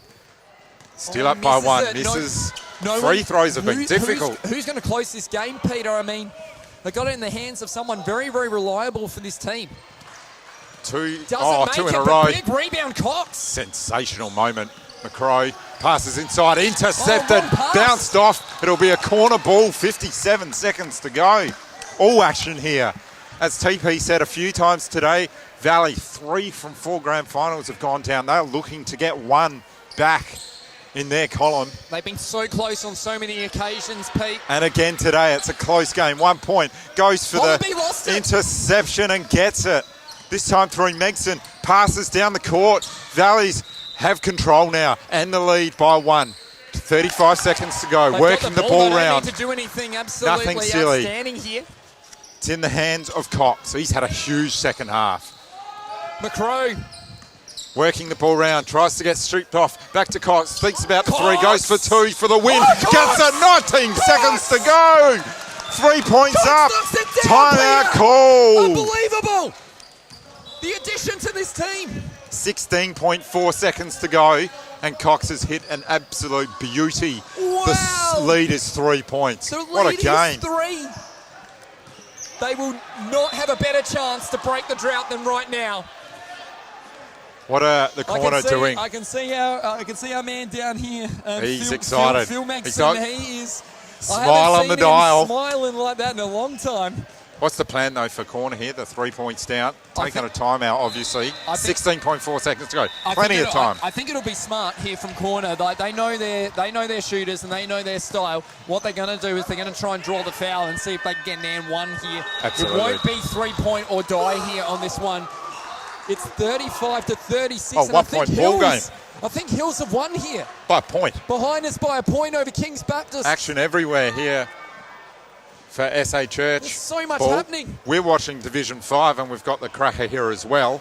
We've said all day, Valleys have really struggled for their form in a grand final. Well, they're up by 3 points.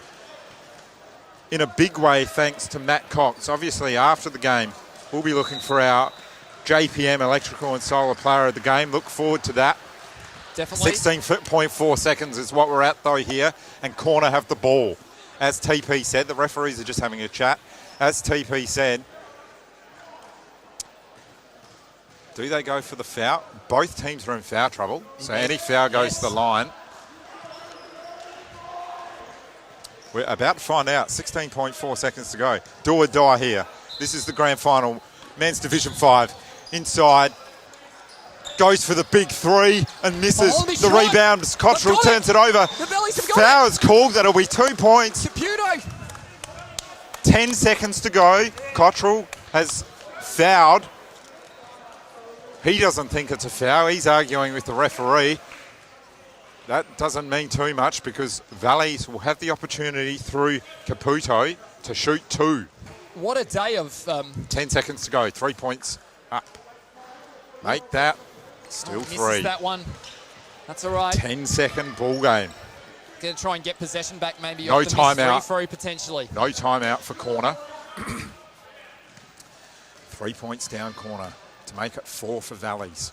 Caputo Oh, bounces goes in out, big outside. There's still a rebound, chance here. smashed out of bounds by Cox, I think it was. It is. Yeah, and they got so it'll be a timeout. corner ball. It's a timeout to corner, as you can imagine. They will call it. They don't have. They don't want it. I don't think they have Hang a on. timeout. No, I don't know. I don't if think they they do. have one. I think you're right. Cottrell is arguing that fact, and he's correct. They don't actually have a timeout, so they can't take one. All happening. 7.4 seconds to go. They've got What to has advance it? the 7 court. seconds. 6 Goes for seconds, gonna 3, go big up. 3. It's short. Smashed out by corner.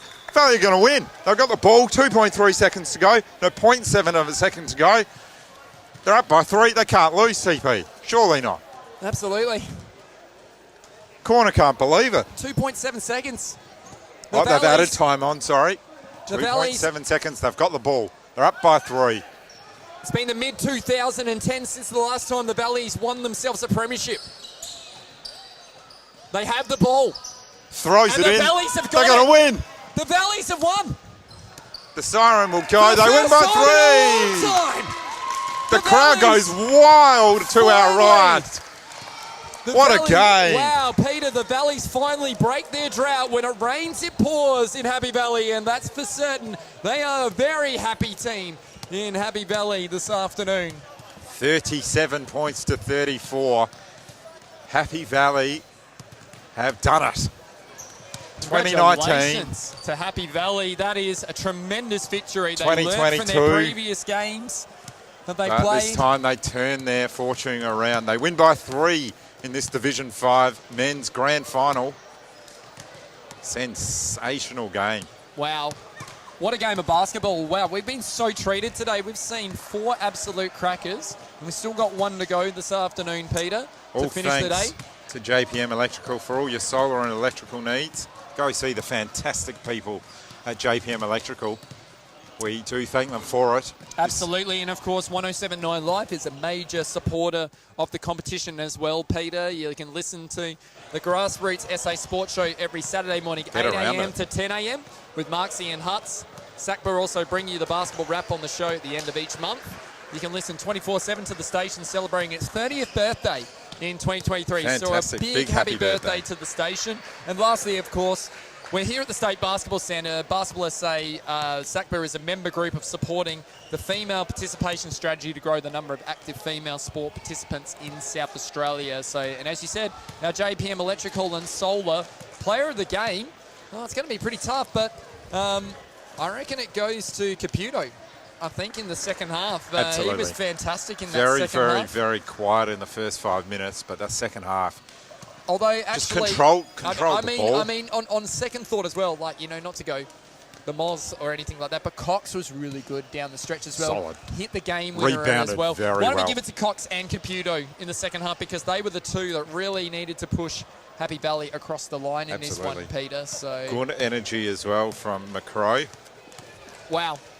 So the Valleys, they finished top of the ladder 13-4, just a note. They've won this one. They found a way to get it done when it really counted down the stretch. Incredible game of basketball, Peter. And don't forget, coming up, What we got next? The men's Division 2. We got men's Division 2 and CityLight are looking CityLight for a little Church. bit of Redemption, you could silverware. say. Yep. Silverware. Of Missed some out on sort. Division 1. And they're coming up against Brighton Church of Christ under-21s, who we know have been in these deciders before. They haven't quite been able to force their way in the top 4 yet, but they're getting closer. Absolutely. Making And that always also bring something else as energy. well. They always bring energy, the under-21s. So it'll be a ripper of a game. Absolutely. It's going to be the Dubs up against the Lights. Thank you, Peter, for your time this afternoon. Fantastic. We look Always forward a to coming- pleasure. Look forward to coming back with you a little bit later on here on the SA Church Basketball Association live stream. Supported by 1079 Life and JPM Electrical and Solar, SA Church Basketball live stream. We are more than basketball, bringing you broadcast of community, faith, and basketball. Great sportsmanship there from Okawelu, and got the steal as well. Unbelievable. But if you can do both, that's amazing. Deserves to finish. That is more than basketball.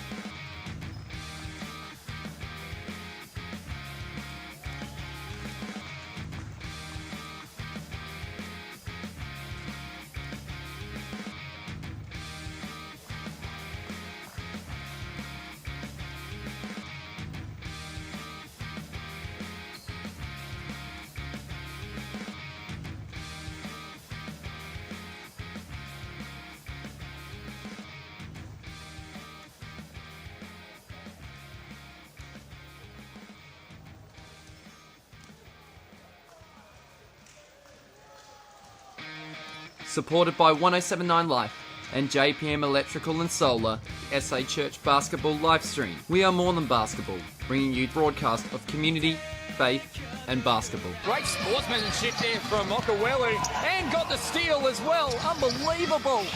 But if you can do both, that's amazing. Deserves to finish. That is more than basketball.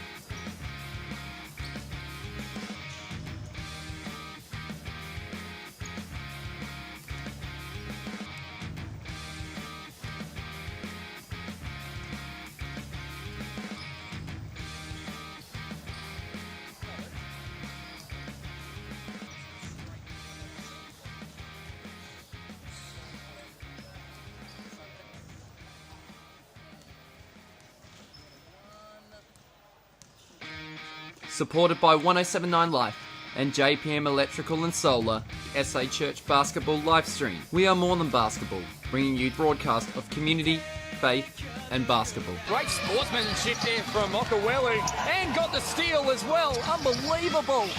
But if you can do both, that's amazing. Deserves to finish. That is more than basketball.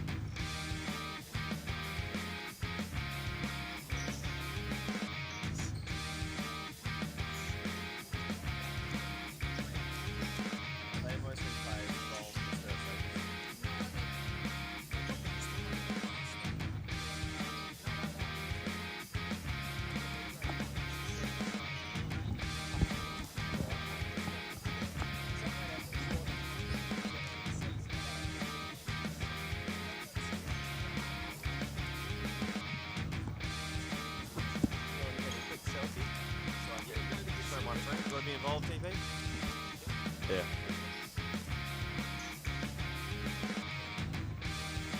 There you go, mate. So just quickly, we mentioned it's the State Basketball Centre. This isn't live, but it is recorded, so I prefer it this week. You have to keep it clean? Oh, yeah. I'll definitely do that.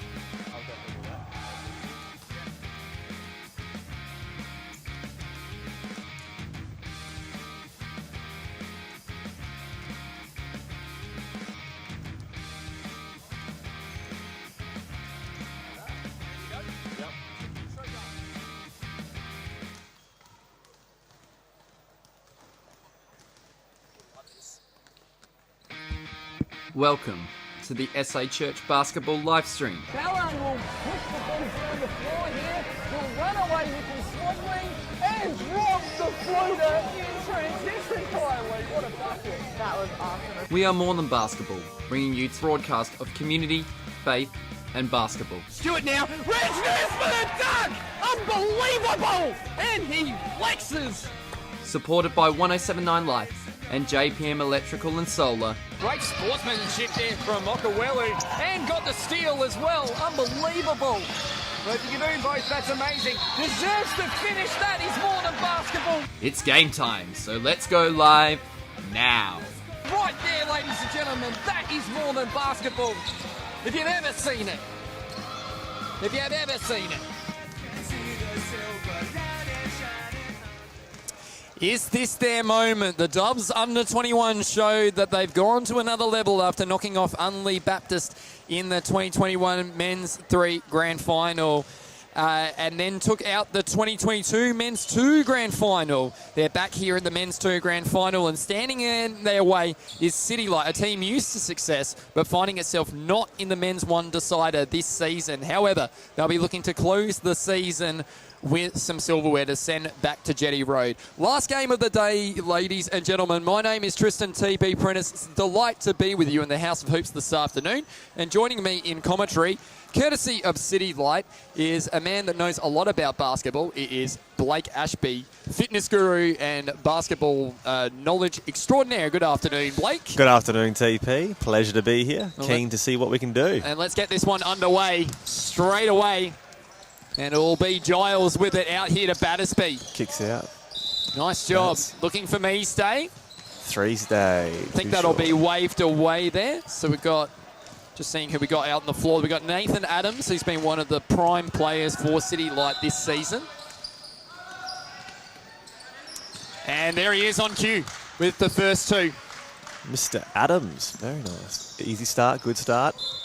Easy and good start indeed. So we've got the last game of the day. It's been a day of upsets in this one. And it will be baseline ball here to nice zone, Brighton. big Here's zone. Stratford. In fact, sorry, that's Josh Barnes. Getting it back here now to Armfield. Jack Armfield for 3. Can't get it. Battersby was there. There's the rebound. Almost got that one. Nathan Adams is out there with Jonathan Meestay. Jordan Dodman, of course, former NBL 1 player. Big and boy. Adelaide 36, a development player all those years ago. Back in the mid-2010s, I think it was. Maybe just a little bit before that, Blakey. Yep, maybe the scariest man to guard in the NBL 1 back in the day. Oh, and ball has gone City right in light front ball. of us. City light ball. Here we go. And officials this afternoon, Peter Battersby and Jeremy Cotterill out there this afternoon in this men's 2 grand final. Yeah, kick it out.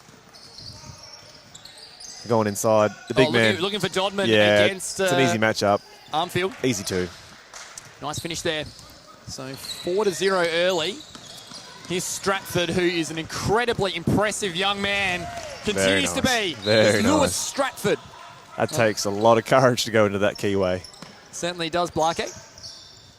Meestay. Oh, good steal there from Barnes. Unfortunately, couldn't get the ball back there. Had a raft of different results this afternoon, as we mentioned in our pre-game. Blakey. Yep. There's been a lot that's been happening. Big upsets, I've heard. Big upsets.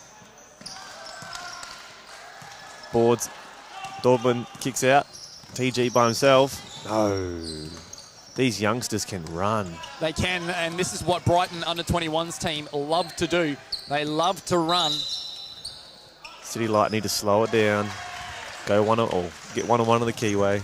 Dodman versus small guy. Both teams 9 wins for the season. Who finished top, TP? So Brighton finished top in the second bracket. Yep. In front of the Hub Titans and the Old Concordians A grade. I played a few games for Old Concordians A's this year. Was actually... Score a few threes? Nah, I was actually leading the competition in blocks for a couple of weeks there. Oh, no way. I know. I know. Talk about surprising things. Yeah. As Adams has it. Now hit a Dodman. CityLight, really, really risky passes at the Nice moment. work there, Battersby looking for Giles. He's going baseline, folks. Oh, there he is. Yep. Oh, and baseline he goes. Yeah. There's Giles. He's had a bit of time in the NBL 1 this season. North as Adelaide. Well. It's Battersby. Going coast to coast to pull it out. He's going through. And it's going to be... That is a charge, sir. A charge. That is a charge. On Jake Battersby there. Okay. Yeah. 6-2 so far. 3 minutes down. Taken here by Barnes. He's looking there for Stratford. Goes wide here looking for... that's Josh Barnes, who's number 1. Lost it to Dodman. Watch out there, young fella. That guy likes to block. He certainly does Dodman. He's going to take him on anyway. He's got that experience. Oh, Yeah. Giles. Just too big and too strong early on in this one.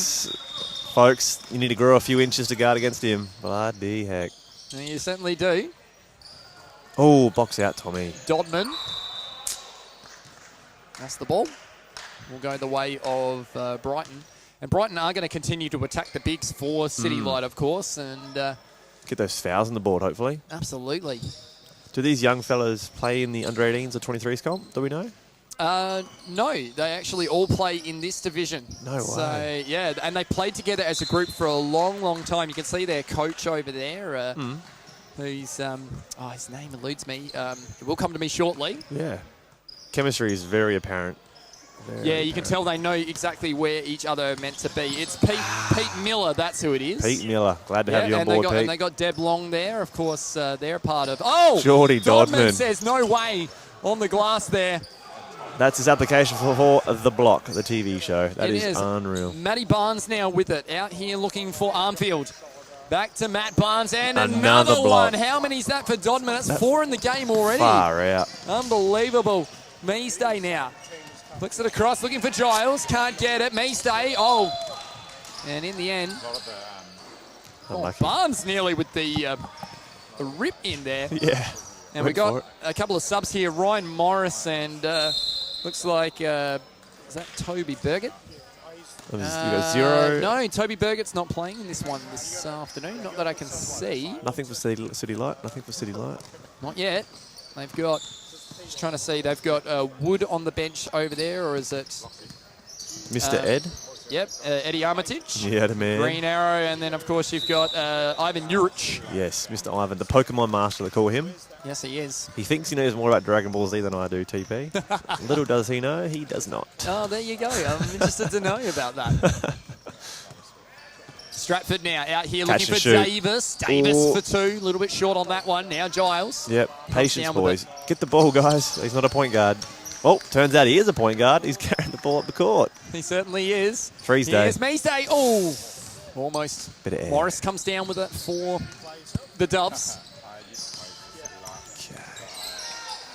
Stratford out here looking for... That's nothing but net. Nothing but Cotton from Oliver Armfield. That is huge. Huge hit from him. Ollie Armfield can splash them from deep. Yeah, a lot of arc on that shot. Gorgeous looking shot. Absolutely. Armfield leads the league with 17 triples. Well, in fact, he's number 5 in the league. My apologies. Well, the competition, I should say. Dodman's got it. He's going to work. Going to work. Fouls are called. Draws the foul there, Blake. Interesting he's not in the low block demanding the ball. He has 40 kilos on these young kids. So, interesting there. Well, as you mentioned, Jordan Dodman and both Tara Dodman have spent some time playing for CityLight in their season NBL 1 Tara careers. still Although played Tara Southern? still came back and played NBL 1 the last couple of years. Did well, moves well. Plays a role in that NBL 1 team she plays for. Went deep in the finals, I believe. Yeah, they did. They went all the way to the prelim. Correct. Lost to Nord, was it? Yes, that's right. Yeah. Swish. And that one no good. Adams there. Contesting for the ball. Adams. Yeah, he can't be doing that. He's going out for Dodman there. How many fouls is that? That's 3 fouls apiece on both. Yep.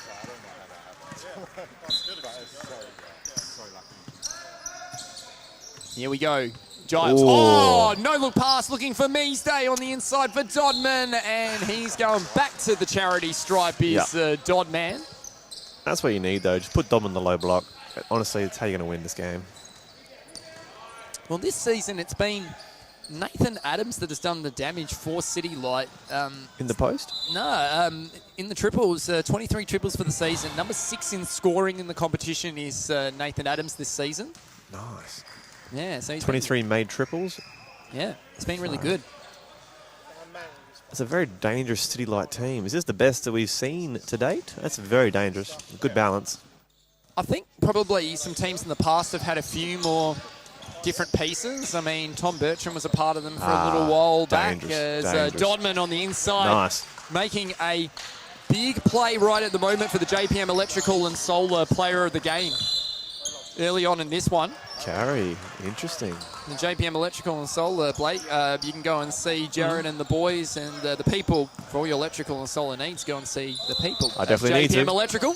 Way to go. We want to go carbon neutral by 2045. Solar's the way. Meestay inside to Giles. Back out to Adams. That looks Adams good. gets a real good open look at it. Unlucky. Missed that one. Battersby was there. Side, baseline play. Here we go. What do we got? A couple down screens coming up. Tom for an up screen on Dodman. Yep. Dodman's going to... Nothing's happening. No movement. Here's Giles. Oh, how many times did he go around in the circle there? Does he realise he's not Hakeem Hawajuan? Or is he trying to be? Meanwhile, back at the other end. Matty Barnes. Straight the coast. For Let's Gonna get head some his way. speed on the ground. Get Ivan back in there. That's what we need. Well, Matt Barnes is going to head to the charity stripe. Speaking of which, here comes the big Croatian in Ivan Juric. He's Croatian. Yes. Oh, no way. No idea. There you go. He is indeed. He's checking in for Mees Day. Yeah, bit of speed on the ball. I like it. So meanwhile, Matt Barnes at the free throw line makes the first. Yeah, and I can't see... looks like Burgett's not playing here for under-21s this afternoon for Brighton. What's he average? Oh, he's got 53 field goals for the season made, so he's one of the top players in that category this season. Okay. Wonder who came up and started. I'm guessing he's a starter then. Yes, he is. Yeah, he's the starting centre. I had the chance to guard him a couple of times. He's not the easiest guy to guard. I guarded number 60 as well in the lineup that we had for Old Concordians for a little bit. Tells you a fair bit about some of the available personnel this year as that one goes in for CityLight. Got to move, boys. Got to move. That's your angle here. Speed. Morris, couldn't get it over the top of Juric. Yeah, good ball movement. Goes out here looking for Barnes. A bit short. In fact, it was Armfield for that one. Dogman's gone point. Kicks ahead. As Battersby. He's got a good... Oh, he went... Oh, the backward pass looking for Adams. Yeah. Oh, bypassed Giles and said, no, thank you. I'll take Adams on that one. And tough start here for Brighton. CityLight have jumped out of the blocks 15-6 in the first half here. Yep. Who are the referees today there, TP? So we've got Peter Battersby and we've got Jeremy Cotterill. No relation to Jake Battersby? No, different Battersby family. Jeremy Cotterill, of course, is our competitions manager. Yep. So good man, he referees, he plays. He obviously was playing in the men's 5 grand final. What a thriller we saw before the Happy Valley Church of Christ getting their first grand final win in nearly about 7 years. Good bloke. It's been a long time. They've lost 4 in a row before that. Loves his basketball, loves his community. Does some good work there. And Jake Battersby for the M1. Did he make the play? I didn't see if he made it. Yeah, I think he missed it. So it'll be 15-6 here.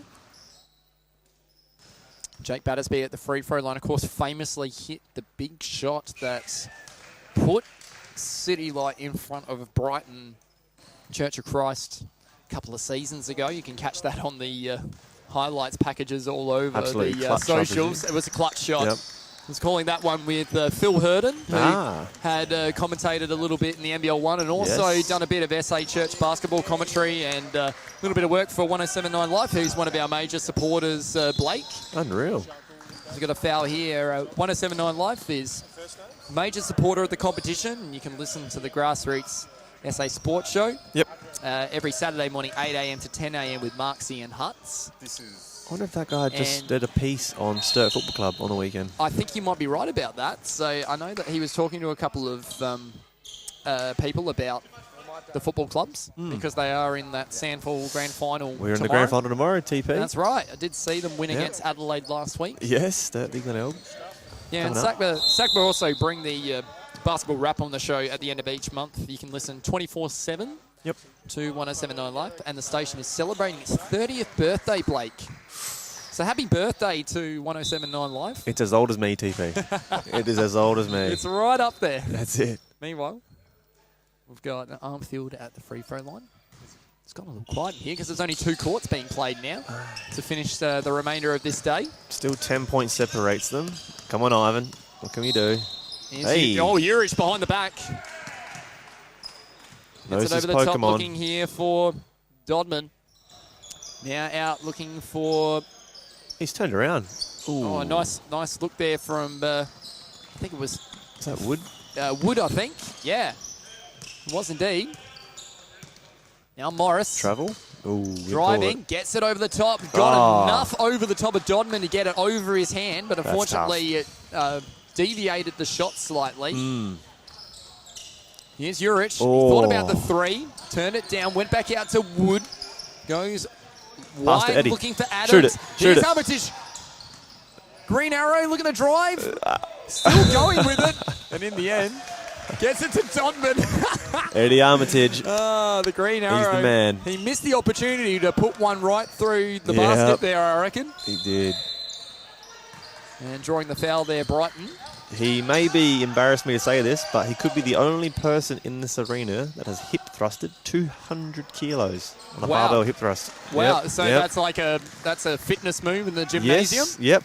Just to clarify on that Works one. the hamstring muscles and the glute muscles. There you go. And you are a big expert when it comes to the fitness side of things. You've I got would a like couple to of think so. fitness roles. Yes. And we thank you to CityLight for providing your expertise this afternoon. No, any time. Absolute pleasure to be here.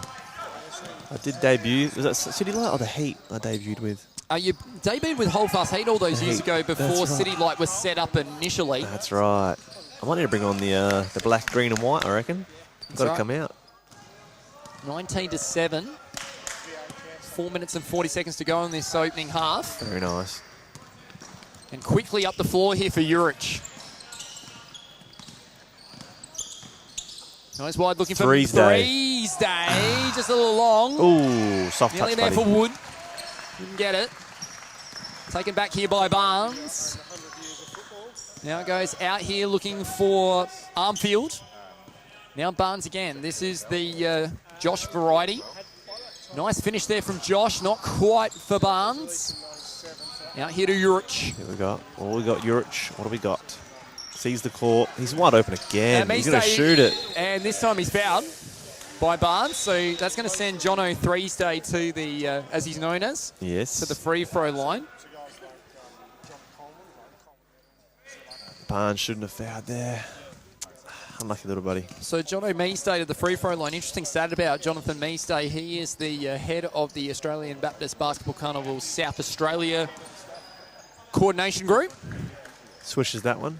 He's been busy organising things for the Tasmanian tournament the first week of next year. Looking forward to it. Can't wait. Oh, I'm excited for that one. Launceston is one of my favourite places to go in the world. Never been. And not just in Australia, but in the world because of some of the great memories I have of that tournament, Blake. When did you go last time? When was the last trip?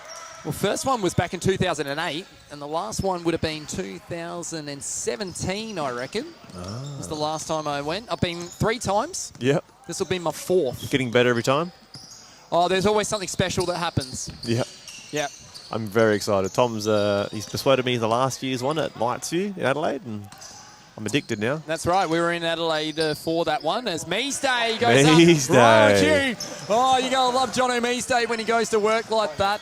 Played for the SA Church Stars for about 130-odd games before he decided to play a little bit more in the SACBA competition with CityLight, getting his basketball in. Giles back door looking for Juric. And Juric thought about diving for it, decided not to do a Dan Ryan and dive into the grandstand like Head the 2005 Australian Baptist Basketball Carnival, like he did over in Melbourne all those years ago. That's huge. I know. Ask people about that tournament and that story. They're the kind of things that folklore is made of. There's Davis goes looking inside for Barnes. Oh, Ivan, get your hands out. Well, when we're talking about Australian Baptist Basketball Carnival, of course, as you said, I have been in Tasmania 3 times, and yeah, I'm on a snuck 28 rebounds in a game once while I was down there in one of my rookie campaigns. Yes. More than Shaq's heyday. I like it. And then I was in the 3-point competition, and I finished 3rd or 4th overall, but I went first and hit 10 in a minute, which I was very happy about until Crump Brad Jackson, who played for the Lakeside Lightning over in Western Australia, decided to put 17 through the basket. Far out. Yeah, he is a very good shooter. So, but I think I got the popularity vote at least. Blake. Yes, 100%. Sounds like you went Steph Curry mode. Started shooting. And then I'm trying to think what happened in was it 2013 or 2017? 2017 was the 3-point competition. Right. And then 2013 was... What was that one? There was a special moment in that one. Oh, that's right. I made my A Reserves debut. Ah, nice. I played a minute. How'd you go? I got 5 points in a minute at the end of a game, but like I still got 5 points. Who did that in the NBA? The 11, Tracy McGrady. Yeah, that was 12 points in 9 seconds. Yeah, yeah, something like that. A little bit more than that. Stratford looks to bank at home, can't get it. Let's get back to the game here, Blake. Yes, I love reminiscing about Australian Baptist Basketball Carnival, though. They're the kind of memories. Davis blocks that one. Davis got some length on him. Love that length, and he has gone a long distance there looking for Armfield. To finish the half, they brought it down to 13. They brought it right back here. One stop. There we go. Now, shot One clock score. turned off One here. score. If there was a shot clock, 14 seconds to go. Measday with it. Oh, one score. One score. Be smart. Be patient. Taken here by Armitage. Yeah. Draws the foul. He's too strong. It's a strong young man. And that's going to be, they're trying to get it in on the sideline. And that is half time. Clock doesn't stop. That's right. That's right. In this competition, we're 20 minutes down. And it is 23-10 at the half in favour of CityLight. They've shown that even though they missed the top 4 this year, that they are an extremely strong team. Blake? Oh, they're very talented, very well balanced. A lot of shooters, guards, big men. It's crazy. Absolutely. Fantastic. So we're going to go to a break here, and we'll be back soon with the second half. It is CityLight leading by 13 points. Supported by 1079 Life and JPM Electrical and Solar, the SA Church Basketball live stream. We are more than basketball, bringing you broadcast of community, faith and basketball. Great sportsmanship there from Okawelu, and got the steal as well. Unbelievable. But if you can do both, that's amazing. Deserves to finish. That is more than basketball.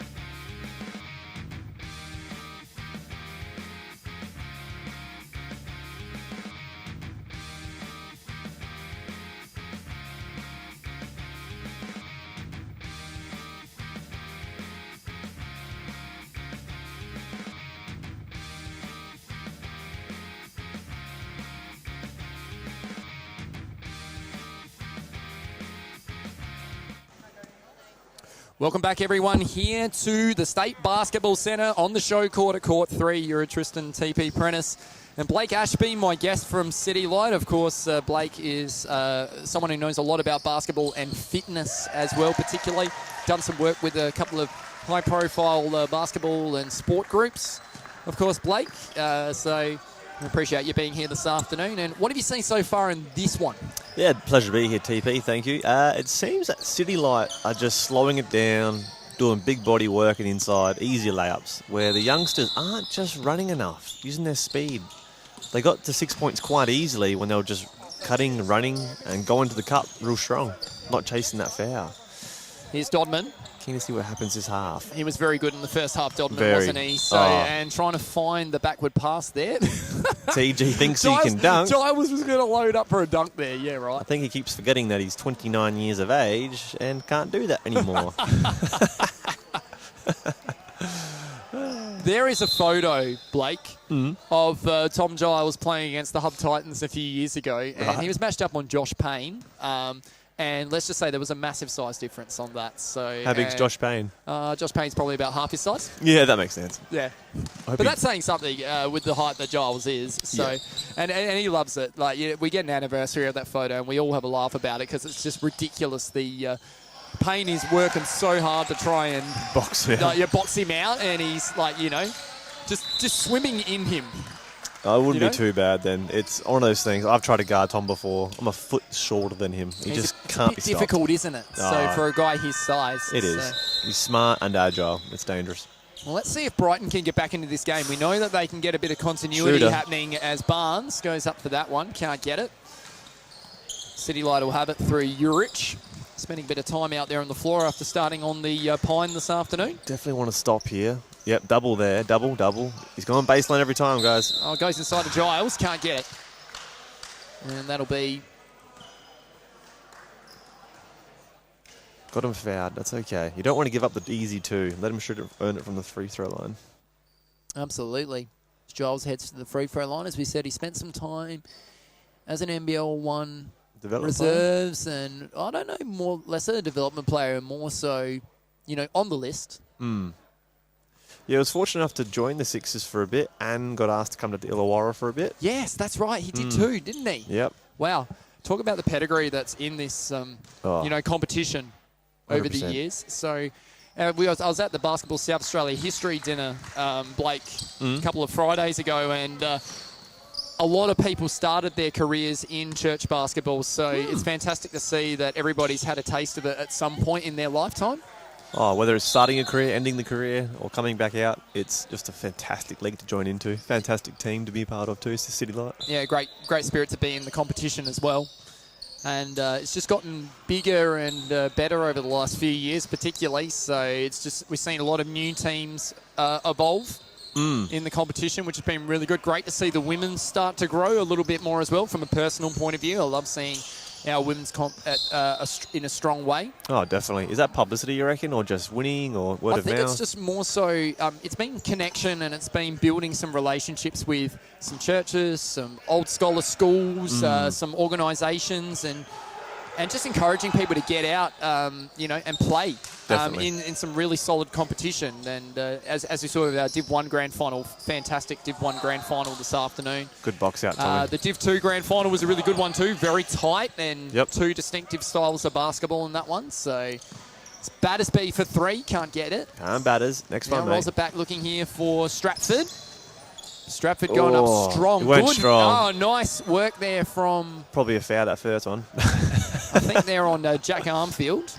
And just trying to see who's on the floor there. Walk it off, buddy. Walk He's it off. just gotten up there, Lewis Stratford. Yep.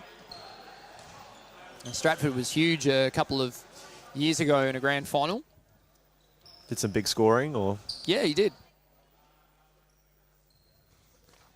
I was just going to have a look and see. It's interesting to see these young guys finally take it to the cup. Unfortunately, to win, they're going to need to get knocked around a little bit.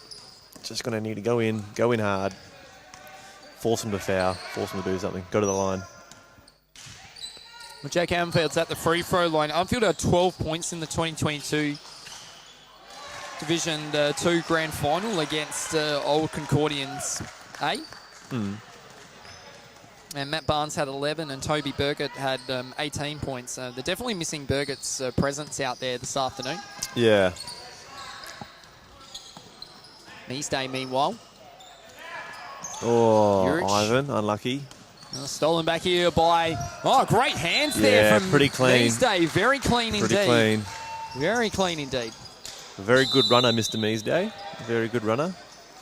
Did a half marathon in Melbourne, I believe. That's right. So 24-10.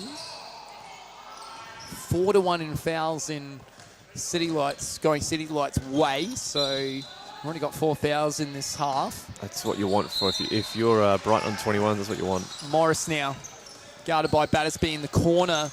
Looks for Stratford. Kick out. Davis. Ooh. Over the top. Over the big Not man. quite. Ah, boys. Get that one. Got to box it out. He's going to shoot it. Stratford from area code. Oh, not quite. On that one. He's like a pestering fly on a hot day. Meanwhile, Battersby. Unlucky, Jake. Up for that one. Oh, Measday got the secondary look there. Measday wants this win. Bloody heck. And he certainly does. Well, like we said, sometimes you get into a scenario where it's like, well, we wanted to finish higher on the ladder, especially with split divisions and that. But you got to take what's in front of you as well. So when you're in a grand final, and even if it's not the higher Div Grand Final, you just want to get that silverware. You do. you know, pocket that one and then try again next season, trying to get into that Difference between top 4 bracket. When was first and second fought for grand final? Earlier today between Corner Uniting and St Peter's Old Collegians, actually. So St Peter's featuring SA Church Stars. Ivan with men's the 8. defense. Crazy outlet. He's gone baseline, went left hand. Easy Yeah, there two he for goes. Tommy. Put him on a spin cycle. Certainly did on that one. Now taken by... Kick out. Go up strong, little man. That's it. Oh, couldn't get it, Barnes. Now Urich again. Out. Bounce. Wide here looking for Meesday. Oh, Meesday! Oh, I rode him. Well, he was at the radio. Hang on. I think the record's 8 seconds for a ball, but that was impressive. That was a pretty good ride there from Josh Yeah. Barnes. Put a saddle on him. Put a saddle on him. Oh, dear. Wow. We go riding on your horses. Yeah, yeah, says Meesday. Unreal. There's Dodman. Oh, the doubling. Now Kick it out. Oh, no wow. pass to Battersby. That is special from JD Dodman. Nikola Jokic is playing for CityLight tonight. That's Goodness exciting. me, that was a beautiful pass. Almost a finish there from Giles. Yep, And that another Giles rebound. Got it. And again, Stratford was like, who, me? Yeah, Hand couldn't in the be. cookie jar. A very, very tall cookie jar. It's like the cookie jar was on top of That's Giles'. it. And he got caught. Yeah, The referee big caught shelf. him. Yep. Big shelf. Needed a step ladder to get up there. Yep. Run it up. Yep. Urich has the ball. Urich. Easy pass. Oh, Dodman. Oh, Kick he it out. thought about it. He thought Get it in about there. it. Get it in there. Get it in there. Battersby inside of Urich. Shoot it. Looks to turn it around. Goes out here looking for Dodman. Dodman Reels for it in this 3. time. Dodman. Oh, here we go. Yeah. Oh! Jordan Far Dodman. out. He transformed from Nikola Jokic to Klay Thompson. That's impressive. Wow. That's Shooter. impressive. Good hang time. Hang Just time there for off. Barnes. Meesday. Oh, cookies. Almost stolen there by the Dubs on the way through. He's gone again. Urich this Yo, time. hey! Pete Pistol Maravich has come into play for CityLight. Unreal. Well, how about that? As we know, we've got one of the biggest Pistol Maravich fans to our right here, Do we? Blakey. Do we really? What number did he wear? No, this is... Oh, Leighton. I think we all are. Pistol Pete. If anything, I know he is the biggest fan, our president of the association of Pistol Pete Maravich. Very nice. There you go, known fact at home, ladies and gentlemen. As Stratford to the free throw line. 21 points the margin. So Brighton doing their best to chip their way back into this one. It's just really tough today. Like, you know, you can see that they are missing Burgett this afternoon quite a lot. Yeah. It is a very big difference, and the big men seem to be scoring most of the points, I believe. It's Dodman. the size of Toby Burgett that they're missing in this one, Yeah. as we know, and the numbers that he brings as well. Good catch, Thomas Giles. He's been hitting the gym lately, and that is noticeable. These kids are bouncing off him. Morris now. Oh, he shot it. He was Unlucky. looking at it. Oh, Rebounds. Barnes comes up with it. Oh, Giles just sends him away. Application for the block party has been received. Yeah. They're all on the floor at the moment. This is an NBA All-Star game. What's going on? Far out. First he sat the young man down, and then they all went to the floor. Yeah. What happened there? Timeout here to, I think, Brighton. Wow. Gather their thoughts. There's still 10 minutes on the clock, and their clock seems to stop in the second half, TP? Absolutely. Well, the clock is stopping in these finals because we've got the extended time, Okay. of course. So we should just run through a little bit of our supporters for the day. It's been a huge day of basketball, so we just want to say thank you to JPM Electrical for all your solar and electrical needs. Go and see the people at JPM Electrical. And we are looking for our JPM Electrical Solar Player of the Game.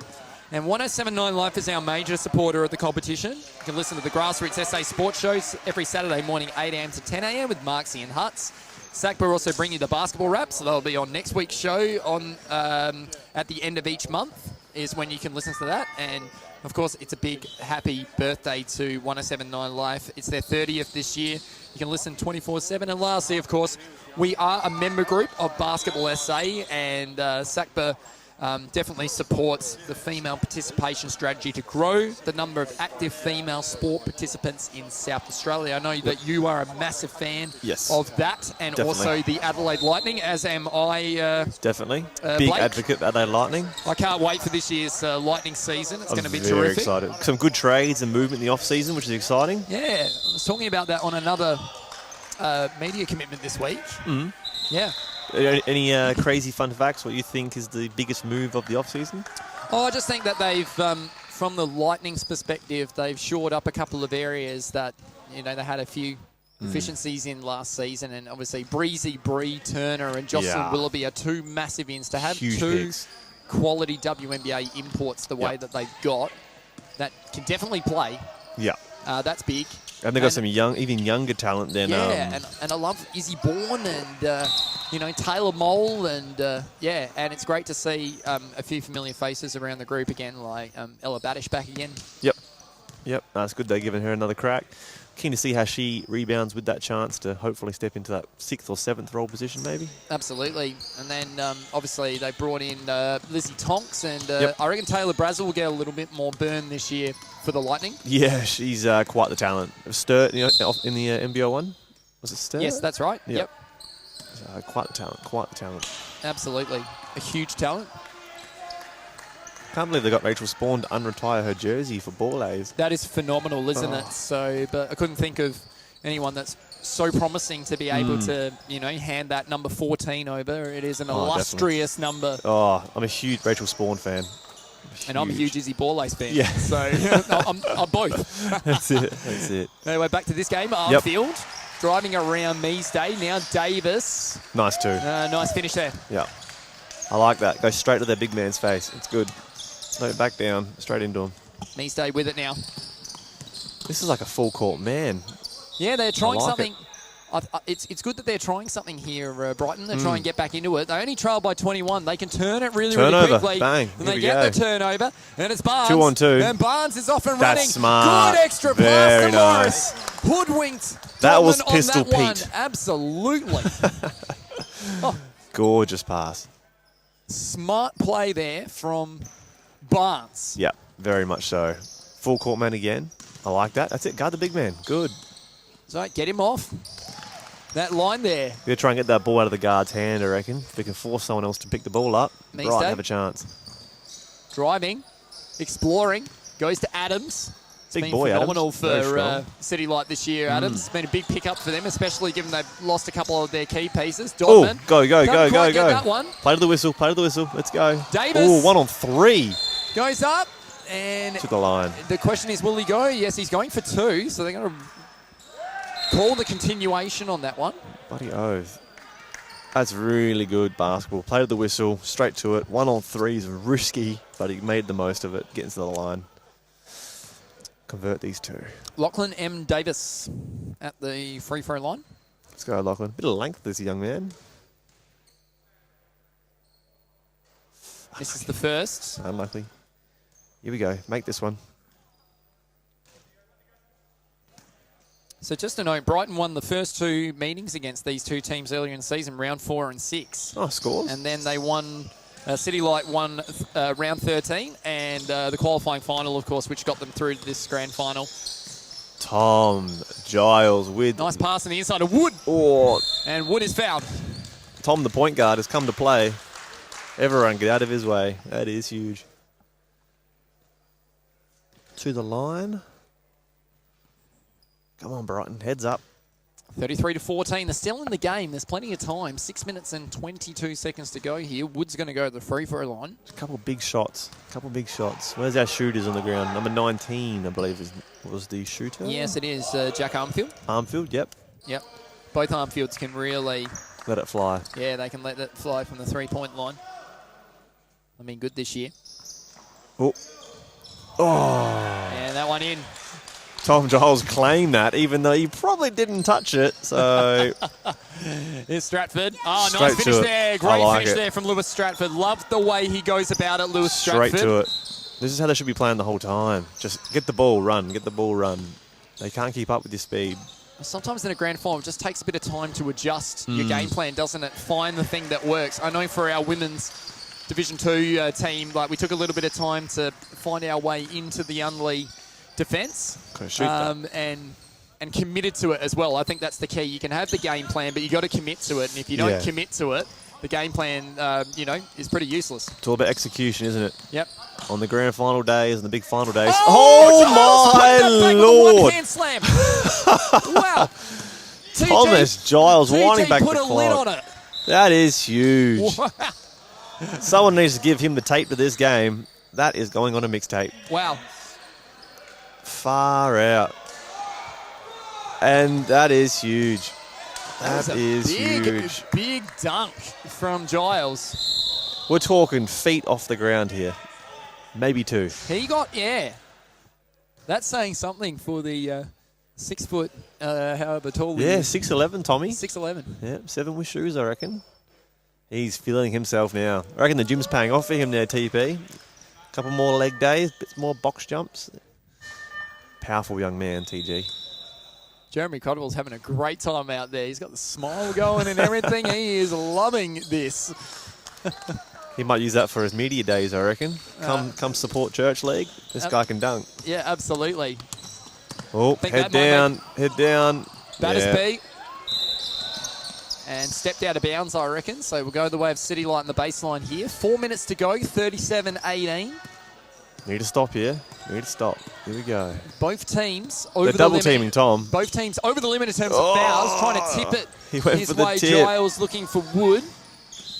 Tom's favourite player, Nikola Jokic, trying to be resemble that a little bit. Not today. Now Nathan Adams out here to Jake Battersby. That's wide looking for... Oh, he's put it up. It's No, good. it's good there for Wood, who gets the bucket. Very nice shot. Very nice. Jake with the stolen steal. here by Battersby. Does he try and dunk it? He goes up strong. Oh, and he tried to fake his way to the bucket and in the end successfully drew the contact. He's going to head to the free throw line. Smart. So 3 minutes and 18 seconds to go here. It's looking like CityLight might get the silverware this afternoon, but Brighton have battled hard in this one. It has been a really tight top 6 this year in the men's. Pretty even teams. Yeah, definitely in the men's Division 1-2 as Urich and Armitage checking in, and I think that'll be the end of the afternoon for Giles, Measday, and for Wood. He did dunk it, so I think he's pretty content with himself to have a good day off. And he might have blown his Achilles in the process, but... He's got a bit of time to work it off before the next season. Give it a few weeks, he'll shake it off. Absolutely. We're back, of course, on the 21st of October for the new season for SA Church basketball. Quick turnaround, we like it. Straight back into it. Absolutely. Keep these young men entertained and busy. 100%, and no doubt there'll be some new teams that'll be having a look over the summer at the competition. And Adams goes up for that one. Can't get it. Davis. Now to Barnes. Here's Stratford. They want to finish on a good note here, the under-21s. Keep working on things. Keep working on what you work on. The young Dubs working hard here. Barnes ran out of real estate, came back looking for Davis, got it to Stratford, back out to Morris. Morris the floater. Does he roll it in? No. Dodman comes down with the rebound. So 2 minutes to go here. I wonder if we can find a three-pointer for the green arrow out there in Eddie. Eddie Armitage going to the free throw line. To the line. He's a chance here. Here we go. Mr. Ed. Mr. Powerful, they call him. They call him the green arrow because he's got the ability to hit that outside shot. From anywhere. And he looks a lot like Stephen Amell, as we've said before. That big beard of his. Yes. Get in there. Yeah, and he another button out. splashes it. Yeah. There's the arrow for Armitage. Yep. Good stuff, Eddie. Very impressive. Oh. He went to rebound off the board. Going there, Eddie. Goodness me. I think Eddie's my favourite player. We have definitely reached close to the end of the day, would be fair to say, Blake. Yes, it's been a good day of basketball, but just a little bit of consolation prize basketball happening right now. And he's called a charge on Armitage. Ed Armitage has gone from trying to make an and one play to bumping people over. All right. 41-20. It will be CityLight's afternoon, but Brighton have battled real hard here. They've battled real hard. Ed has more fouls than points today. It's an exciting stat. Oh, Davis up there. Couldn't get that one. See if... Outlet to Euron. There you go. Come on, Ivan. Oh, Urich. Pull up here, Urich. Yeah, to the line. Fouled. To the line. He's going to send himself to the free throw line as Ivan Urich for a consolation prize. I hope Ivan doesn't mind if... I think we should make a gamble here, Tristan, where none of that. In the future, though, maybe. Outside game hours. Because we got to gamble responsibly. Ivan here. Hopefully makes one. Hopefully makes two. You know, Urich has been a big part of this CityLight team since it first started, and come back from a lot of injuries over the years, has Urich. Oh, I didn't know that. One of a few players to have played for nearly almost every single district club in South Australia. Really? Urich, yeah. Close to about 13 or 14, I reckon, including the SA Church Stars. Very guy in high demand, you could say. Yeah, just moves around where his role is. Yep, Urich. I like it. Here's Adams. Nice finish there from Adams. Yeah, good finish. So last minute of this one. SA 23. Church Basketball 2023 Grand Final Day has certainly been a memorable one here at the State Basketball Centre this afternoon. There's been a lot of interesting results. Young man will not shoot it. To the cup. Morris. Skyhook. Nice finish, Unlucky. almost. 45 seconds to go. Adams will have it. Oh, Battersby from a long way out. Oh, I've seen that before. Battersby with the shot. Like throwing rocks in the ocean. That was never missing. 30 seconds to go here. Davis. 26 Just points off. the margin now. Armitage looking for it. Barnes. In fact, it was Armfield back to Barnes. Now to Battersby. Has Let it it tipped go. away. And, Alan Polkinghorn's getting in on the act on the baseline there. He's smiling. He got himself possession. It's been a while since he's been On the court. his playing days. Yeah. Looks after our junior officiating, training and that. Really good in that area. As we're down the last 10 seconds here. It's 27 points the margin. They fought hard this afternoon, the Dubs. They did. I'm impressed with Ivan's step back three. I was hoping he'd make that. And CityLight find a way to get the silverware by the end of the season in Men's Division 2. And they win by 27 points, 47-20 here.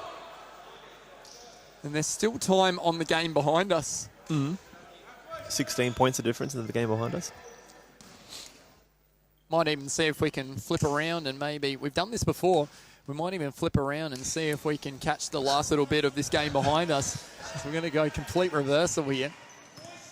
But let's just finish up here with CityLight. And who's your JPM Electrical and Solar player of the game in this one? Who set it up early for CityLight in your mind, Blake? I think Measday or Dodman. I'm stuck between the two. I'm going to go with Dodman in this one. I think Done. Dodman was very good early. Had Pretty hard to about stop. close to 7 or 8 blocks in this Yeah. one. Like, you know, did an enormously large effort in it. So, Scored 15 or so. absolutely. All right, so what we're going to do is we're going to flip around because we've got, as can be the case, we've got one final game that's happening just behind us. It's 3 minutes and 44 seconds to go, 27-40. It is the men's 10 grade between Encounter Church and the Royal Pains. So let's go all the way around.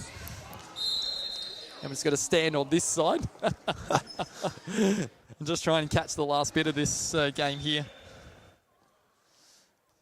Okay. Hopefully my chair's not in the way. I reckon. Good.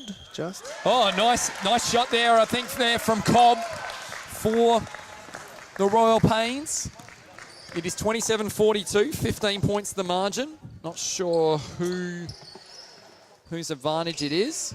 Stonehill going up for that one. It'd be purple, I believe, if they just scored. We'll see how we go. So we're catching some bonus basketball like we did last Euro. winter as well, taken here by Bilios. Now down here for Scott. This is Kurt. It's Kurt, Scott. Yes. Kurt for the two.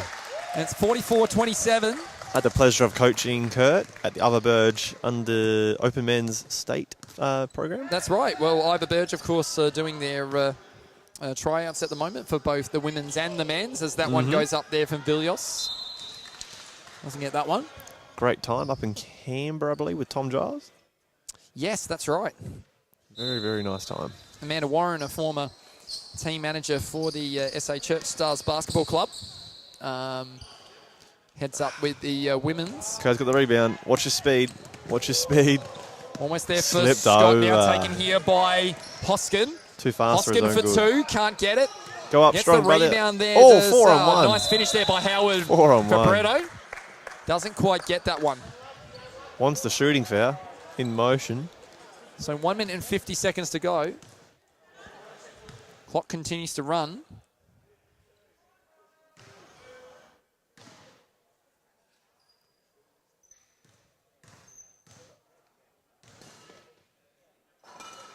Get in there. Free Yep. throw good there for Howard for Barrett. For Barretto. Love it. It's Lewis. One step closer to win. Here we go. I like that. Same movement every time. Get in. Oh, gets his own board for Bretto. Unlucky. Taken here by Bullet. Now here for Cobb. Oh, Had it stolen back here by 00. That's Stanley. Now here Billington. Oh, nice pass. Was looking for, I think he was looking for Dwyer, and unfortunately Dwyer just couldn't quite jump for that one. yeah. Leon Bristow picks it up in the corner there. He's the coach of this team, manager, along with Leon in front of us. Kurt's got the ball. Watch Scott- your speed. Scott with it. Guarded here by number 24 and he shoots it. Hoskin. Oh, Bullet for 2. Oh. Yep, straight up. Straight up. Stonehill thought about it. Cobb tries to. Oh, Bullet going in for a big Zarko.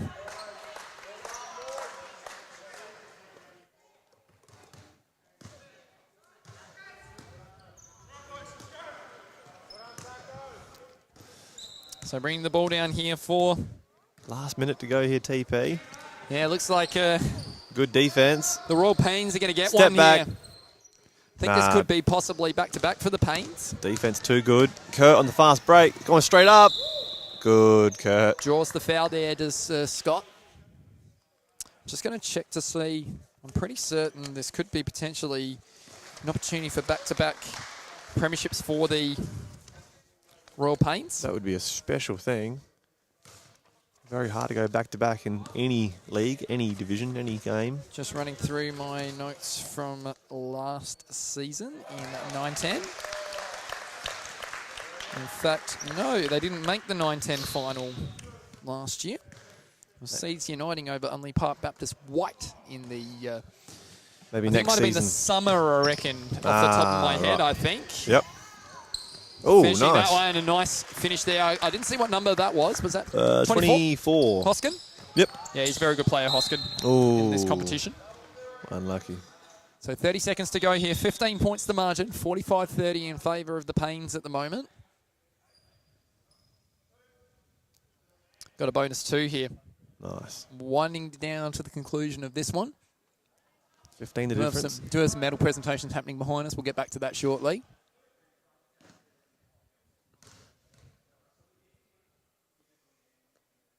Unlucky.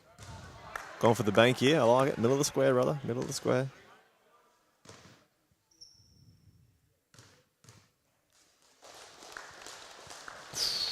Doesn't make the second. Yeah, no one boxed out. No one boxed out. Stonehill just put it in. Okay. Got to be switched on. Last few seconds Yeah, here. you certainly do. Howard for Bretto. Good rebound. Outlet.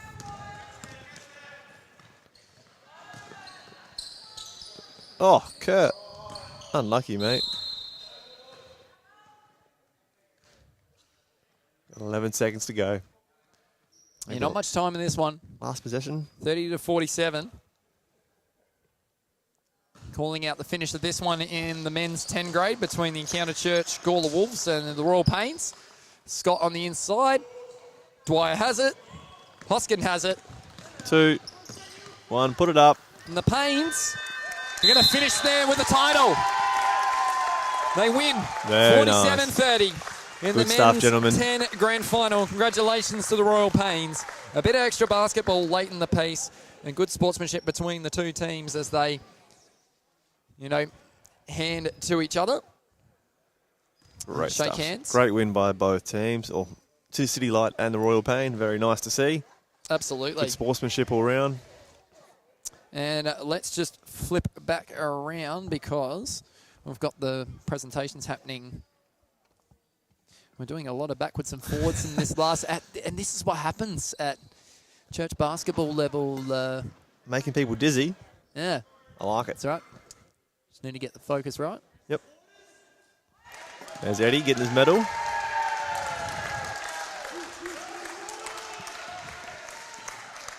Jake Battersby receiving a medal in this one. Very nice. Ivan leading the front. Ivan Juric, team manager for the CityLight team. Yep. Pokemon Master, basketball specialist, and team manager. Wow. Well, what he a resume. might have not caught a Pokemon today, but he certainly caught himself a medal. That's it. What is better? Don't ask him. He'll say Pokemon. I think so, and we can see there presenting the medals is our president of the SA Church Basketball Association in Leighton Boyd. First year leading the association. What a guy. And the club and the SA Church Stars, the combination of the two. And there's Jeremy, our official. Of course, he's the competitions manager, so now you can put some names to faces of people that you haven't seen for a while there. A terrific result for CityLight in this one. Big win. Great team, great game. Very impressive. Absolutely. It's been a wonderful day of basketball action. I think the CityLight want a photo. They're on the way. The cameras are on the way down there shortly. Absolutely.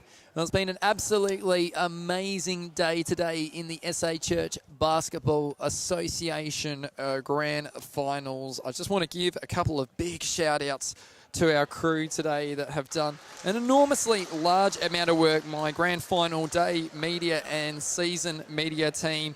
We've had Eddie Armitage, Annette Moore, Jason Howard, all take care of media support and photography today. So thank you so much to those people for their work here at the State Basketball Centre today. To Mitch Hawke and to Pete Jolley, who are the two Grand Final Day commentators, along with myself. Thank you for helping us get through 5 games today. And, of course, a special thank you to all our special comments persons like yourself, Blake. Happy to be here. We had Eddie earlier in the day. I've jumped on specials for a couple of games, and it's been really, really good. And it's been great to see everyone involved this afternoon. And we've had the SA Church Basketball Board here. We've had Leighton, the president, and Darren, the vice president and treasurer, Denise, the secretary, Grant Andrew, the SACBA representative, Malcolm Boyd, a member protection officer, and Neil Sheehan, who's a member representative. And, of course, the operations team can't run a competition without these people. Shane Hansen, Jeremy Cotterill, Denise Cotterill, all chairman, administrator, and members of the competition's operations. And then you've also got Kevin Bateman, the competition operations of the Stars. He is the representative on that operations team. And, of course, Colin Kamak and Alison Giesman, a big part of the financial group behind all of this. Yep. So it is terrific. Thank you for everyone's help and good contribution throughout the season, league, and today's efforts. Absolutely. And, of course, a big thank you to all our supporters this afternoon, to JPM Electrical and Solar, to 1079 Life, our major supporter, and, of course, Basketball SA, who SACBA is a member group of supporting the female participation strategy to grow the number of active female sport participants in South Australia. That's it here for this afternoon here from the South Australian Church Basketball Association Grand Finals. Thank you, Blake, for being a part of the commentary team this afternoon for this last game. And what a great day it's been. Yeah, it's been a great so day. many results that have gone different ways. Streaks broken, new champions. It just keeps things incredibly interesting. It seems like the league itself is developing at a huge pace and everyone's doing their bit to make it more developed and overall a better competition for all. So looking forward to the next season. Thank you for having me there, TP. It's been an absolute blast. Look forward to doing the next one. No problem at all. You've been watching the South Australian Church Basketball Association Grand Finals, and in this one it was CityLight winning by 27 points. But it's been a great day here at the State Basketball Centre. We look forward to more basketball action in the future. My name is Tristan TP Prentice. Been a delight to be with you in the House of Hoops this afternoon. It is signing off here from the SBC. And we'll see you for the summer of 2024.